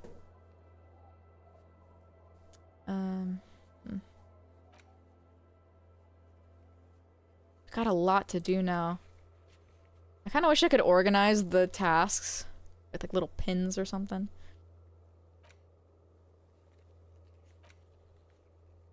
After all the shit Harry has done, I don't think stealing from a corpse will make it any more likely he'll be fired. Yeah, that's true. Okay. Alright, everything for Monday I think we have to wait on. We should probably talk to Joyce, honestly. I think we should do that. Oh, actually we need to interrogate the drivers first before we do that. The bird. And we should talk to Titus again. That's for sure. And let's find the drugs. Let's find the drugs. I have drugs on me. I'm not gonna do them though. Unless unless. Where is it? This is the speed. It looks like a fire extinguisher. We also have a lot of morale. We have 10 charges. That's crazy. Okay, we spoke to this person, and we spoke to the other lady. Like, where else? Where's this third person?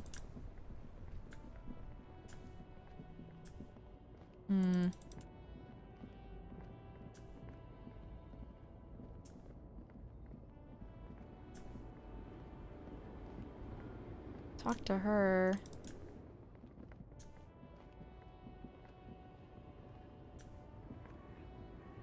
By the whirling in rags? Really? Is it the racist guy? Is that who it was?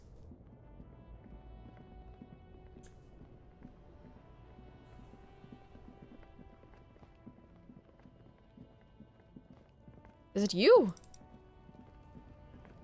Looking for something? Oh shit, it is. God, no wonder. Fuck off again? I just really didn't want to talk to him again. Alright, you're the Lori, right? What's your stance on drugs? Drugs? They're shit, man. I don't let anything pollute my body. He takes a long drag on his cigarette. That is the best line I've ever seen. Why not? You know where that shit comes from? Sarah Miriza, Safre, Ilmara. They take the money from our local junkies here and then use it to outcompete us in the manufacturing sector. They know they can't beat us in a fair fight, so they have to get us to weaken ourselves somehow. It's racial sabotage, racial economic sabotage. What I'm hearing is that the only thing preventing you from doing drugs is racism. Because otherwise, you're perfectly fine with smoking a cigarette.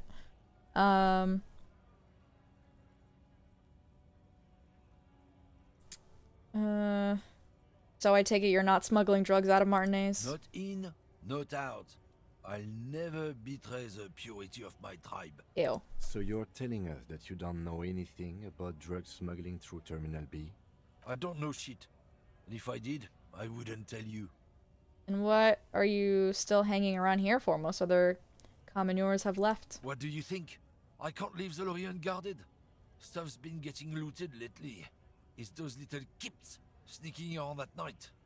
If they touch my stuff, the bosses will be on my ass like ass cancer. There was a bunch of spilled boxes in the back of a big lorry nearby. Oh, I did see one lorry with the trailer doors open on my way here. Do you know what happened? Yeah, I knew that guy. He was an honest driver who loved this country. We were having a good debate about genetics and the wheeling in rags when some kip boys smashed his lock and took damn near everything.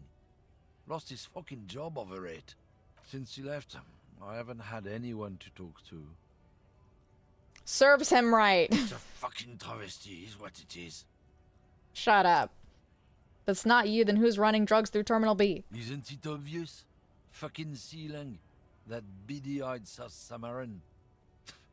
His little side business is a scam.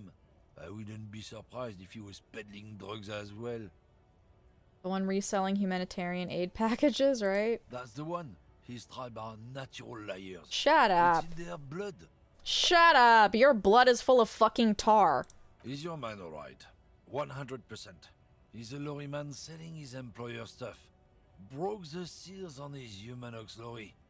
No doubt he's selling drugs too. I wouldn't be so sure, buddy. Not until we've heard what Sealang himself has to say. Guess we need to pay Sealang a visit then. Guess so. Oh, shut up. I hope I never have to talk to you ever again. I hope that was your only use in this game.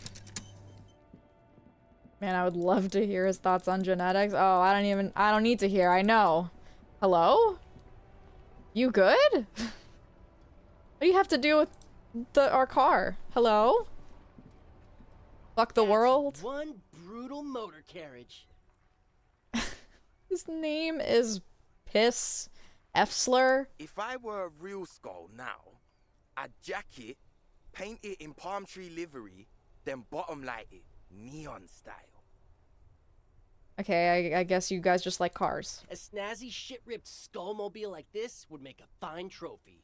We could, like, hang fucking shrunken heads from the side mirrors. Cops' heads. Scary tribal shit. Say it, June. I'm not gonna say it. I've not said it. I don't think I've ever said it, looking back, honestly.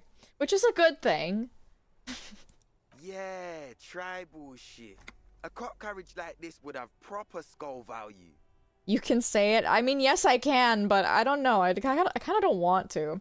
I had a friend who, and she was my, like, really, like, one of my first, like, long-term childhood friends since we came to this country. But she was, like, a little older than me.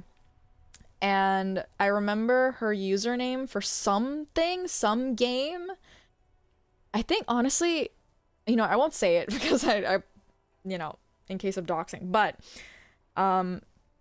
it was Wasted F-slur. That was the username. Like, okay. He was like, couldn't have been older than 14 at the time, I swear. But yeah, I think that's kind of put a sour taste in my mouth for the word. While I appreciate the interest you take in my brutal motor carriage, I have to stop you right there. The RCM takes threats directed at its property seriously. Yes. Tell him, Kim. It's just theoretical work, Copper. No basis in reality. Man, if we were certified skulls right now... That's a 14-year-old thing to do. Yeah, exactly. Was it a good idea on the lieutenant's part to get into this? Don't even answer that. Just leave. You can always come back later, on your own terms. Nope. Who are you? I can tell you who we're not, cop. We're not snitches or skulls. I think Piss F has would beg to differ on that front. Which is not to say that the skulls are bitches and on the contrary. Okay, you know, fastest way to be on my shit list. You're racist, you're homophobic. Bingo. The part of this presentation you want to take home with you, cop man, is we're not part of the skulls. Yet. Who the fuck are the skulls? These skull people are more than an authority. They're deities. Who are the skulls? You don't know? What kind of cop are you? I'm so glad you asked. The question was rhetorical. The skulls are the most vicious gang of the Besmertne. The nastiest bunch of psychos ever. Jacking carriages and getting into high-speed chases. Possessing an infinite amount of fuck-all swagger, infamous for their non-verbal modus operandi. Non-verbal? If a skull spots you, he will pull out his dagger and stab you without saying a word. That sounds like fun. The lieutenant's voice is as calm as usual. A testament to the violence and death he's witnessed through the sight of his firearm. Damn. They usually occupy the burnt-out quarter in Jamrock. Or you can find them loitering around their brightly painted bottom-lighted vehicles. I can't wait to become a skull. Bottom lights are wretched aggressive. Of how these weirdos just showed up on day 4. Do you know anything about the murder that took place here? Murder? A man was hanged in the backyard of the Whirling Rags. Yeah, sure. We'll gladly tell you everything we know about it. It was a man. Uh-huh. Also, he was hanged. Anything else? He was hanged from a tree. Uh-huh. Yeah, I mean, duh. These punks don't know anything. Let's just move along. Hey, stop right there. How does one know anything? Oh my god, what does that mean? Fucking philosophy, man. You can do aggressive shit with philosophy. Justify shit. Nope, that's not how philosophy works. Like murder or wasting your life away. Nope. Do you guys know Cindy the Skull? Oh yeah, Cindy. Oh yeah. Cindy's a right proper skull.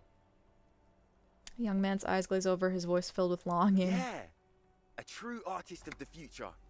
Just like Arno van Eyck. By the way, if you see Cindy, give her our regards. God, you are such fucking losers. Odd. There isn't a hint of hate in them. It's like they're piss and fuck the world out of some kind of moral obligation. The lieutenant on your left is unusually lenient toward them. I mean, they're like, they got the Kuno syndrome. They've got like, they really want to be badass, but they're just so lame. You kids are into nautic dance music? Oh man, yeah. Yeah! Kids, man. Hell yeah. Be wary of the abyss. Why? Probably because of how non-verbal their mode of operation is going to be. It's a threat. Just want to talk about music and now there's a conflict all of a sudden? It's too much. That's right. You should back off and let silence rule supreme. Just really confuse them. You know what? I should have shown up to them naked. What is wrong with you? Now you're just empowering these punks. I highly doubt that. This is ridiculous. Boys, do you know why the gang is called Skulls? Yeah. He really The hates them. skull symbolizes the embrace of death and nothingness, present in all of us. The vehicle of our future operations. Death and nothingness. They're called Skulls because when you are shot dead in the middle of the street, the skull is the only part the stray dogs want to eat. Ah. Just trust me and follow my lead. You're so hot, Kim. Oh my god.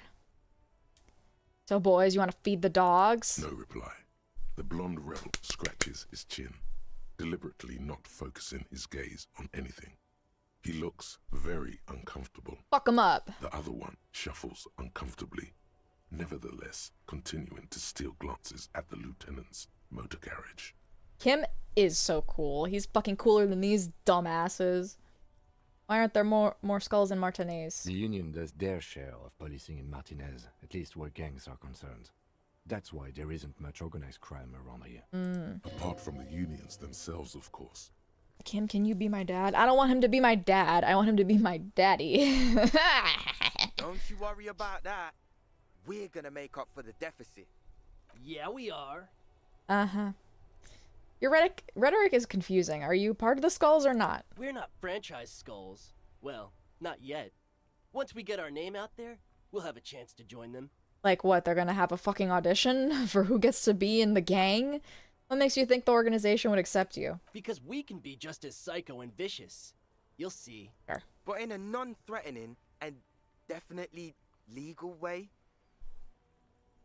You can be my stepmom. Awesome.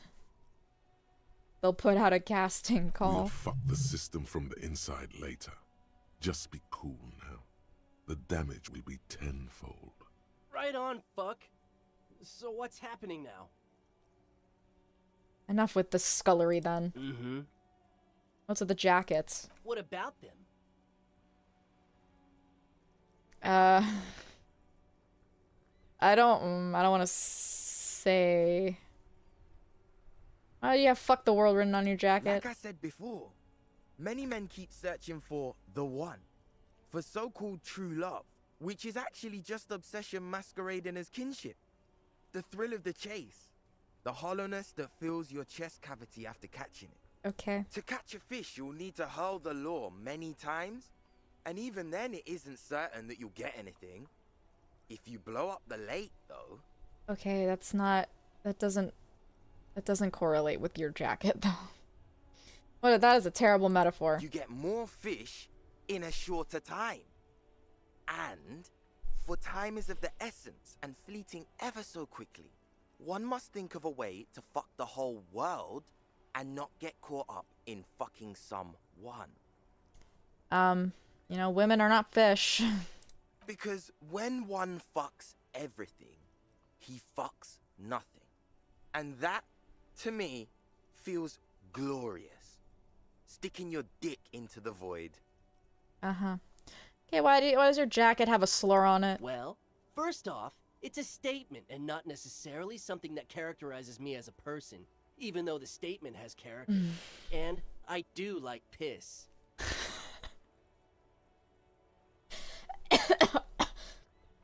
Oh my god, please also clip that.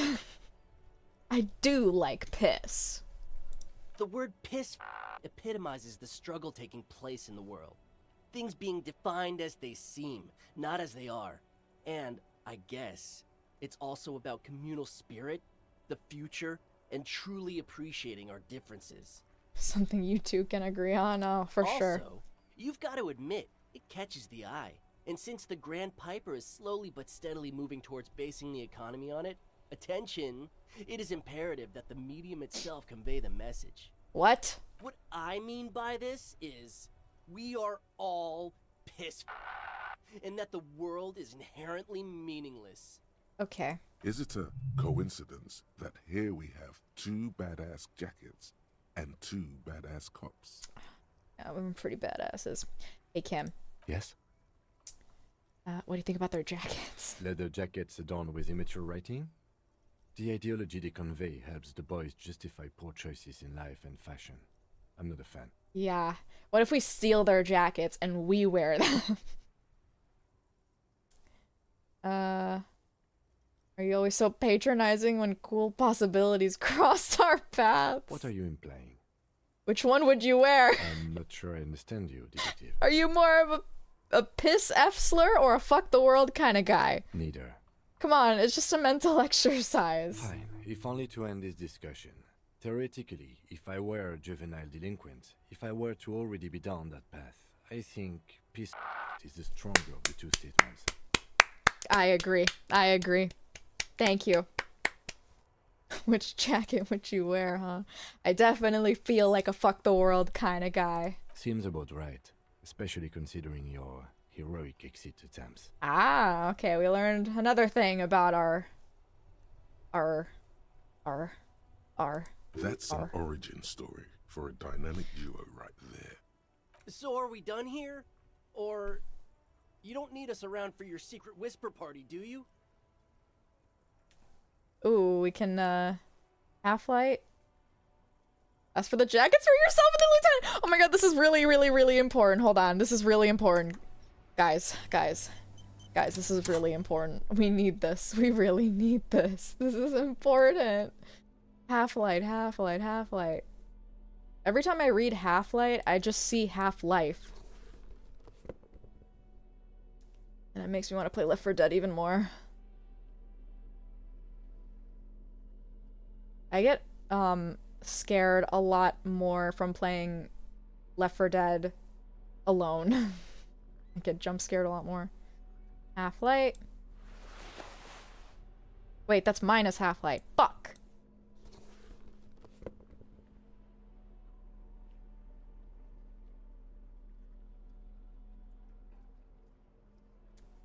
There's way too many fucking skills, bro. I swear to God.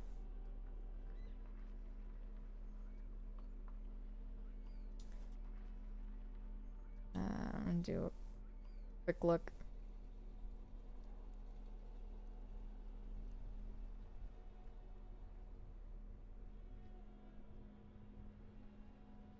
Alright, I think that's the only thing we got. Let me put my jacket back on. I love Left 4 Dead. Me too! Me too. One of my favorites. That Okay. rat is fucking lightning. Hey, piss. Look who it is. Shrunken cophead material. Please, God. Please. Yes! No. Don't ask. Oh, I want the fucking jackets. subtle Fuck you, Half-Life. The boys dream Half-Life. about being Half-Light. skulls. Use that. Boys, with those jackets, you're gonna be Skull Kings in no time. Oh, wait, how? Suggest their massive skulls. Okay. What? No.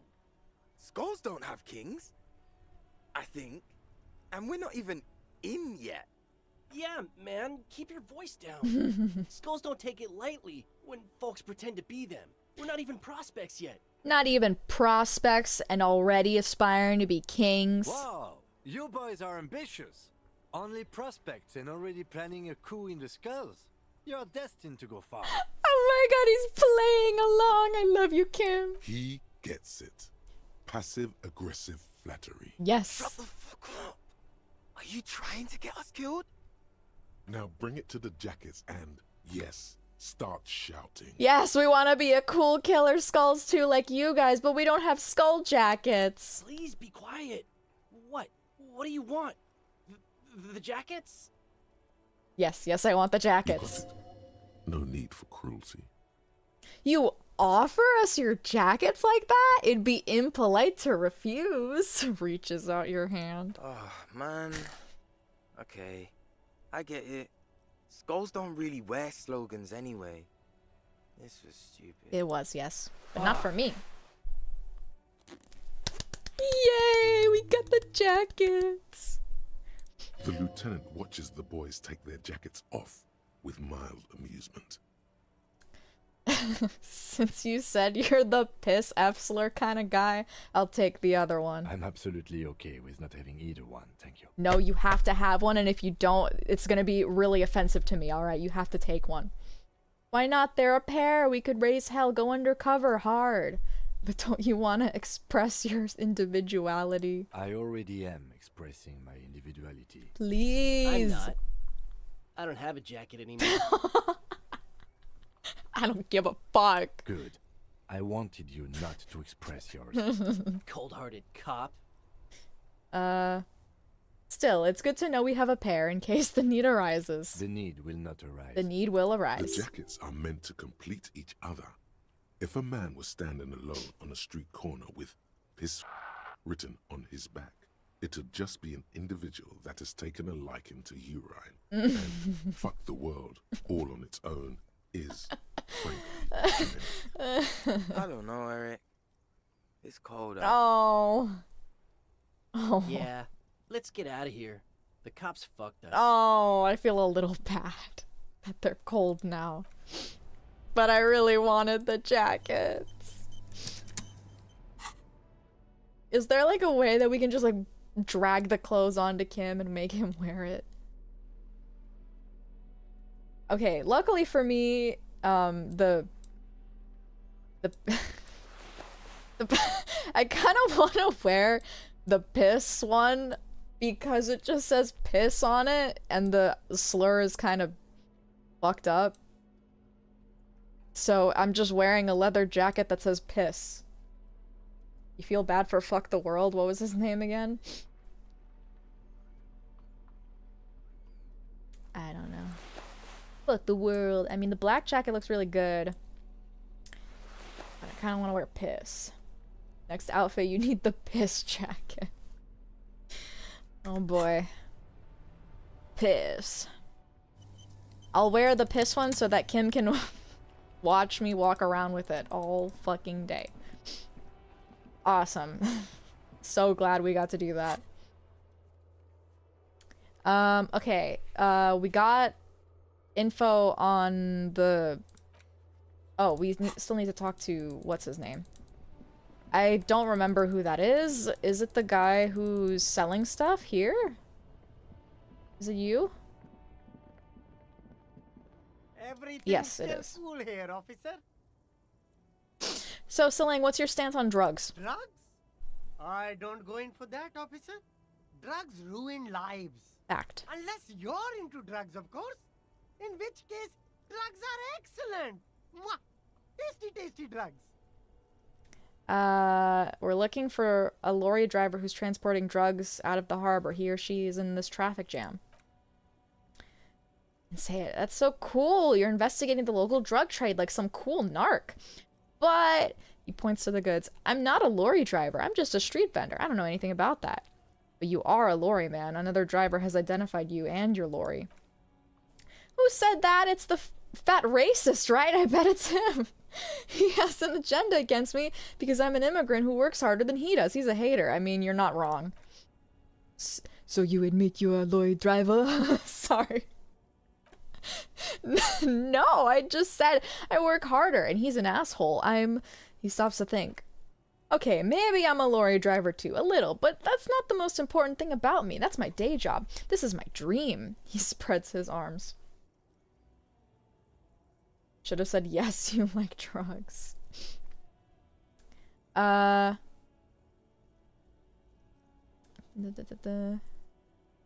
you forgot to tell me? Yes, exactly. It's such a small part of my life. It's in the rear view mirror now. I'm climbing out of that hole with ingenuity. Stop squirming. What do you know about the drug operation at the harbor? And the game might have crashed. It said, oh, you're happy. Oh, there we go. I told you. I'm not a dumb guy. I don't get involved with that crowd. I don't know what the fuck happened. And what crowd is that? And what...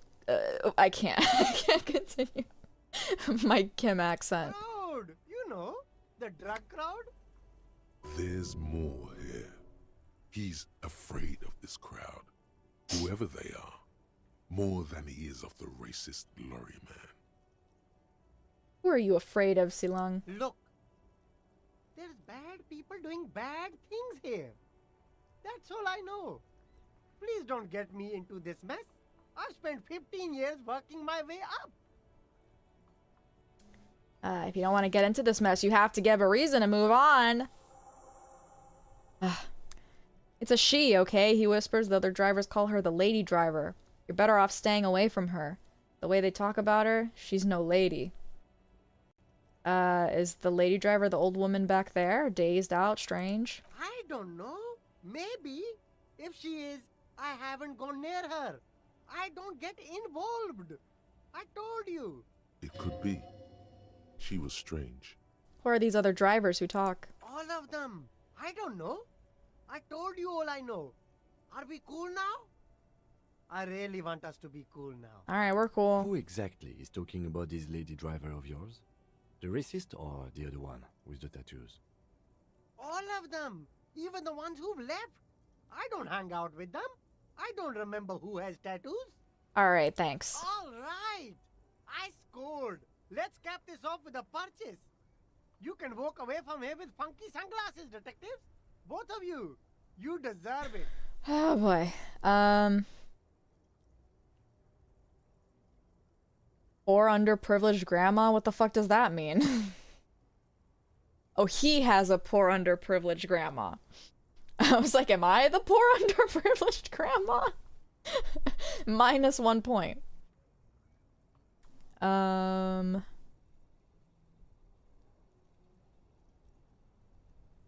What is it? Rhetoric? Kind of want him to give me money. Rhetoric? Come on. Rhetoric? I think I have a lot of rhetoric stuff, don't I? Or am I just bullshitting?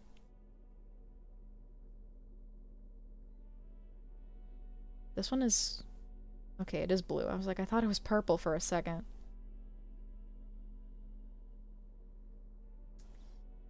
Can you just double click to equip? Probably.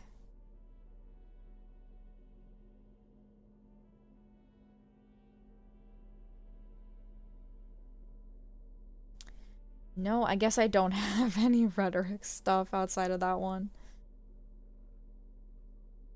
Alright, fuck me, I guess. How much is this gonna give me? Everything's still cool here, officer.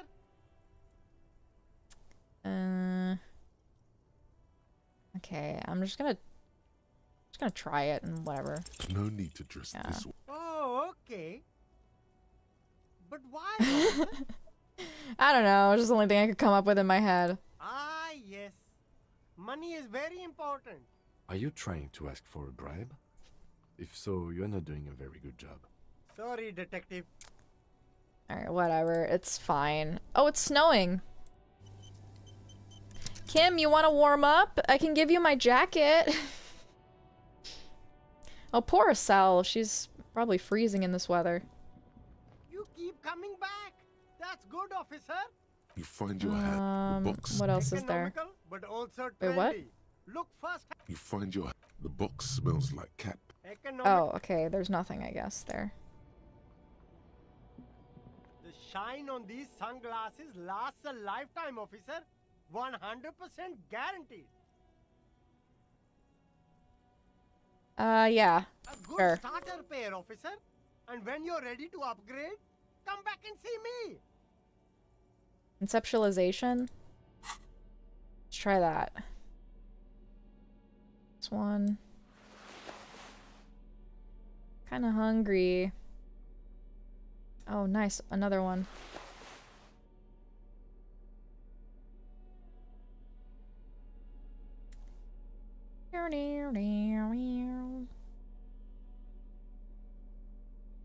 I think it would have been kind of interesting if the clothes that you bought from him would give you the perks you needed to pass his checks, you know? So it's like, oh, you know, if I want to pass his checks, maybe I have to spend some money to do that. That would have been kind of a cool thing.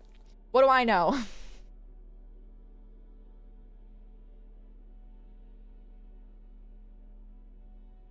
Ugh, oh god.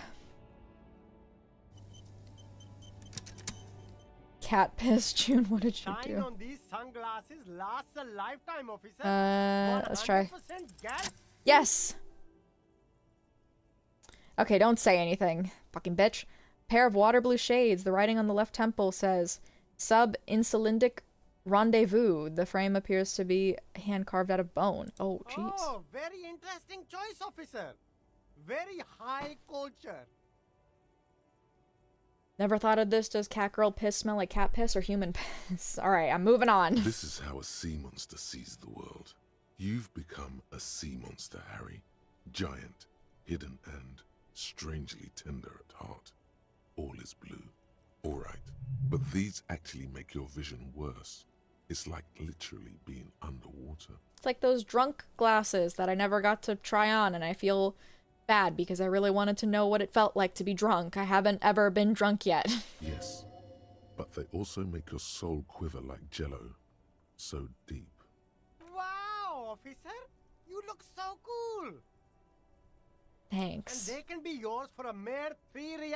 Ah. My regular customers have passed them all up because they've got no taste. But you found them. Kim, what about these? The lieutenant tilts his head and steps back, eyes narrowed in a thorough examination. It's a case to him. You look like a musician. Like a blind musician. Oh. But you could do worse. Take them if you want. Yippee! A man who knows his style. Much respect. Thank you for the glasses. I wonder if my vision actually does get fucked up. Nope. It's fine. Inland Empire? Alright. Oh, you can just double click. Nice. Oh wait, I want my... What gloves was I wearing? I don't really think it matters. You're the P-tuber, you must answer. I can choose not to answer if I want. Oh, there's this box as well. The speakers below are banged up and worthless. Oh, the sneakers. triumph over $50, bro. They're the star of the show here. $50. Man. Or like P-poser. I think we need to bring the word poser back. I think it would do us well.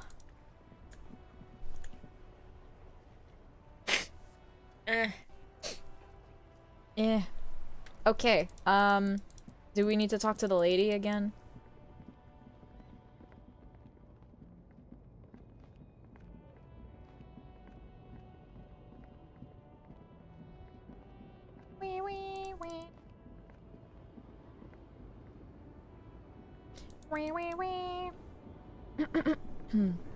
Love saying poser. I know, it's so Low man, good. you caught me at an opportune moment.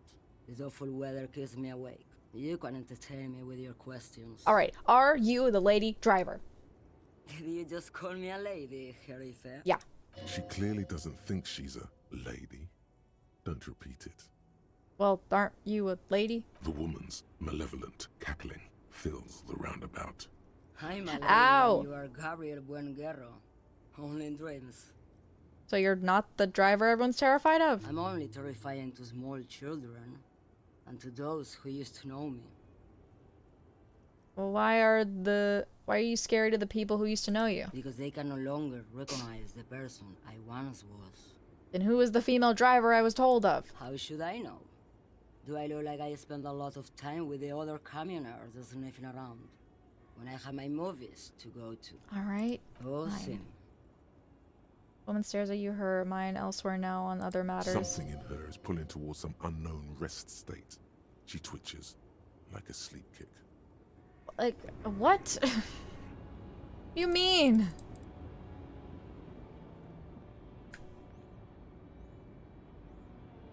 Okay, then who's the fucking woman lorry driver?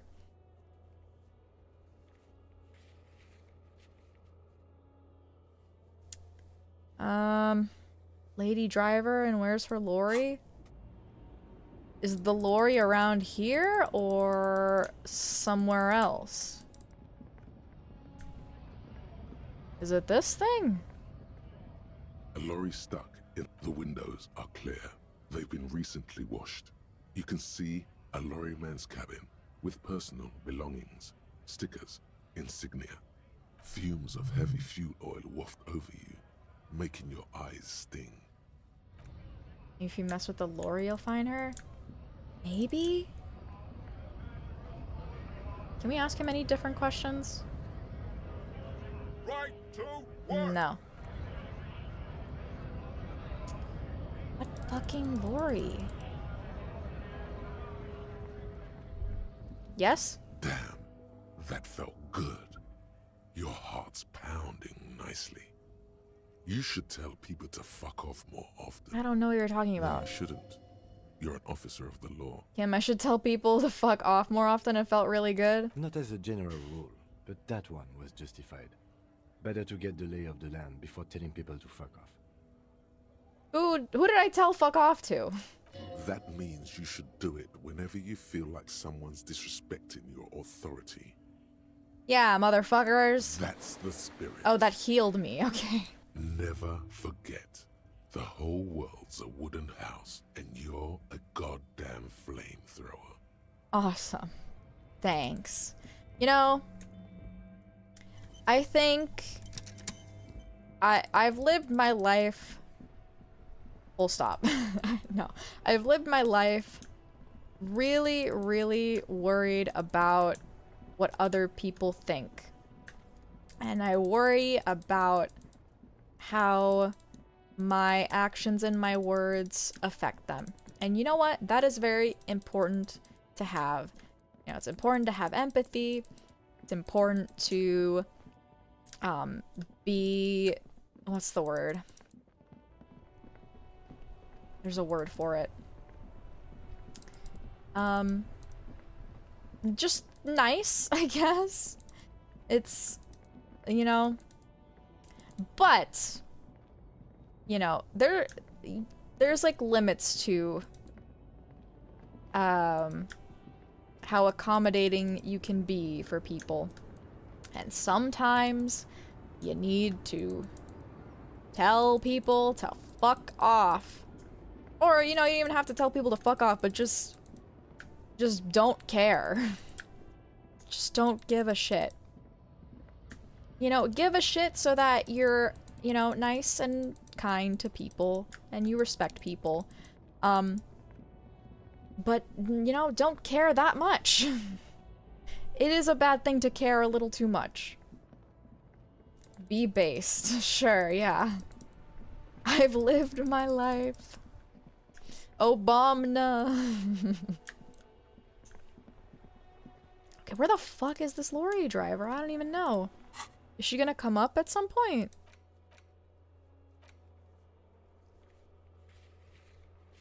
Should we talk to the tattoo man? Tattoo man? Soda! Now it's turning into a kind of a snow limbo, man. Okay. What's yeah, on your mind? whatever. I heard that one of the drivers is a woman, but I don't think she's here. Do you know this lady driver? I don't want to talk about that. What the fuck, bro? What do you know something? What is it? Man, I was hoping it isn't gonna be her. All I can say is, she isn't around here anymore. She isn't some evil drug trafficker. And I don't know where she is. I asked you who's conducting the drug trade, and you said you didn't know. Now you're saying you do know? I didn't, man. I told you I was hoping it's not her. That she wouldn't be mixed up in it. Okay. He still is. Hoping. It's just wishful thinking on his part. Not trickery. And who is this person? Thank God I don't know. People here call her the lady driver. She kept her name a secret. From me too. Now I see why. Who is she to you? A friend? An acquaintance. I don't know. She was the only person in this damn jam I could talk to. She's someone I don't want to rat out to the law, okay? What does she look like? A youngish woman. Gruff, but in a cool way. Is it the woman smoking on the roof? What color hair? Blue and violet. Died. It was violet when she got here. Blue before she went. Then she may have dyed it again. Did we see someone like that? When did she leave? Damn, I don't want to... Please just let it go. Whatever she did, it can't be that bad. She's not a bad person. I know that much. We can't just let it go. It's part of a police investigation. That's how it always is with you, isn't it? All part of the investigation. The girl's troubled. If you hunt her down, she may not survive it. I can't have that on my conscience. It won't come to that. We won't pursue her on this. This is information only. I don't believe you. Alright, whatever. Believe us, it really is. I just can't, man. I'm not naive. You said she's troubled. How? She's got the darkness in her. Okay. That young person's darkness when you think it's all over. And you're looking for a way out. She shared this with you? Yes. Which is why I don't want to snitch on her. It's not snitching, it's just a few questions. It's snitching, man. I know what it is. I was told everyone's afraid of her. You're not? I heard the rumors. I saw the other drivers looking at me strange when we talked. And she told me, too, that she's had a violent life. But I wasn't afraid of her. More like for her. Did this violent life include drug trafficking? Well, it looks like it did now. But we didn't talk about that. We talked about life, you know? She talked about her mind. Her mind? The way it worked. The trouble it was giving her. The pain it was causing her. When she left, did she leave her lorry behind? Fuck, man. Go grill someone else with these questions, okay? There are plenty of drivers here who couldn't stand her, or were afraid of her. They'd be more than happy to rat her out. So you're just welcoming me to have other people rat her out? He's right. There are other options. the race man. I don't want to talk to the racist man. Push Tommy and it will break his heart and his spirit. Don't expect you to be pals.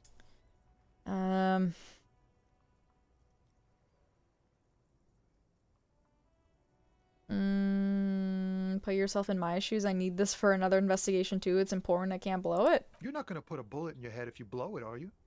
Because she's on the edge, man. All right. I wouldn't be so sure, Tommy. Imagine it. An explosion of stars. Goodbye world of men, money, and machines. I'm not gonna do that. Stop. All right. Fine. Whatever. Thank you, friend. Wow. This makes me feel like I should pick up smoking again. Would help with my rhymes, too. Oh, boy. I don't want to talk to the racist man. But I need to know who this lady is. Tell me. Looking for something, Aunt? Come to tell me to fuck off again? Yes, lady driver. I don't know what you're talking about. You can be mean to him? I guess I can. First, you know Sealing didn't do it. He did something. Oh my he God. stole his employer's goods and another lorryman's job. You should be thankful for the tip. Fuck off. He's been expecting this. He's really puffed himself up. Just tell me which one's her lorry. Listen up, fuckwits. You don't scare me. You cops don't run Evashel West. You don't run Martinez. You don't run anything. So who does? You? No. He means La Puta Madre. The name resounds like a bell in the air. A dark gong. You get a bad feeling about it. Looks like the lieutenant has a plan. Let him do this. Yes. Yeah, him.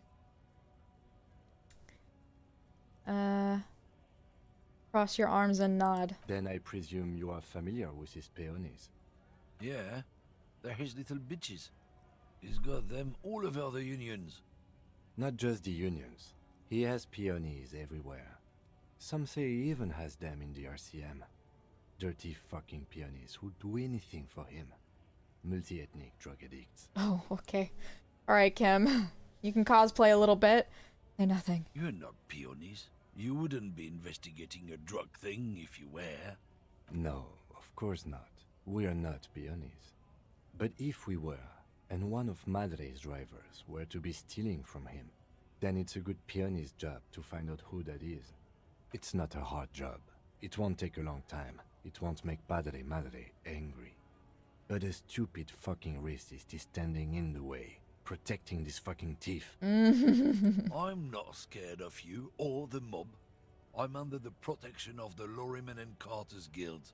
You've seen that corpse in the ceramic armor there. Did his shitty little guild protect him? Ooh.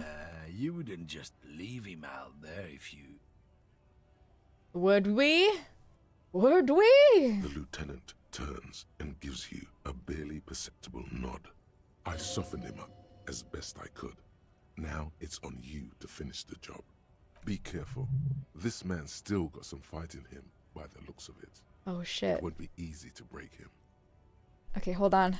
Half light. Give me 1 second. I gotta dress up. God, what was it? It was like this. No, it wasn't.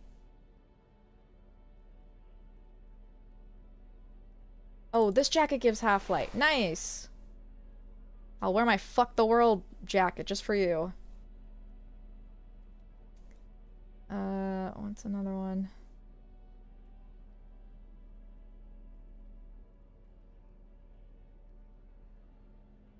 Come on. There was one other one, wasn't there? Right? There has to be one other one.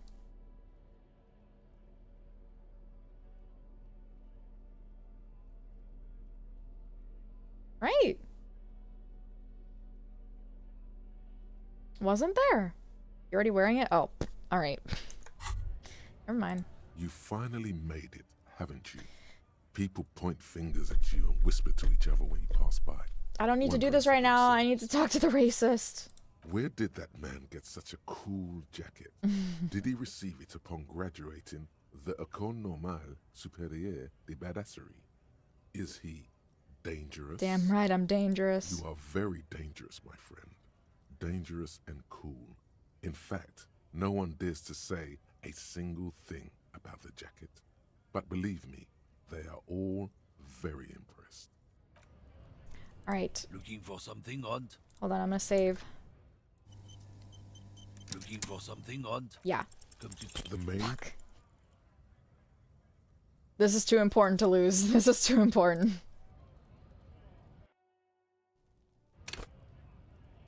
Looking for something odd? Come to Men like this only respect two things: strength and fear. Show me her lorry right fucking now. The lady driver's lorry. Where is it? Holy shit! I told you, I'm not gonna beat him up. There. His voice grows smaller as yours. I've been to your fucking lorry. I know where it is. I'm gonna burn it down. You hear me? Oh my gosh. What's your name, fuckhead? I'm gonna go to the police radio saying this guy told Madre to fuck off. Oh god, I don't know which one to pick. I'm gonna burn your fucking lorry to the ground. Look, fuck you, man. It's some lorry down there. Green, banged up thing. I don't fucking know who she is. When did she go away? I don't know. I don't even know her name.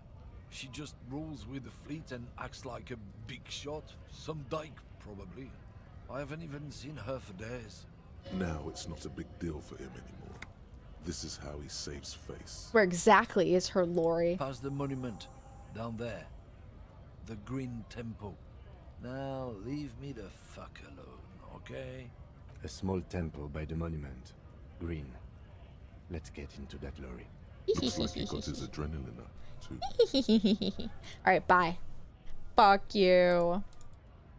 Fuck the world indeed. That felt good. That felt really good. Is it this green one? No. This green one. Alright. Now I can interact with it. Alright, but I'm actually gonna stop here. Oh no! Who's the lady? I don't know. Who's the lady? As you walk away, he's looking at your badass jacket. He'll never fuck with us again. Not the cliffhanger. I'm sorry, bro. I gotta. It's getting late. Oh, alright, but thank you for joining me tonight. Honestly, it kind of flew by. These last 5 hours felt like nothing. But yeah, okay, what else do we need to do? We need to talk to Lady Lori. I need to talk to what's her name? Fuck, I forgot. What is her name? Holy shit. Joyce, I knew that, Joyce. And then talk to, his name, what the fuck's his name? Titus, I knew that too. I knew that, totally. Give the thing to the programmer? Oh yeah, programmer. Give.